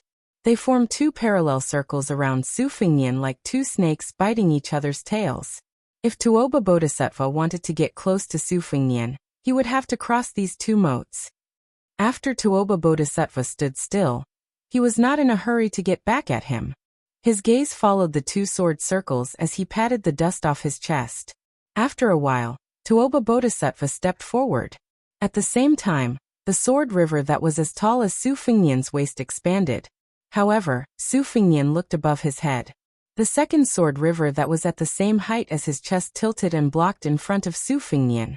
The next moment, Tuoba Bodhisattva's figure appeared above Su Fengnian's head. He opened his 5 fingers and accurately grasped the key sword that was the eye of the formation in the torrent of sword aura. When the long river of sword formation was slightly stagnant, Tuoba Bodhisattva took the opportunity to stab down. Su Fengnian had one hand behind his back, and the other hand in front of him gently shook his sleeve.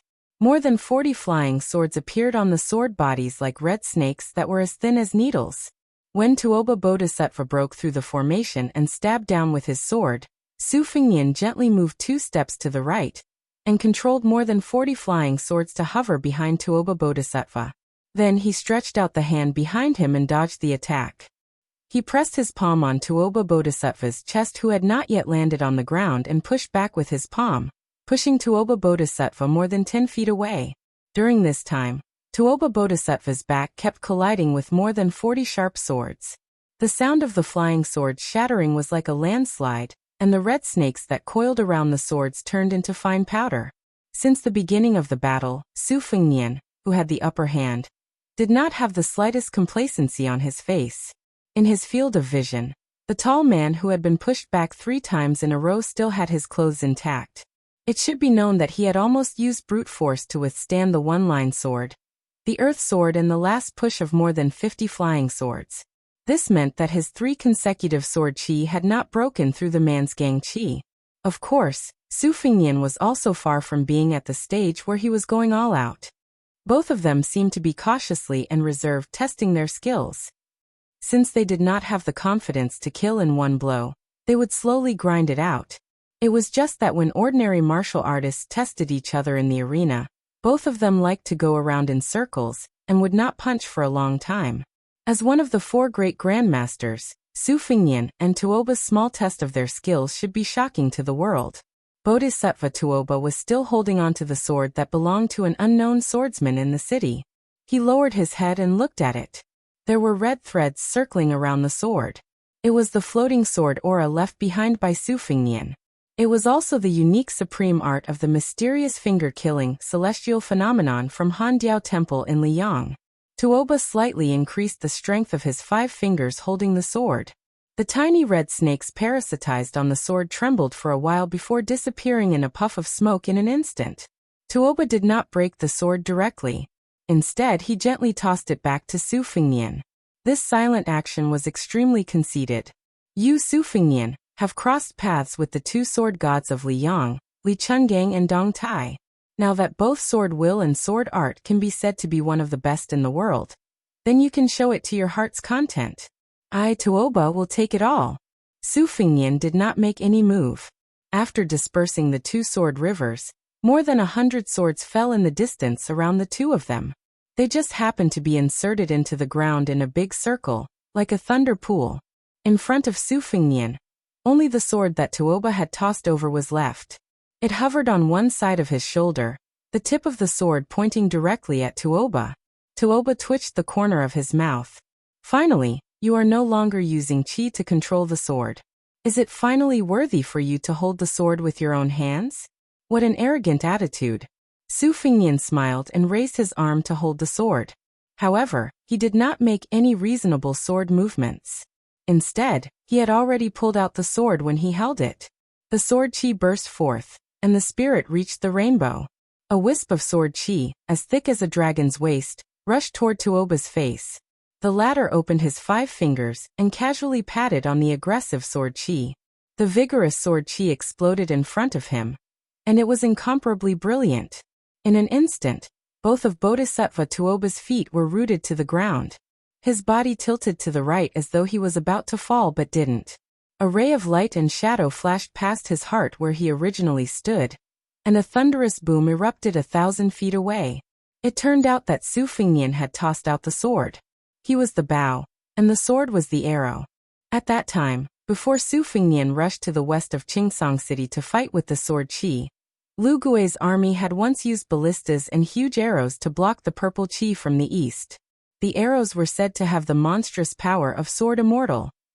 When he was young, he read a poem that said, "It's better to get the form than the momentum, and it's better to get the momentum than the rhythm." Therefore, there was a saying that the spirit could be written with the form to be vivid. Su Fengnian naturally did not reach the realm of Confucian sage. However, after meeting Xianyuan Jingqing, Chao Chongqing and Xie Guanying, he had long understood a truth. The book not only contained the Yen Ruyu's golden house, but also the celestial state. When Tuoba dodged the arrow, he went to the edge of the thunder pool and quickly pulled out a sword from the ground. He swung his arm and drew a semicircle. Then he threw another sword at Tuoba. The power of the arrow was comparable to the Earth Immortal's sword. Although the momentum and force were slightly inferior, it could not withstand the speed and frequency of Su Fengnian's sword. Regardless of whether the arrow missed or whether Tuoba dodged, Su Fengnian was like a diligent old farmer who was harvesting crops in autumn. He pulled out his sword one by one, drew a semicircle with his arm, and shot out arrows one after another. Su Fengnian knew the root of the problem. This was just a rough immortal's flying sword. It could not be used to take a head from 1,000 miles away. To deal with Tuoba, if he wanted to cause a certain amount of damage, it could not exceed 800 feet. The center of the thunder pool, where Tuoba was just within the range of this attack. Since Bodhisattva Tuoba had shown that he was willing to be the target, Su Fengnian did not mind at all to let this guy fail miserably at such an easy task. More than 100 immortals' flying swords were strung together like a string of arrows. As expected, Tuoba did not deliberately leave the thunder pool. After dodging more than 60 Earth Immortals' flying swords, he was probably a little angry. After that, more than 30 flying swords that were as fast as lightning were mostly smashed by his fists. However, the last 2 swords were only smashed by him. Su Fengnian also used up all his arrows in one breath. The 2 people's positions did not change. Su Fengnian still had his back to the city, and Tuoba still faced the city gate. Su Fengnian's right arm that had thrown away the sword trembled slightly, but he did not rub it. It was not that he did not want to, but that he could not. He changed his qi at the same time as Bodhisattva Tuoba. However, although the timing of their qi was exactly the same, Bodhisattva Tuoba was still faster than Su Fengnian by a hair's breadth. The seemingly negligible hair's breadth was often the difference between life and death in a fight between great grandmasters. Chapter 1462. When a martial artist ascended to the celestial state, it was like a giant ladder resonating with heaven and earth. It was also like a river connecting to the sea. Logically speaking, as long as there was a chance to breathe, chi could be continuously absorbed from heaven and earth. This was the real reason why there was a saying in the ancient book, "As long as the saint is alive, the thief will not stop." However, in a battle between celestial state and above, even if there was a chance to breathe and a person's state could transcend the mortal world, he was still a mortal with a 7-foot body. After all, there was a limit to the accumulation of energy in the body. Usually, there would be excess energy to replenish. This was also why Su Fengnian used the secret flying sword technique of the Wu family's sword tomb. He wanted to use his own will to exchange for Tuoba Bodhisattva's chi and physical strength. However, it was a pity that the speed of Tuoba Bodhisattva's first breath was still faster than his. He had created more than 100 fairy swords with the addition of his fourth sword grip. Su Fengnian quickly raised his arm and blocked his forehead with his elbow. The next moment he was knocked against the city wall. He did not lean against the tall city wall with his back. Instead, he changed his posture in the process of flying. His feet landed on the ground. After touching the wall, he quickly bent to reduce the force. Su Fengnian squatted on the wall. Under his feet was the wall that was cracked like a spider web. Su Fengnian did not retreat. He suddenly straightened his legs and shot towards Tuoba Bodhisattva. Then Su Fengnian was punched back to the city wall by Tuoba Bodhisattva. His whole body was embedded in the wall. This majestic city in the western regions was like an old man past his prime. In the end, there were thunderstorms and torrential rain above his head without rest. Even though he had weathered many hardships, it was inevitable that his life would be hanging by a thread. Fortunately, the two culprits who were the ultimate martial artists of the world finally let it go and left the city. However, this sudden storm had already woken up all the people in the city. Many busybodies who were not afraid of death followed the sound and rushed to the city wall. However, when the boldest group of people tried to climb up the city wall to take a closer look, they were knocked to the ground by an invisible and majestic chi. 4 or 5 people who were not skilled in martial arts and did not have enough internal energy were knocked to the ground. Blood burst out from their bodies and they died on the spot, lying in a pool of blood. As for the rest of the fellows who were lucky enough to survive, they only wished that their parents hadn't given them an extra pair of legs. They didn't even bother to wipe off the scarlet blood that continuously flowed out from their 7 orifices as they fled back into the city. They only wanted to get as far away from the gates of hell as possible. This group of people ran through the night streets with their faces covered in blood like malicious ghosts, scaring the busybodies behind them into quickly dispelling any thoughts of joining in on the fun. Then these miserable fellows suddenly heard a whistling sound above their heads. Under the strong wind, all of them were lifted off the ground and fell heavily to the ground. It was unknown whether they were dead or alive. It was not easy for ordinary people to watch such a fight between immortals. Even if they wanted to clap their hands and cheer from the other side, it would depend on whether they had the luck to do so. It turned out that after Su Fengnian had sunk into the wall, Tuoba Bodhisattva had completely smashed the thick wall out of it. After Tuoba Bodhisattva entered the city, he slowed down his footsteps. If Bailiang wanted to guard the city gate for the central plains, then obediently lock yourself in the gate. How dare you go out of the city to fight? Did you really think that Bailiang's million-strong army was weak? Did Su Fengnian really think that I, Tuoba Bodhisattva, had the heart of a bodhisattva? Wang Xianji cared about the survival of the Jianghu, but I, Tuoba Bodhisattva, was never a Jianghu person. Why would I care if Su Fengnian could continue the Jianghu's life? Tuoba Bodhisattva looked into the distance and finally opened his mouth. He asked in a low voice, "The 1,000 swords have been used up. Do you want to continue borrowing swords? Or do you want to change your blade and start again?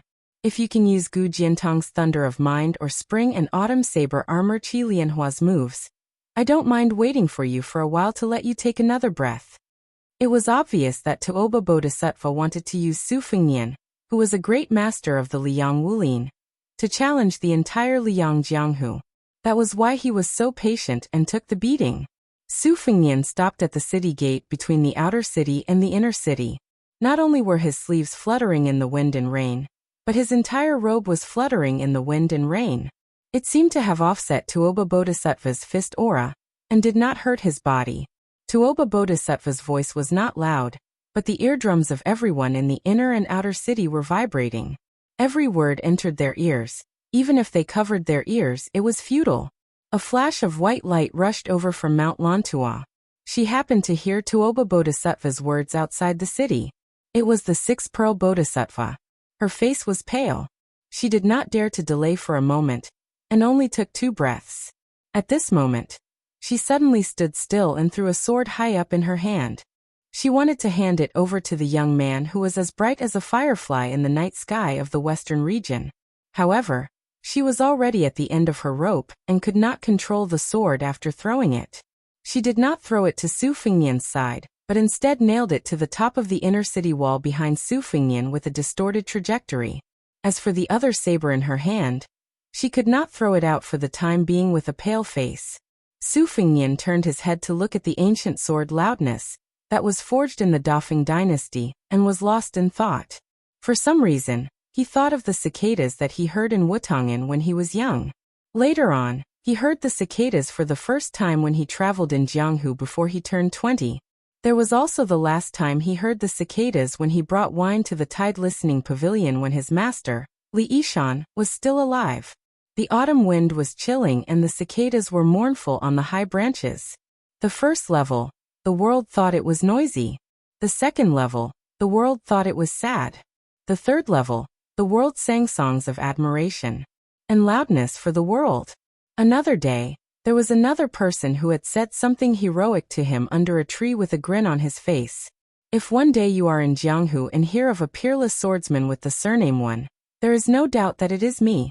Su Fengnian did not take down the famous sword Loudness. Instead, he laughed loudly and said, "If anyone in the city has a wooden sword, please raise it high." In the city, there was a girl named Simatieha who happened to be tidying up the family's storehouse. There were a few narrow wooden swords that she used to practice swordsmanship when she was young. When she heard this somewhat familiar voice, she subconsciously grabbed one of the wooden swords and raised it high. She did not care if that person could hear her and shouted at the top of her lungs, "Here! Here!" The next moment, the wooden sword seemed to have a life of its own. It broke through the roof and flew out of her hand. The dumbfounded girl muttered, "Mother did not lie to me. It really was you." Then the girl was somewhat resentful. "But at that time I really did not look handsome." Su Fengnian held the wooden sword and walked towards Tuoba Bodhisattva. "The world is full of melancholy. The world is not happy. What harm is there? I have the pleasure sword." Su Fengnian's face was full of smiles. "Brother, you turned around and left Jianghu. Whether you are willing or not, I will walk a part of it for you." This night, at this moment, the entire city only heard one sentence. Tuoba Bodhisattva. "I, Su Fengnian, have a sword that I learned from the swordsman of the Central Plains, Wen Hua. This sword, please leave the city." They had never heard of someone Hua. They did not even know about Liang River Lake. However, the king of Bailiang, Su Fengnian, and Beimang's god of war, Tuoba Bodhisattva. These 2 great names were certainly like thunder in their ears.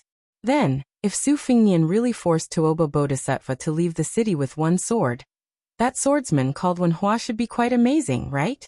Chapter 1463. Facing Tuoba Bodhisattva, Su Fengnian held the inconspicuous wooden sword and waved it gently. This was a stance used by many swordsmen in the world. Even a fledgling swordsman who had just held a 3-foot sword for the first time could use it. However, Tuoba Bodhisattva's expression was more serious than when he faced the magnificent 4 swords earlier. Su Fengnian took half a step forward with his left foot, followed by 1 step with his right foot. Then his left foot took the distance of 2 steps, and his right foot took the distance of 4 steps, and so on. Su Fengnian's steps became bigger and bigger, and the last step was like a long sweep across the sky. This was the same move used by Lu Haoshi, the gatekeeper of Great Peace City, to attack the white-robed Luo Yang. However, the wooden sword was still the same wooden sword. It did not contain any profound sword will, nor did it emit any sword aura. Tuoba Bodhisattva, who did not move, could not help but show a puzzled expression. Of course, he did not think that Su Fengnian was bluffing. This person was still far from being exhausted.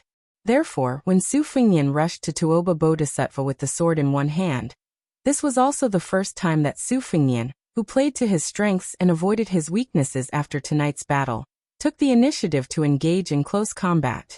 Tuoba Bodhisattva retreating hundreds of feet.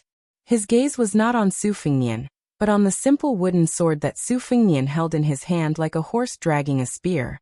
Tuoba Bodhisattva was waiting for Su Fengnian to make a move. When he really raised his sword, there was no perfect move in the world, and Wang Xianji was no exception. However, Wang Xianji's strong physique and strong will made him the undisputed #1 person in the world. Wang Xianji could use a simple punch to defeat all his opponents.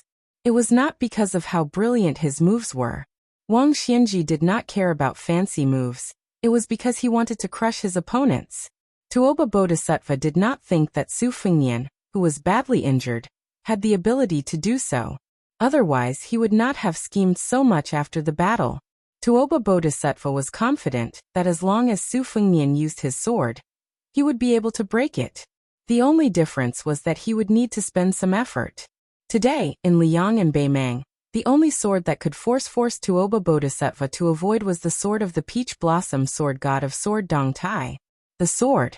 Even if Su Fengnian had mastered all kinds of sword moves through a comprehensive study, turning something rotten into something magical and reaching the pinnacle of swordsmanship, he still hadn't completely reached the position where Li Chungang once stood, and where Deng Taya stood today. If Su Fengnian had reached the level of Lu Dongxian, the first person in 1,000 years, Tuoba Bodhisattva would not have come to this city to humiliate himself. Tuoba Bodhisattva walked leisurely, and allowed Su Fengnian to approach him with his sword. He retreated again and again. However, Tuoba Bodhisattva's bottom line was clear. He would not leave the city. Before the city gate, as long as Su Fengnian did not use his sword, he would not attack. Tuoba Bodhisattva patiently waited for his opponent to reveal what Su Fengnian had up his sleeve. During this time, Tuoba Bodhisattva was still paying attention to the wooden sword. It was not that Tuoba Bodhisattva could not attack immediately after Su Fengnian spoke. However, the more Su Fengnian held the sword, the more he looked like an incompetent swordsman who had just stepped into Jianghu. Tuoba Bodhisattva was naturally more curious. Even after Su Fengnian had taken 16 steps, he still did not sense the slightest grandmaster's aura from the wooden sword. As a result, Tuoba Bodhisattva could not help but think, could it be that this sword was just for show from the beginning to the end? Was it just to help the swordsman from the Central Plains named Wenhua become famous in the western region and spread the word? Or could it be that Su Fengnian was playing some boring trick of having the sword in his hand, but not the sword in his heart? The reason why Tuoba Bodhisattva could hold back his temper and not attack was because he wanted to pave the way for the inevitable second battle between himself and Dong Tai in the future. The more Su Fengnian used his sword, the greater Tuoba Bodhisattva's chances of winning. In Beimang, it was an indisputable fact that the way of the sword had withered. How could a loftier sword energy satisfy Tuoba Bodhisattva's appetite? Before leaving the city, Tuoba Bodhisattva still had 2 chances to retreat. However, Su Fengnian still had no intention of using his sword. This made Tuoba Bodhisattva vaguely angry. Could it be that this Su Fengnian relied on a broken wooden sword that did not even have a scabbard to scare him out of the city? Therefore, Tuoba Bodhisattva no longer showed weakness and retreated step by step. The tip of his right foot took root on the ground of the street. With a heavy twist, he crushed the stone floor. His left foot suddenly stepped forward. Before the sole of his foot touched the ground, the entire street in front of Tuoba Bodhisattva collapsed. When his left foot stepped down and his right fist punched out, the buildings and houses on both sides of the main street were like wheat fields blown by a strong wind. Thousands of wheat ears could not bear the heavy burden, and all fell in the same direction. This strong wind spread throughout the main street, lifting countless pieces of gravel, and rushing towards Su Fengnian. Su Fengnian was like a traveler who was traveling against the wind. Since he could not avoid the wind, he would bite the bullet and pass through it. With every step he took, Cracks began to appear on his undamaged robe, even though it was covered by countless floating scarlet snakes. His black hair fluttered wildly in the wind, and even one side of his face was instantly cut open by the fist aura, leaving small bloody grooves. Tuoba Bodhisattva's heart trembled. This guy actually wanted to shorten the distance by taking the fist aura head-on, just to accumulate power for that sword? In the end, when both sides were only one step away from each other, the winner would be decided? Or perhaps his ambition was even greater. All the previous stingy calculations of a small businessman were all a smokescreen. In fact, he had been lying in ambush all along. Did he want this sword to decide life and death? Previously, there were two swords that were separated into under the heavens and on the earth. Later, there were the dazzling 100 swords of the earth immortal that were separated into inner and outer distance. Until now, there had been no signs of this still sword. Could it be that he would only stop after deciding life and death? Just as he expected, the wooden sword in Su Fingnian's hand pointed towards the ground. Generally speaking, the truth of the world could not escape the 4 words of neutrality and peace. If it was simplified, it would probably be the doctrine of the mean that Confucianism advocated. Buddhism had no self, Taoism had no action. It was probably the same with different approaches to achieve the same result. However, at this moment, Tuoba Bodhisattva saw the complicated and turbulent will of this wooden sword that was twisted but still did not release any sword aura. Unwillingness, depression, resentment, grief. I feel very unjust in my heart. Su Fingnian casually raised the wooden sword and pointed the sword at Tuoba Bodhisattva. There was no reason to speak of. The man and the sword, collided directly with each other in an extremely illogical manner. This wooden sword had the meaning of the Jianghu, resolute and resolute. It was like a crazy gambler who had taken out his life savings and spent a lot of money to decide victory and defeat with God. Chapter 1464. Many years ago, there was a rich young man who was full of ambition for the first time in Jianghu. Unfortunately, it could not be considered a leisurely journey. He did not meet any fairy with fluttering clothes, nor did he meet any chivalrous heroes. He could only be considered to be at the bottom of Jianghu, which was like a rotten quagmire. Even 3 meals a day were a problem. That Jianghu trip was a complete mess. Then he met a wooden sword ranger who sympathized with him. It could be said that no discord, no concord. When he was stealing melons, he met a fellow traveler. At first, both of them were scared half to death. After that, they became companions. Relying on the knowledge he had accumulated at home in his early years, he always liked to use some of the great principles he had read in books or heard from others to poke at the narrow-minded and shabby ranger. His words seemed to be sincere, but in reality, he mischievously told the guy who always liked to use his clothes to carefully wipe his wooden sword that all the famous swordsmen in the world valued their swords.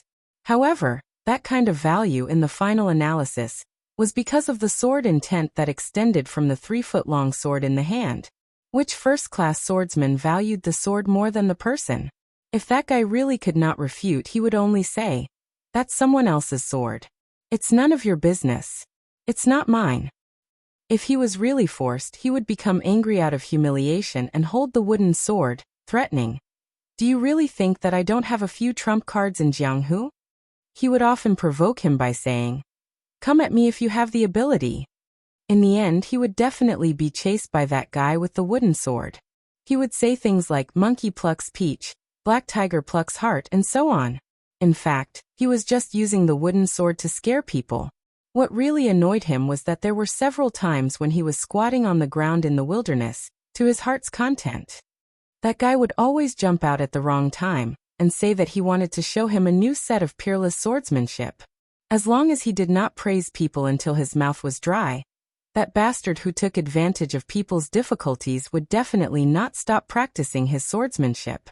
That time when they traveled the Jianghu together, in short, it was during the martial arts competition for a spouse. That guy had rushed up to the arena in high spirits and was beaten down dejectedly.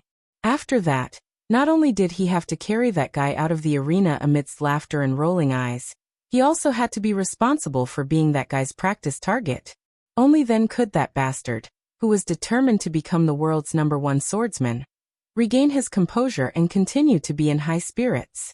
Then he would go to other places to be beaten. That guy had too many small problems.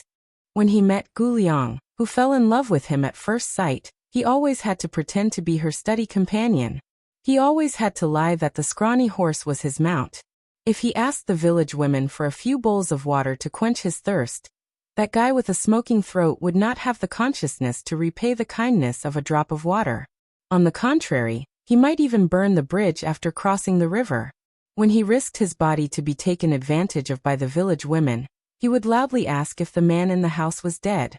If he was not dead, he would quickly come out to see the wild man stealing his wife. There were several times when they were almost beaten to death by groups of farmers carrying hoes in the village. Every time he was humiliated or tactfully rejected by the woman he liked, that guy would lose his soul and lie on the ground like a corpse. He did not know whether that guy was heartbroken or not. Anyway, as a spectator, he was really tired. 1 or 2 times was fine, but why didn't he learn his lesson after 17 or 18 times? You used a F***king straw rope to hang a wooden sword on your waist. Every time you squatted by the water, you would ask me and old Huang if I was handsome or not. You would roll your eyes and nod helplessly when you saw us. Do you really think that you are handsome and suave? Those girls with big buttocks and big breasts you met halfway and made you drool had to cry and beg to marry you? In this day and age, young ladies who are slightly more well-off have discerning eyes. Do you think that just because you ride that inferior horse over there, you won't be able to see the miserable scene of your pair of tattered straw sandals exposing the toes of your tattered straw shoes? Those women would be able to tell how many copper coins you had in your pocket with just a quick glance, as if you were wasting money. Later, they met a rich family, a young lady who liked to call herself a heroine. With great difficulty, they were able to live lavishly for a period of time. Finally, they were able to eat proper food in a restaurant. They drank big bowls of wine and ate big chunks of meat. They lamented that their bodies reeked of alcohol, and their mouths were greasy meat. This was the kind of life a hero should lead. Later, the girls squandered all the money, and their days began to be tight again. They thought that you would be depressed for a long time, but they did not expect that you would eat the sour dried beans that you stole from the village's grain-drying field. You also said that you tasted the long-lost meat aroma. There was no banquet in the world that lasted forever. First, you said a few words to the girl and gave her half a bag of copper coins that you had secretly saved. After that, you pretended to be a man. That night, you were so distressed that you could not sleep. She teased you and asked you if you wanted to come back. In the end, you angrily picked up the wooden sword and cut it. Finally, you squatted on the ground and sighed bitterly, saying that it was 2 different things. It was one thing to treat the girl as a friend and be willing to give her as much as she had. You generously squandered all your money. It was another thing to feel distressed. It was the same thing to have 2 different feelings. It was not contradictory. In the end, the 2 of them also had to part. That night, sitting on the stone steps of the ruined temple, the nameless wanderer hugged the wooden sword and said that he did not have any savings left. He only had the wooden sword. Even if he was a brother, he could not give the sword away, because he would have to rely on it to make a living. He would have to make a name for himself and become one of the best swordsmen in the world. He also vowed that after he made a name for himself, he would definitely return what he owed in the past 2 years. He, Wenhua, did not have the habit of owing people. He joked that there was no need to return it. He did not expect it. The guy who had never gone to private school and had never read books still said the same thing. Brothers should settle accounts clearly. You gave without asking for anything in return, but I, Wenhua, would not really laugh and act as if nothing had happened. They were 2 different things. That time in the extremely destitute Jianghu, old Huang was not skilled at all. That little girl, Liu, dreamed of becoming a heroine even in her dreams. Wenhua, on the other hand, was a half-baked swordsman. However, many years later, Su Fingyan realized that it was like a jar of old wine. After drinking it, the aftertaste would always be there. That Jianghu, which was full of poor and destitute people, was much more memorable than the wonderful Jianghu that Su Fingyan yearned for when he was young. It was the kind of Jianghu where he could leap over roofs and vault over walls and step on snow without leaving a trace. It was a dark and windy night where he could kill people. Tuoba Bodhisattva's expression kept changing. How did Su Fingnian end this sword? Tuoba Bodhisattva snorted coldly and retreated out of the city. He originally wanted to enter the city quickly after Su Fingnian's unreasonable sword's momentum weakened from its peak. He wanted to return the favor on the spot with a thunderous momentum. At that moment, it would truly be a matter of life and death. However, Tuoba Bodhisattva was stunned on the spot. It was not because Su Fingnian had a backup plan. The sword's momentum was still rising steadily. It was the exact opposite. In the end, that sword only had Qi Yun and not the slightest bit of sword energy. Su Fingnian stood still with his sword in his arms. He could not stop laughing. Wenhua, did you see that? Your Jianghu, your wooden sword, easily beat a master like Tuoba Bodhisattva out of the city. Su Fingnian inserted the wooden sword into the ground and raised his arms. The ancient sword Fangsheng and the famous blade Qi Yun flew from the hands of 6 jewel Bodhisattva in the inner city and the outer city respectively. He held them gently. Su Fingnian stepped forward. Before he left the city, he turned his head and looked at the wooden sword. He laughed softly. Next, it's mine. The yellow sand of the desert spun for thousands of miles. Chapter 1465. The mountain range that traversed the western region like a giant sword cutting the western world in half had the reputation of being the ancestral mountain. All the dragon veins in the world originated from here. At a steep mountain pass that ran through the north and south of the western region. The mountains on both sides were dozens of meters high and the path was rugged and deep. This mountain gap was an important passage that connected the north and south of the western region. A caravan of merchants walked through it with difficulty, the sound of camel bells ringing. The merchants were dressed in tight-waisted clothes and sturdy leather boots. Mixed in with them were some women who wore hats to cover their faces. They were also tall and strong. There was a rumor in the Central Plains that the western regions liked to order women around like men and men around like livestock. These merchants traveling from the south to the north, regardless of whether they were men or women, all wore machetes at their waists. Some men with outstanding physical strength even hung a unique armor bag near the back of their camel humps. Inside the bag was a rough refined iron chain armor. When they encountered horse gang bandits, they could use camels to replace horses and fight in armor in case of accidents. Suddenly, the caravan was startled by a series of thunder-like sounds from afar. The caravan stopped abruptly and their faces changed dramatically. They mistakenly thought that they had run into a large group of horse gang who were waiting at the mountain pass. More than 50 people pulled out their machetes at the same time. The strong young man even quickly took out his iron armor from his armor bag and put it on. But in fact, everyone knew that if they really encountered horse gang who could create such a scene, they could only kill a few people with their poor combat strength. However, in the chaotic western region that had been without laws for more than 200 years, as long as there were horses and machetes, there would be people willing to work for them. Before the camels lined up neatly, someone with sharp eyes raised his head and saw a horrifying scene. A figure was running from the high cliff, like an eagle hunting for food on the ground. It fell diagonally and landed in front of everyone.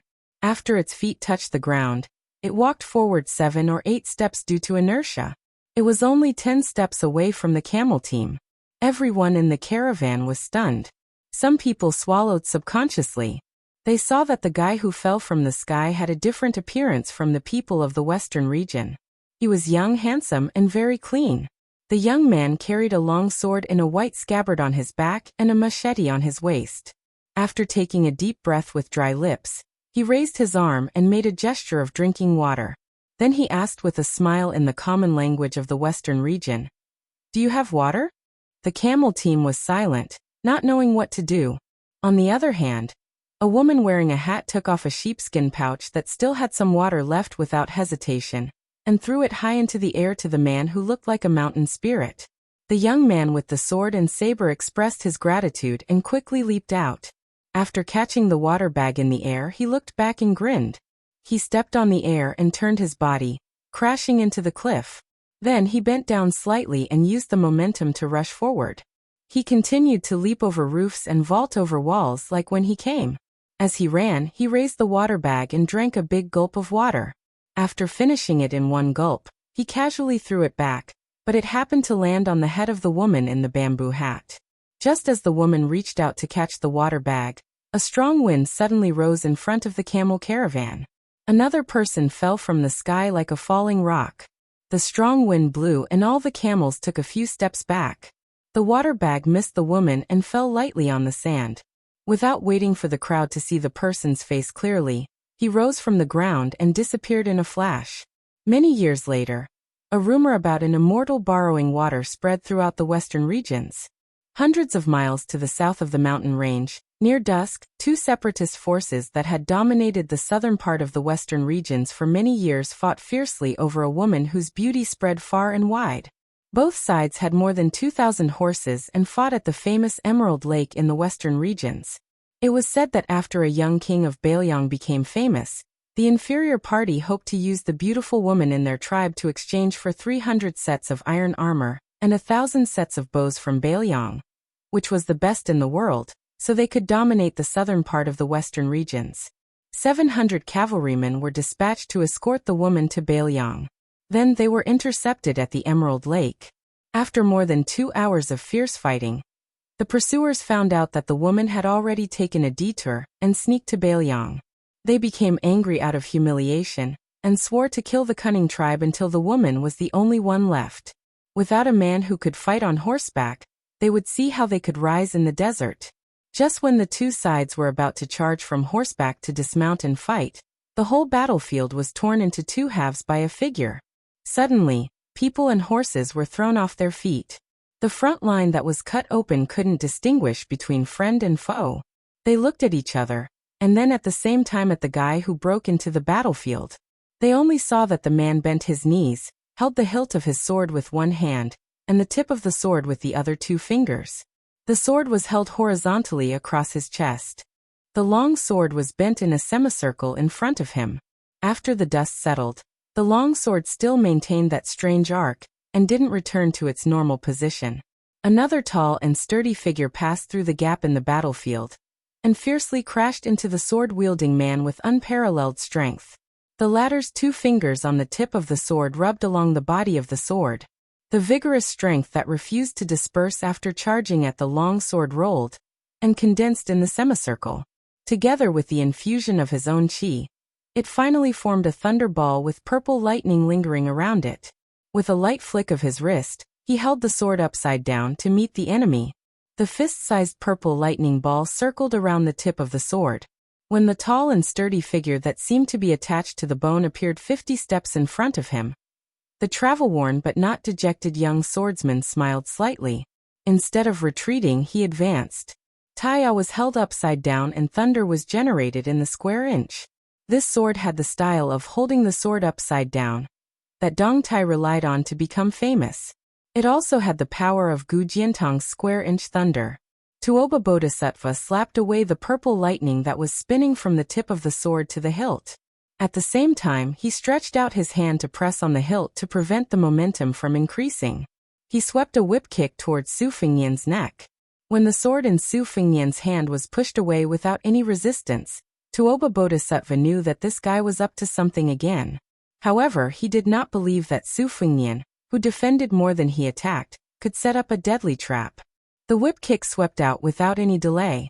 Su Fengnian, who had let go of his sword, raised his elbow to block the powerful whip kick. With Tuoba Bodhisattva as the center, Su Fengnian was driven into a complete circle by the kick before he flew out of the circle.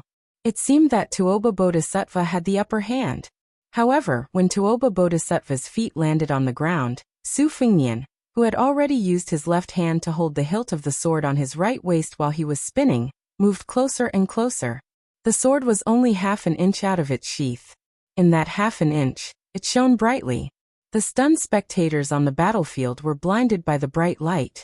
They could not stop crying even after they closed their eyes. Su Fengnian held the sword, but was not in a hurry to pull it out completely.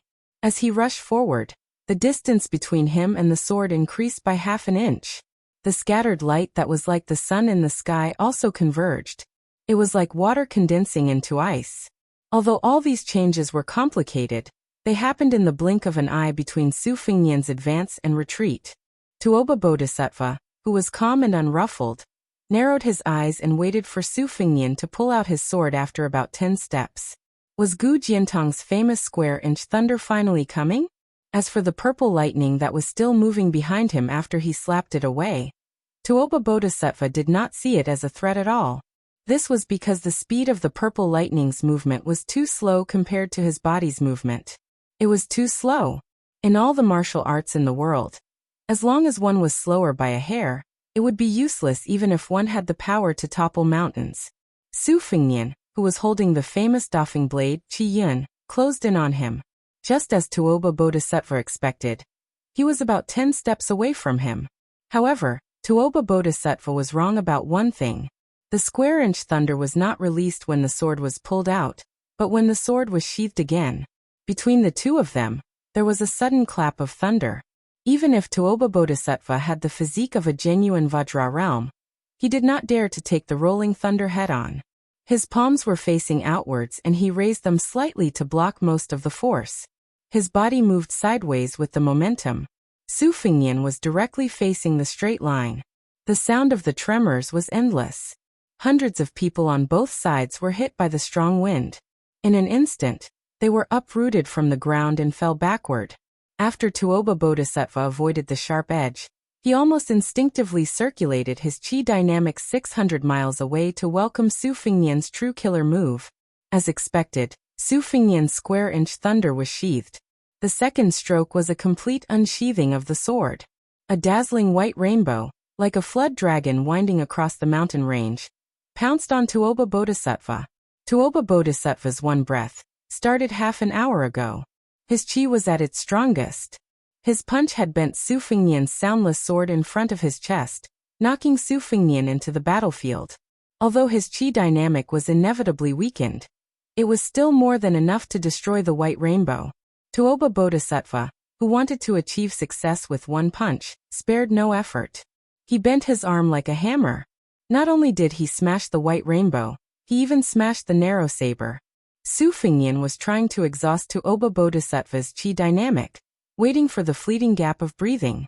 Tuoba Bodhisattva was also waiting for Su Fengnian to exhaust his chi dynamic and take a breath. Therefore, his punch not only exhausted Su Fengnian's chi dynamic, but also forced Su Fengnian to take a breath of fresh chi as he retreated. However, Su Fengnian's response was unexpected. He was not like Tuoba Bodhisattva, who was staking everything. He chose to leave some leeway, allowing Tuoba Bodhisattva's punch to pass through the saber and hit his chest. Su Fengnian's body flew backward in the air like a butterfly. Just as he was about to crash into the ground, the tip of the narrow saber in his hand touched the ground lightly, stirring up a large handful of yellow sand. His body leaned back and his legs stumbled backward, facing Tuoba Bodhisattva. The old chi that had not been released after the previous inhalation dissipated completely. Then, his lips moved slightly and he gently exhaled. To be precise, he was trying to complete the exhalation in one breath. Chapter 1466. Tuoba Bodhisattva sneered. He would not give Su Fengnian the chance to take a breath. Taking advantage of the short gap when Su Fengnian was taking a breath, he took a big step forward and punched with both fists.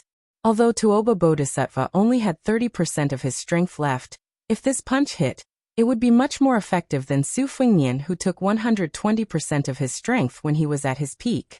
It would be like hitting a snake's weak spot.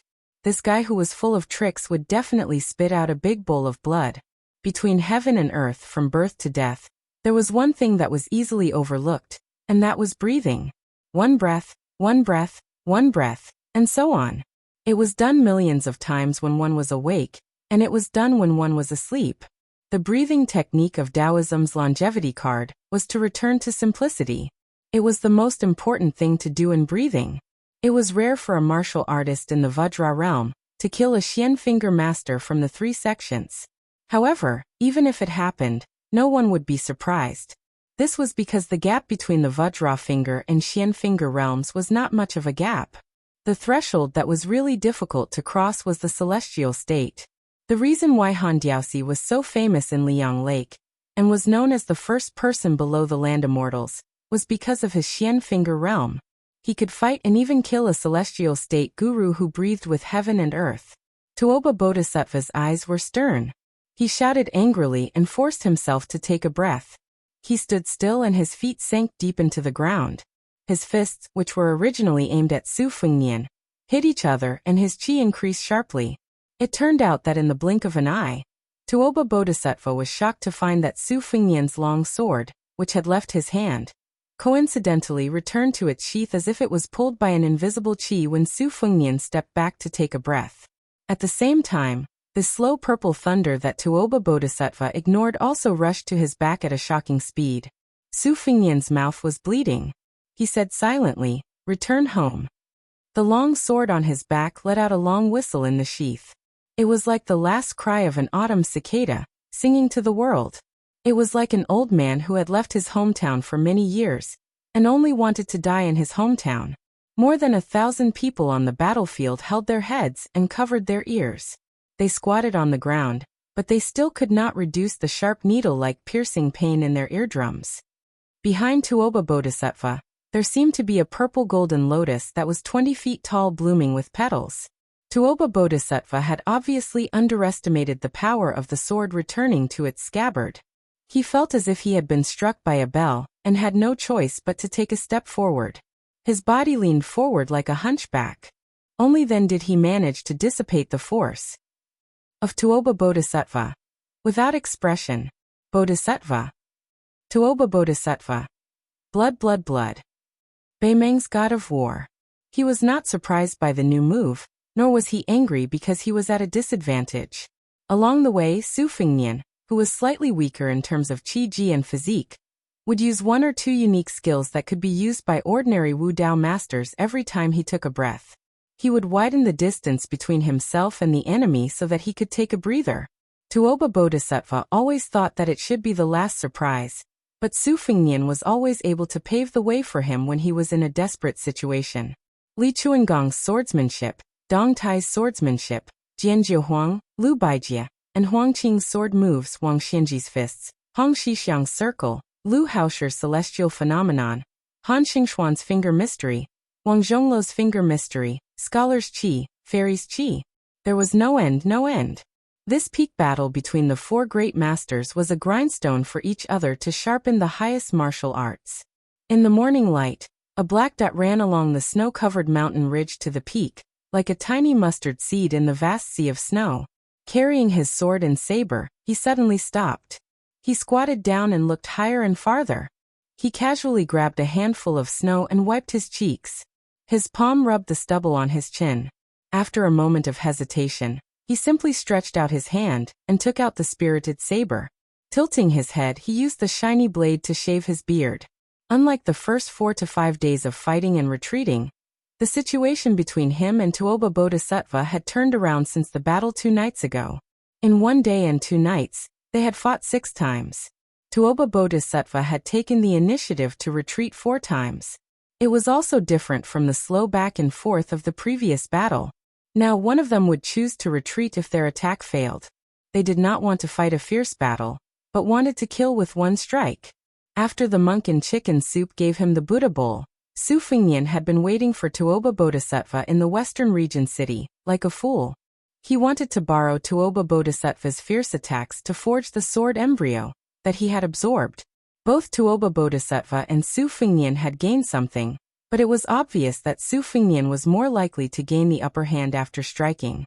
After Su Fengnian's last ambush failed, he had pursued Tuoba Bodhisattva for more than 200 miles until both of them reached the top of this majestic snowy peak. In the battle of life and death, both of them had formed a certain tacit understanding. The one who retreated would not deliberately hide all of his chi activity. He would always leave some traces for the one who pursued to get to the bottom of it. Tuoba Bodhisattva had clearly told Su Fengnian that he would be waiting on this snowy peak. As for when and where he would launch his killing move without warning, it would depend on Su Fengnian's ability and luck. After Su Fengnian finished shaving his beard stubble, he put his knife back into its sheath. Before he stood up, he grabbed a handful of snow and put it into his mouth, letting it slowly melt and flow down his throat. Su Fengnian straightened his back. One hand went to his back to adjust the sword. The other hand pressed on the hilt, and looked up. Suddenly, heavy snow fell. The scale was getting bigger and bigger. It was obvious that Tuoba Bodhisattva had created a huge avalanche with human strength. Su Fengnian was sure that Tuoba Bodhisattva would hide in the heavy snow. He closed his eyes and held the hilt with 4 fingers. His thumb pressed tightly on the hilt of the narrow saber, making the action of pulling the saber out of its sheath. The heavy snow fell from the top of the mountain like a flood, and then split up and passed by Su Fengnian on both sides. Su Fengnian was like a cornerstone, unmoving. Chapter 1467. An ice spear filled with qi was as fast as a rainbow as it pierced towards Su Fengnian's chest. Su Fengnian pushed out the narrow saber from the sheath and brushed past the spear, and Tuoba Bodhisattva who was holding it. A piece of flesh was torn off Su Fengnian's shoulder, but a string of scarlet blood was left in the air beside Su Fengnian. Su Fengnian turned around. On the brink of death, there was no lingering fear in his heart. He only felt some regret. If Tuoba Bodhisattva had chosen this moment to decide the victor, Su Fengnian was confident that he could win with a heavy injury that could be temporarily suppressed. He could chop off an arm. However, Tuoba Bodhisattva gave up on this battlefield. He would rather use Su Fengnian's qi to cut a bloody groove on his back. After the avalanche, Su Fengnian sat cross-legged on the ground and panted heavily. He believed that Tuoba Bodhisattva would also be healing at the foot of the mountain. Now the two of them were no longer fighting over the speed of breathing. They were fighting to end the battle quickly, deciding life and death in one move. Su Fengnian lay lazily in the snow and looked at the sky. He muttered, "Life is as lonely as an avalanche." A large river cut through the canyon and passed through the vast mountain chain that stretched for 3,000 miles. It finally flowed into the sea in Nanzhao. Su Fengnian's forehead was poked by Tuoba Bodhisattva's finger when he was drinking water by the river. He crashed into the bottom of the river. Out of his 10 flying swords, 6 of them were only an inch and a half away from piercing into Tuoba Bodhisattva's temples, eyes and heart. Tuoba Bodhisattva punched wildly on the river surface, staring at Su Fengnian who could not jump out of the water. He punched in the river, trying to kill Su Fengnian by suffocating him to death at the bottom of the river. Tuoba Bodhisattva walked on the river surface for a total of 120 miles. In the end, Tuoba Bodhisattva who forcefully reversed his qi not only had his arms droop down, but also blood flowed from his ears, nose and mouth. When Su Fengnian floated out of the water like a corpse, Tuoba Bodhisattva who could no longer move his arms could only step on him.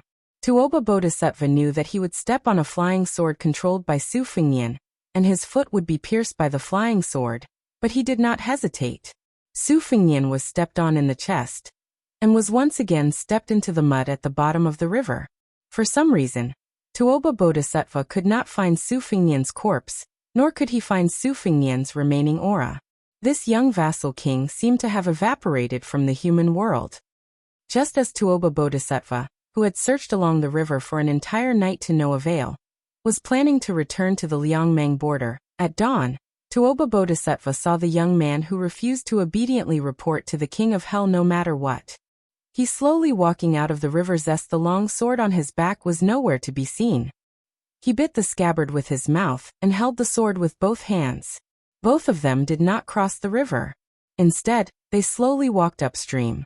Su Fengnian was recuperating while Tuoba Bodhisattva was increasing his chances of winning. After nearly a decade of chasing and killing, both sides ran for thousands of miles. In a dark night with heavy rain that was rarely seen in the western region, they finally welcomed the final battle. It was a simple collision, just like the charge of Liangmang's cavalry. There was nothing fancy about it. Su Fengnian stabbed Tuoba Bodhisattva's abdomen with both hands. Tuoba Bodhisattva punched Su Fengnian's forehead as he retreated. In the end, Su Fengnian first let go of the sword in his hand. Then he held the sword with one hand. Then he pinched the sword with 2 fingers. In the end he could only push the sword with 1 finger. When Su Fengnian completely let go of the sword, Tuoba Bodhisattva, who had a hole in his abdomen, fell back heavily. Su Fengnian, whose hair was disheveled, fell straight back. Tuoba Bodhisattva lay in the mud. He stretched out a trembling hand. Since he could not hold the hilt, he directly held the blade and pulled it out from his abdomen. He used his other elbow to support himself and sat up with difficulty. Su Fengnian still did not move. Tuoba Bodhisattva felt relieved. He smiled and coughed up blood. He looked at the sword in his hand. What a pity! Tuoba Bodhisattva suddenly raised his head. He was stunned and his face was full of bitterness. A sword suddenly flew over and cut through the rain. It was the release sword. It was only at this moment that Tuoba Bodhisattva realized that the sword that had disappeared was actually waiting for this moment. It was waiting for the crucial moment when he, Tuoba Bodhisattva, seemed to have won. To do this, there had to be no deviation in time and place. In order to set up this trap, that person had to take a huge risk and split his attention to worry about the flying sword that was far away in the sky before he attacked with his sword. Before that, he had to first guide the flying sword and then accurately kill him who was right in front of him. It was said that Li Yang's cat had died in this way. Tuoba Bodhisattva sighed softly. Originally, he only needed half an hour to recover, and he could easily get rid of that young man. Tuoba Bodhisattva did not regret it too much. He just felt a little regretful and aggrieved. Was there enough time? There was no time. Who would have thought that there would be a day when Tuoba Bodhisattva placed his hopes on someone else? Tuoba Bodhisattva closed his eyes. Suddenly, an old man with a head full of snow stood in front of Tuoba Bodhisattva. He stretched out a finger and blocked the flying sword. The flying sword that could not take the head seemed to be wailing. It was extremely miserable. Su Fengnian, who was lying in the mud, maintained his last bit of clarity. He roughly guessed the identity of this person. The creator of Beimang's spider web, the Shadow Prime Minister Li Mibi. The old man smiled. You have to know that in order to stop Su Yambing and Tantai Ningjing, this old man had to reach here first. We paid the price of more than 60 masters. In the future, the Beimang Jianghu can no longer be called Jianghu. The old man seemed to be exchanging pleasantries, but his movements did not stop at all. After breaking the flying sword, he went straight to Su Fengnian in the heavy rain and laughed. Su Fengnian, you have lost honorably. Moreover, you only lost to Tianming. Su Xiao most likely won't blame you. At this moment, Su Fengnian only felt a splash of water by his ear. He did not know that a red sandalwood box had landed heavily near him. A young woman who had finally arrived after riding a sword for 6,000 miles did not look at Su Fengnian. She only said in a low voice, "You're not allowed to die." Chapter 1468.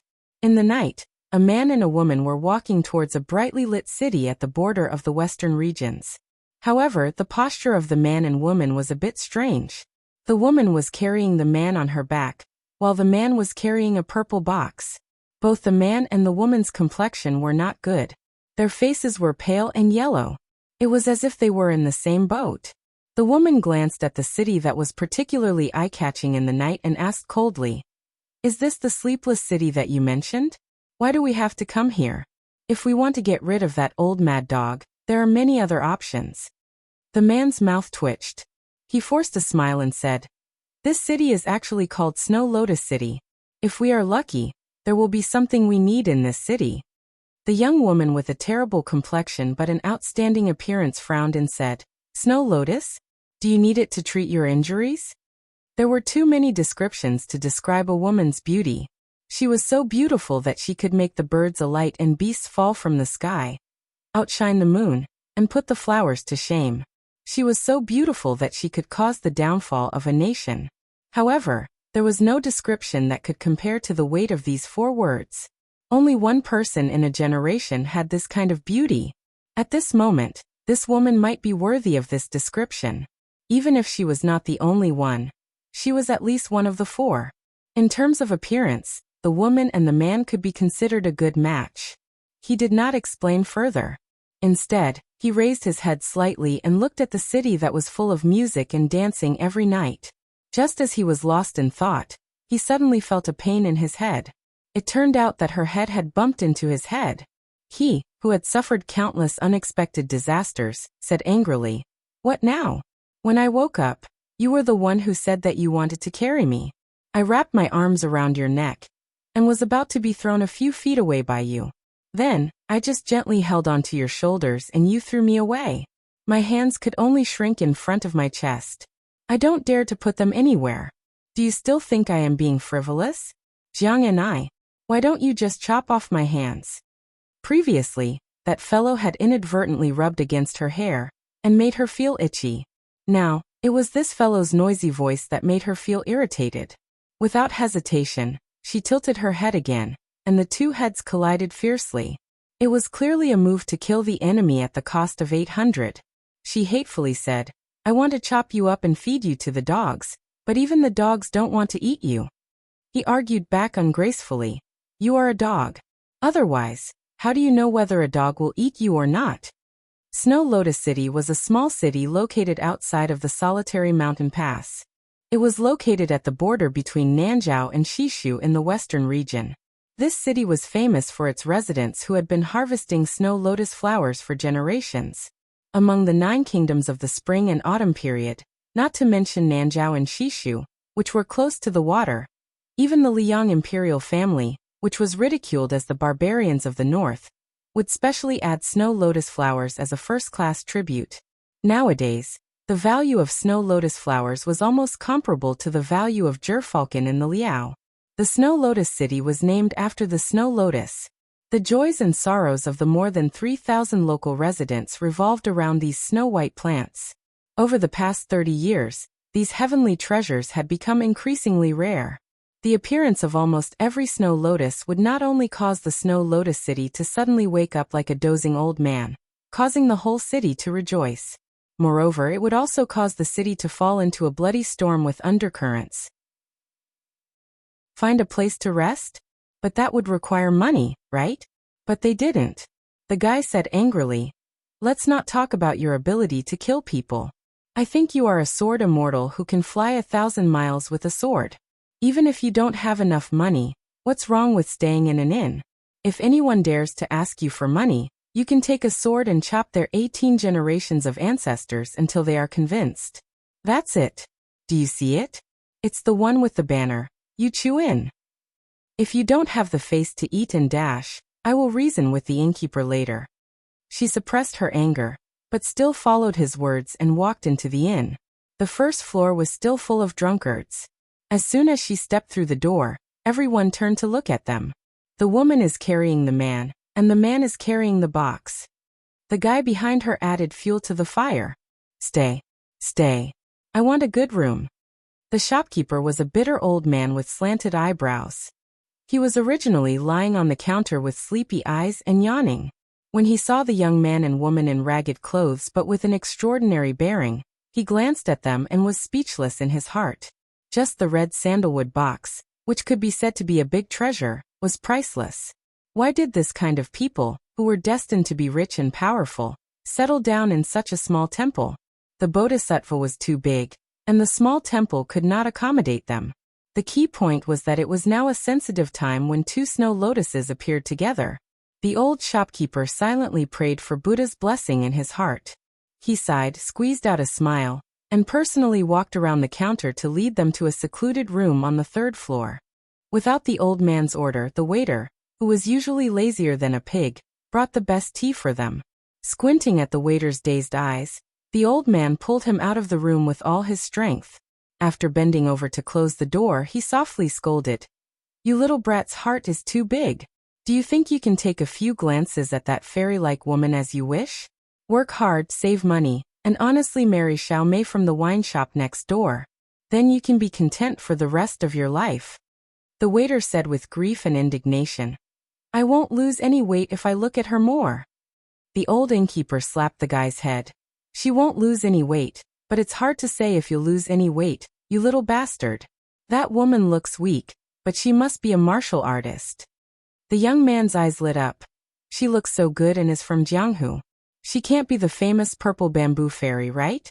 Could it be that the purple bamboo knife is in the box? Hey, isn't it fitting that the purple bamboo knife is in the purple box? The old innkeeper put his hands behind his back and said with a self-deprecating face, Don't think about it.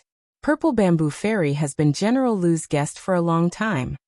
The young man muttered in a low voice, Speaking of which, it's strange. Why are there so many fairies and heroines with purple characters in their names now? Last year, Purple Bamboo Fairy and Purple Sword Fairy came to the city to buy snow lotuses, right? The old innkeeper rolled his eyes and said, God knows. If you have the ability, why don't you ask these fairies yourself? Inside the room, she threw the guy onto the bed and put the red sandalwood sword box on the table. She sat on the chair and closed her eyes to rest. First, she rode the sword for thousands of miles from the misty Guangling Road to the desert of the western regions. As soon as her feet touched the ground, she had to experience a life-and-death battle with the old Beimang dog. After that, she had to carry the burden and flee for hundreds of miles. She had no time to rest, which made her body's qi flow extremely chaotic. There was a deep bloody wound on her neck that was so deep that her bones could be seen. She only needed to bandage it. If it wasn't for the fact that the old man named Li Mibi also needed to protect Tuoba Bodhisattva, she might not have been able to reach this city. Whether it was the old man with the sheepskin fur coat who taught her to practice calligraphy instead of swordsmanship, or Uncle Chow who was waiting for the imperial order, they all clearly explained the difference between the two. When she first met him in the torrential rain, she manipulated the rainwater and mud into several thousand swords, setting up 2 sword formations. Li Mibi still broke the sword formations effortlessly. During their escape, she did everything she could to turn everything into a 3-foot sword, but all along Li Mibi was strolling in the courtyard, following her like a shadow. The man was Su Fingnian who survived the disaster. At this moment, he was lying on the bed and said softly, although Li Mibi is only at the finger xian level, his skills are somewhat similar to Catman Han Shengxian. He is invincible in the same level. As for the ordinary celestial level, it is difficult to suppress him. Otherwise he wouldn't be the ancestor of Beimang's spiderweb spy. However, don't be fooled by how easily he broke the sword formation and showed the style of a master. In fact, your sword formation made the old man tremble with fear. It's just that the old man is thick-skinned and you can't see it. If he didn't puff himself up at his own cost, he would have scared you into only defending and not attacking. If you killed Tuoba Bodhisattva, how would he sneak back to the Beimang Empress? She sneered and said, "Are you blaming me?" She didn't expect a sharp rebuttal from the guy. Instead, she became even angrier and said angrily, "Someone didn't kill the opponent in one breath and almost had his head taken back to receive a reward. That's really amazing. No wonder he is one of the 4 great masters in the world." If I remember correctly, at that time, the Jianghu people were talking about the new martial emperor after old Monster Wang. TSK. Someone paid someone to help talk nonsense in the Jianghu, right? Su Fingnian said weakly. Please, the person who was almost killed by me at that time wasn't some weakling. He was Tuoba Bodhisattva. If Li Mibi didn't appear to mess things up, I would have swaggered to the Liangmang border and rode out alone. The head of their Beimang military god would be hanging on the tip of my spear, okay? Then the morale of Beimang would have fallen to the bottom. It would be more useful than killing 200,000 of their cavalry at the border. Simply put, 100,000 of our Beiliang people would have died less. Chapter 1469. Jiang and I didn't care about the ifs and interrupted his daydream. She snorted and said, "In the end, you still have to hide here like a stray dog." Su Fingnian laughed and said, "If I'm a stray dog, how much better are you? Wouldn't we be a cheating couple?" For the first time, Jiang and I didn't talk back. She remained silent. Su Fingnian sat up with difficulty and looked at the lights outside the window. Tuoba Bodhisattva will definitely recover faster than me. With Li Mibi who is good at killing and setting up ambushes, we can only delay and go south. We can only wait for Su Yambing and Tantai Pingjing to bring people south and force Tuoba Bodhisattva and Li Mibi to give up. I believe that in at most half a day, the 2 of them will give up and secretly return to northern Mang. This gamble is very risky for both sides. Even if Li Mibi is willing to take Tuoba Bodhisattva and gamble with me, Beimang won't agree. Tuoba Bodhisattva knows the severity of the situation. Jiang and I coldly asked, "When will you be able to walk on the ground?" Su Fingnian smiled bitterly and said, "It will probably take another 2 days. Tuoba Bodhisattva and Li Mibi will probably only need 1 day to follow the tracks to Snow Lotus City. This means that you will probably have to fight again. Of course, this is the worst outcome. If my luck is not so bad, they might already be on their way back to the north." Su Fingnian suddenly looked tired and said helplessly, "But my luck doesn't seem to be very good now." Jiang and I frowned and said, "How can you ask people for Snow Lotus with your half-dead appearance?" Su Fingnian laughed and said, "Don't tell me you think that there is no place for Beiliang to hide our strength in Snow Lotus City?" Jiang and I couldn't help but turn around and ask, Is this inn run by a spy from Bailiang? Su Fengnian joked. Do you think it will be so shabby? Jiang and I, who hated being led by the nose by this guy, glared at him. Su Fengnian leaned against the bed and said with a smile, Can I trouble you to ask the old innkeeper for supper? Jiang and I hesitated for a moment, but still went downstairs to ask for a portion of food from the unlucky old man with the slanted eyebrows. Then she asked for an extra room on the 3rd floor.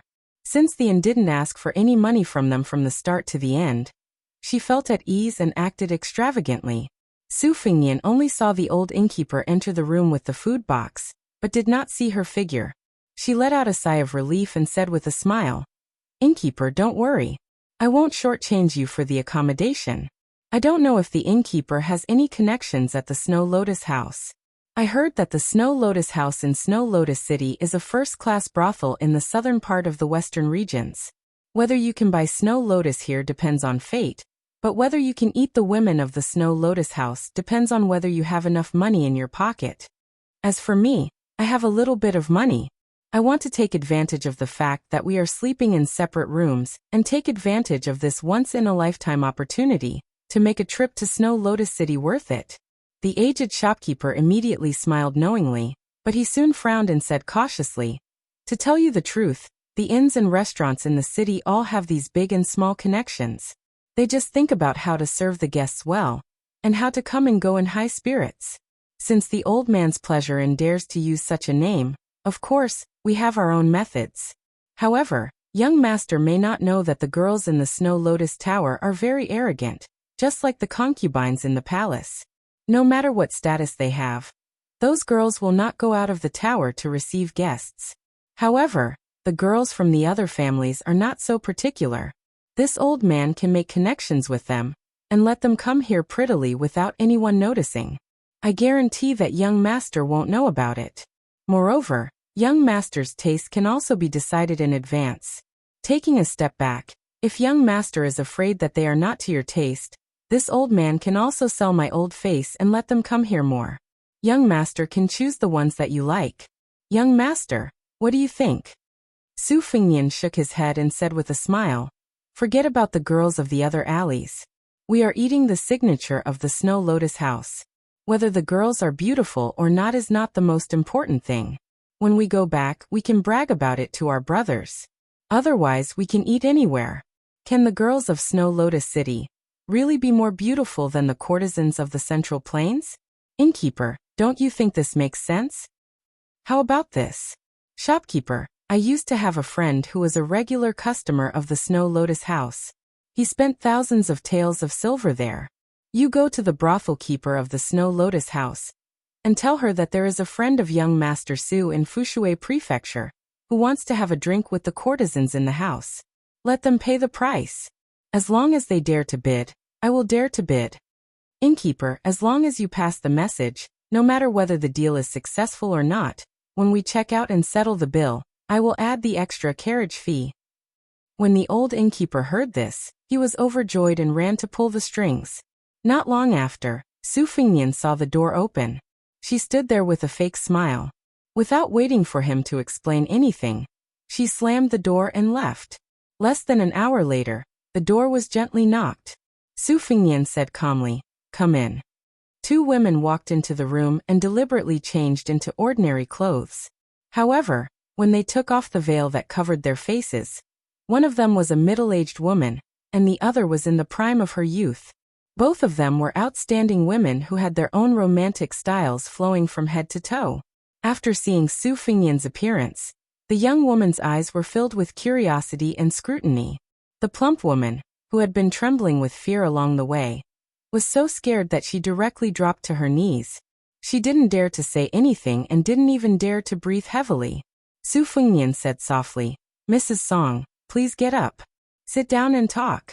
Even Lu Qiu'er, who is known as a heartless and unscrupulous person in Liyang, secretly respects Mrs. Song. The woman's eyes were red. After getting up, she curtsied and sat down. Su Fengnian asked with a smile, Is this the next courtesan Yu Qingling of Snow Lotus House? The woman, who had already recognized Su Fengnian, nodded and replied respectfully, Yu Qingling is an orphan in the Snow Lotus City. She entered the Snow Lotus house since she was a child. She is my confidant. However, for the sake of caution, she was only registered in the third-class room of the Whispering Room 4 years ago. Last year, she made a small contribution and was promoted to the second-class room this spring. Currently, she is in charge of keeping an eye on the #1 local snake, Lu Huaishi. This person is nicknamed General Lu. He was born and raised in Snow Lotus House. He has more than 1,000 men under his command and is also very influential in Nanjiao. Among them, several familiar forces are deeply grateful to Lu Huaishi. I suspect that Lu Huaishi was first supported by Zhao Go of Liang. However, 3 of Zhao Go's spies died one after another in autumn and winter last year. Whether Lu Huaishi has been instigated by Beimeng or Shishu, we need Yu Qingling to find clues. If Yu Qingling can recruit people for Fu Shui House, she will be worthy of her status as a second-class room. Su Fengnian smiled and said, Lu Huaishi was able to move between several major forces and constantly grow his strength. First, he stood out from the crowd. After he gained a firm foothold, he became a feudal lord in the southern part of the western regions at the age of 35. Such a bold and ruthless person naturally has a lot of charisma. According to the spy report, even the daughter of Nanjiao's royal prince Li Yang was willing to be his woman behind the scenes and didn't hesitate to elope for him. The woman looked at the woman who was standing there in a daze and didn't know what to do. She smiled gently and said, "It's best if a sheep enters the tiger's mouth and can retreat after success. It wouldn't be strange even if there are no bones left. However, if you help the tiger do evil, you deserve to die." Since Yu Qingling has joined the Whispering Room, she can distinguish between public and private matters. Her next sentence fully displayed Madame Song's iron-blooded demeanor as a top spy. If there is a mistake, this servant will clean up the house myself without the need for the Whispering Room's instructions. This servant will also ask head shopkeeper Chu for punishment if I don't know how to use people. Yu Qingling bit her lips and stood there elegantly, which made her look even more pitiful. Su Fengnian didn't comment. He looked at the beautiful woman who was well known in Snow Lotus City and said, "Yu Qingling, what kind of person do you think Lu Huaishi is? Tell me the truth." She still couldn't guess who this young master was. However, since Madame Song, who had the nickname of Empress Dowager in Snow Lotus House, was so serious about this matter and didn't hesitate to humiliate herself to the point of calling herself the servant, Yu Qingling believed that this young master must be an important person of the Whispering Room who had come to Snow Lotus City. Although she was nervous, she carefully chose her words and replied, "He is cruel and merciless, but he is affectionate and loyal." Su Fengnian smiled and dismissed it. Is there any ready-made Snow Lotus in Snow Lotus City recently? Chapter 1470. The woman said, "What a coincidence. Not only is there one, but there are 2 of them. One was found by Lu Huaishi's mansion, and the other was found by the young man in the city from his father's last words. He waited for 6 years, and went to the Snow Mountain 4 times to check on the lotus bud. After much effort, he finally found it this year. The former was waiting for a good price. It was rumored that Lu Huaishi's original intention was to give the Snow Lotus to the Commandery Prince of Nanjiao as an apology to his father-in-law.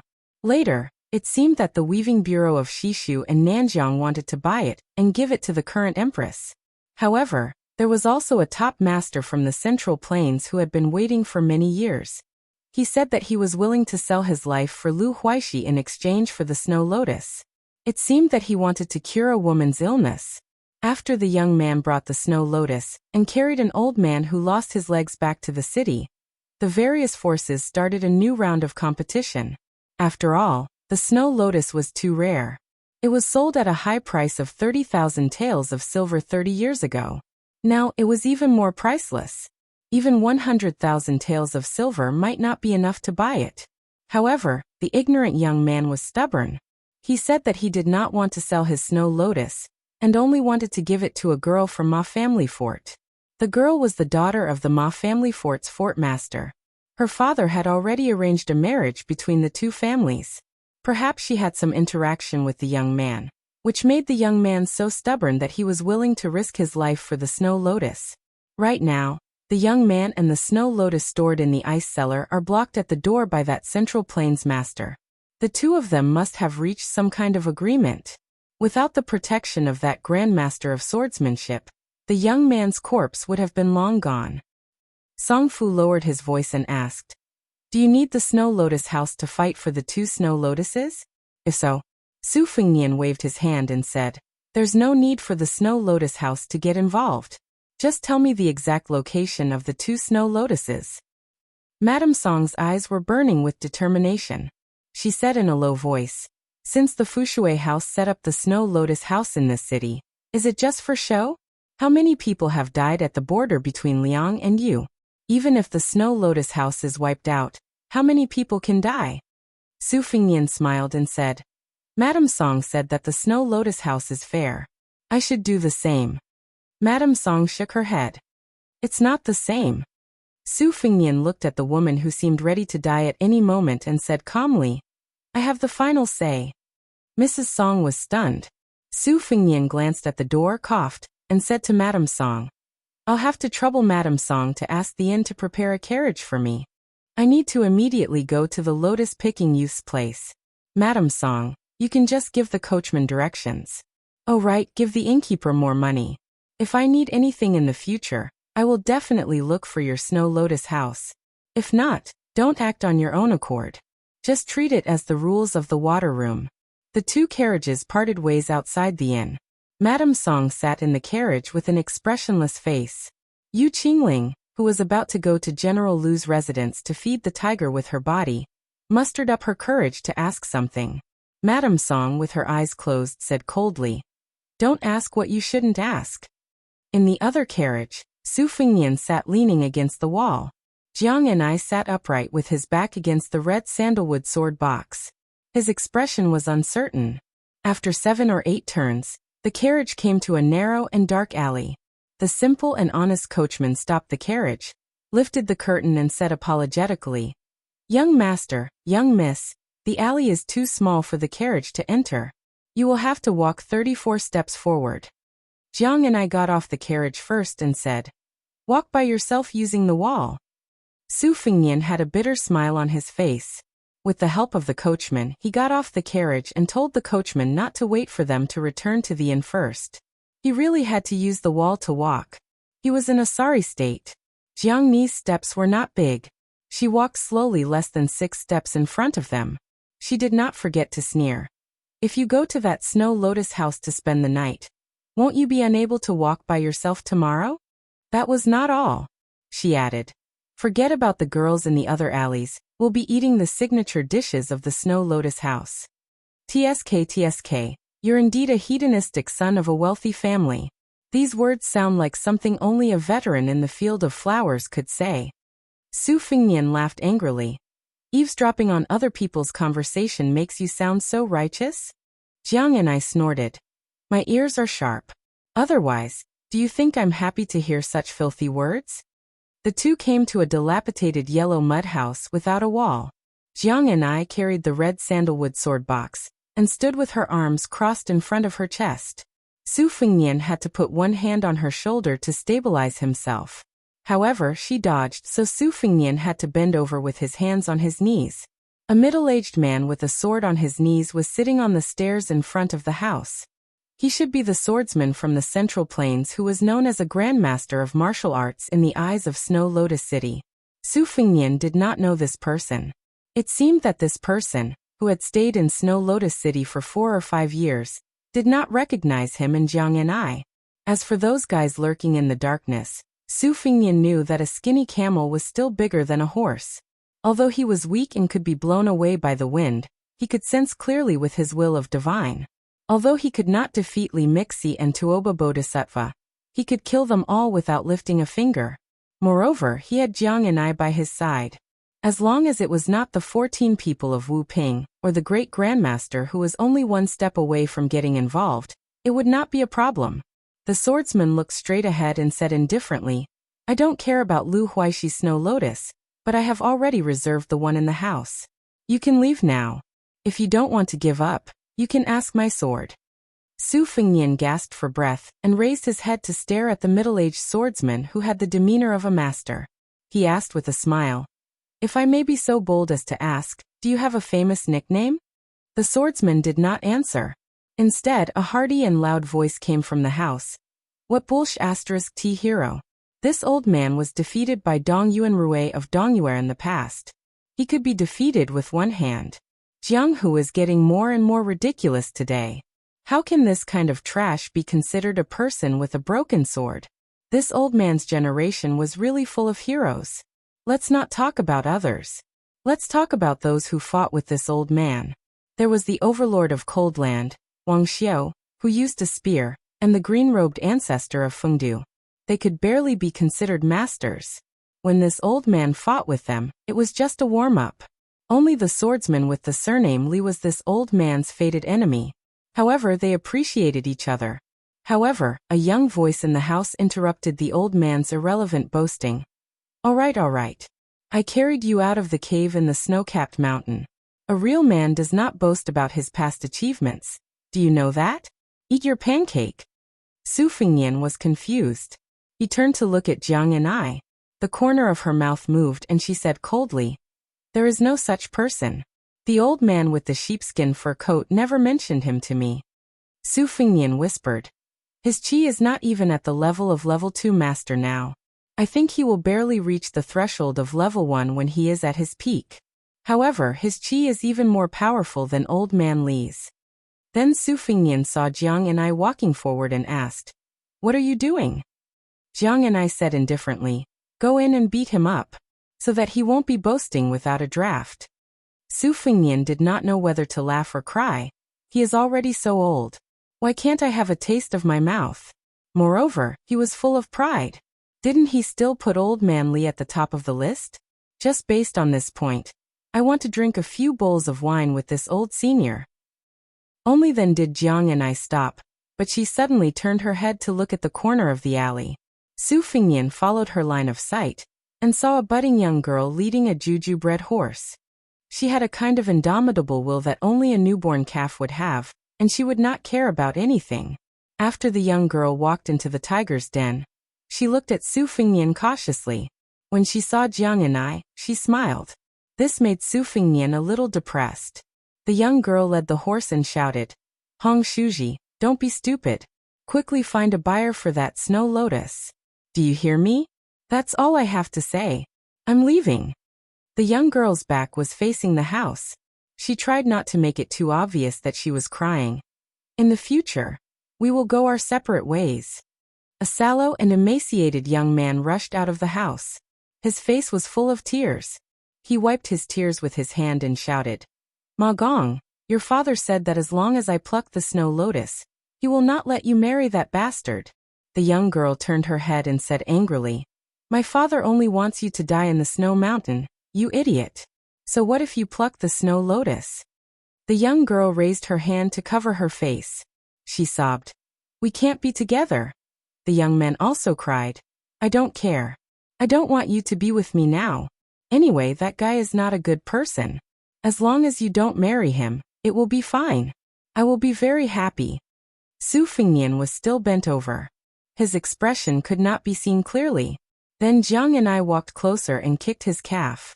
Su Fengnian asked, What's wrong? She widened her eyes and said angrily, You don't care? She quickly added fiercely, If you don't care, I will. Su Fengnian smiled. He put one hand on his back and slowly straightened his back. He smiled brightly. Let me take a breather first. Care? How can I not care? Su Fengnian looked at the young man and the young girl. He sighed, That's great. Chapter 1471. The dilapidated house, the bright moonlight, and the gloomy and cold alley.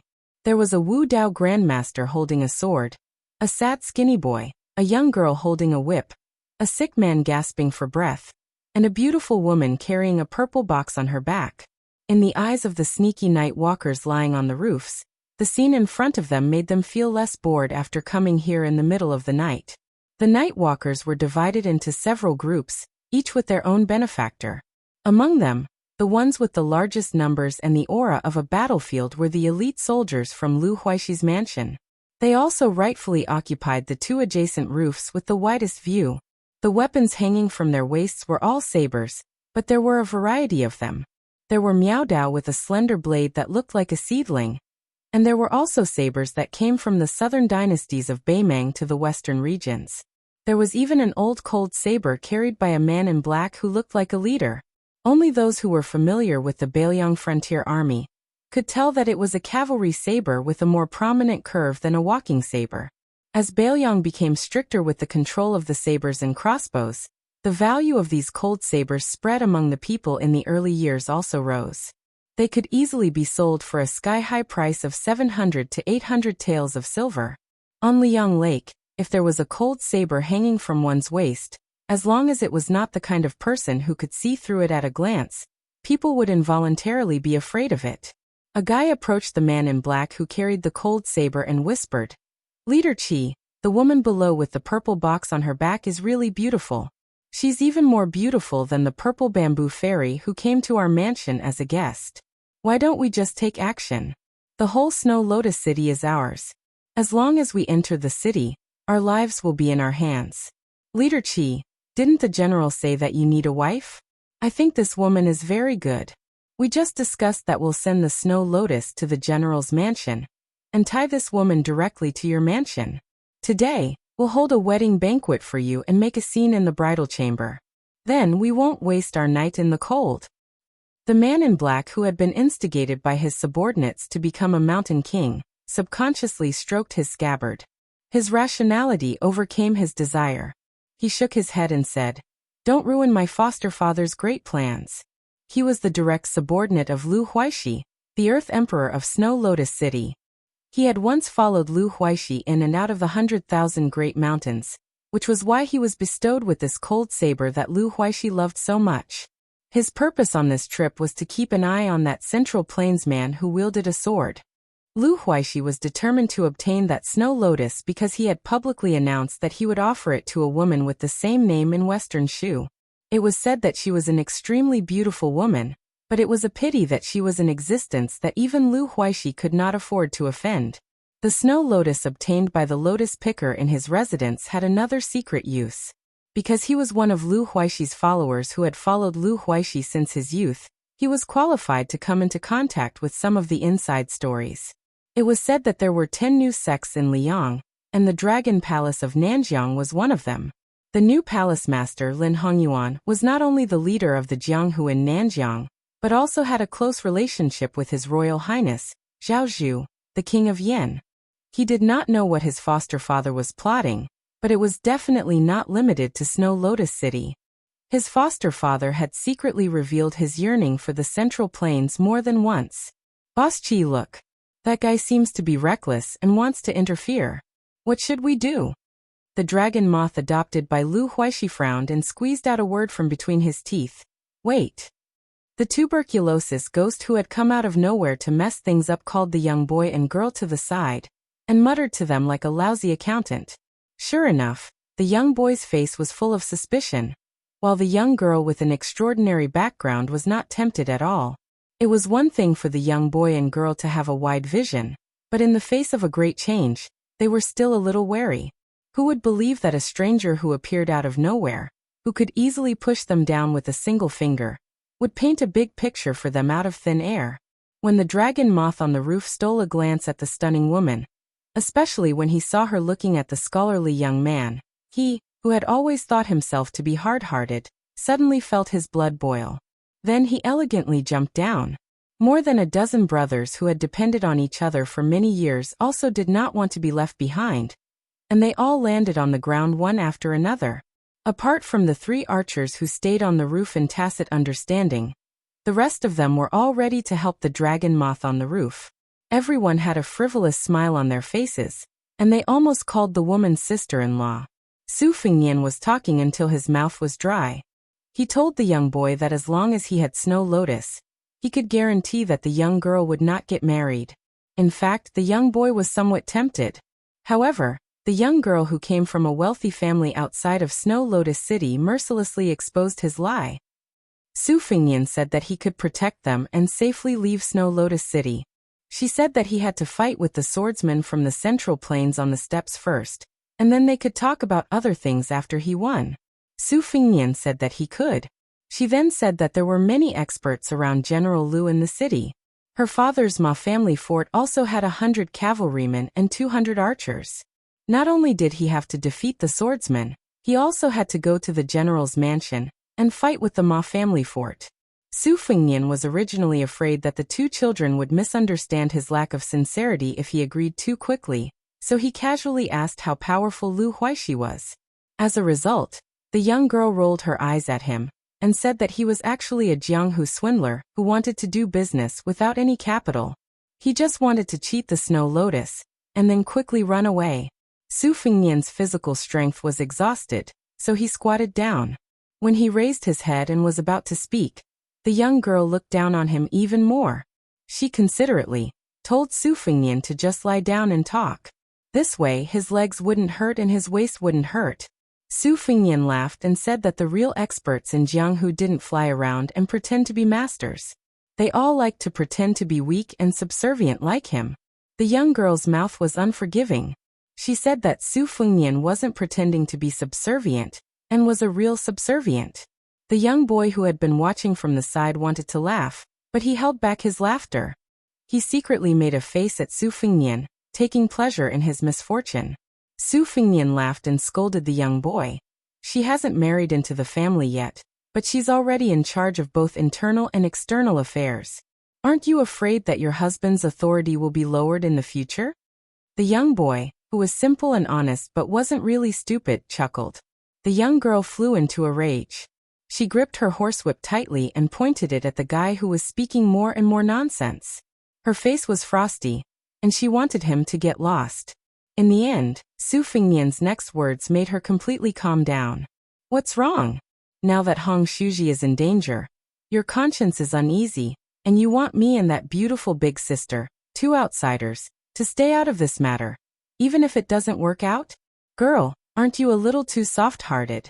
Lu Huixi's lackeys were about to fight when the person with the cold blade at his waist raised his hand to stop them. He said softly, "Something's not right." Then a wild laughter came from inside the house. You bunch of idiots who don't know Buddha when you meet a real Buddha. What the hell are you shouting about? Like a wild horse, a figure broke through the paper-like walls of the mud house and floated out. First, it jumped over the head of the swordsman who didn't move at all. Then it passed between Su Fengnian and Jiang Anai. Finally, it crashed into the ranks of Lu Huixi's elite soldiers. The Lu family's bodhisattva, who had been fighting for a long time, shouted angrily. He pulled out his blade and held it with both hands. Using his body to push the blade forward, he rushed forward quickly. His steps were not in a straight line, but were unusually complicated and agile. It was a mixture of the Western Shu Xingyi and the Southern Tang Tongbi style. His movements were very clean. The figure that rushed out of the house flashed and brushed past the bodhisattva in the blink of an eye. Not only did he kick the bodhisattva's chest, he also took the blade with his bare hands. The bodhisattva's momentum did not decrease. He rushed straight to the mottled wall of the alley, stabbed the blade into the wall, and flipped over. When the young man who was respectfully called Head Chi stopped staggering and turned his head to look, he saw an old man whose two calves seemed to have been cut off by a sharp weapon. The old man was sitting on his beloved blade. He looked around complacently and said loudly, "Yo, young man, you have some weight. Unfortunately, you have encountered this old man. Even if I give you 20 years of hard work, it still won't be enough." The domineering old man glanced at the middle-aged swordsman who did not stop him from leaving the house and said indignantly, "This old man has returned to Jianghu this time, and waited in this shabby little town for so many days. Other than that blockhead on the stairs who only has a killing sword but not a heart, no one actually took the initiative to burn incense and worship the gods? Do you really want this old man to start a massacre so that you ignorant frogs at the bottom of the well will understand that there is a land immortal in your Snow Lotus City?" The head chi of Snow Lotus City turned his head and spat out a mouthful of blood. His eyes were malicious and cold. He shook his wrist and asked with a smile, "Old immortal, do you really want to be the enemy of the general's residence?" The old man laughed and said, "What bullshit general's residence? A bunch of blind people. If you really annoy this old man, he will kill you all in an instant." At this time, Su Fengnian smiled at Jiang Anai, who had quietly walked a few steps closer to him, and said, "Learn from him. Look at how the old senior walks the Jianghu." Let me tell you, in our line of work, if you don't know how to smile evilly, then you are definitely a fledgling of the Jianghu. Similarly, the evil experts in the Jianghu, this kind of laughter is only a beginner's skill. As for the righteous experts, they must have the demeanor of an immortal. After one move, they must stand with their hands behind their back.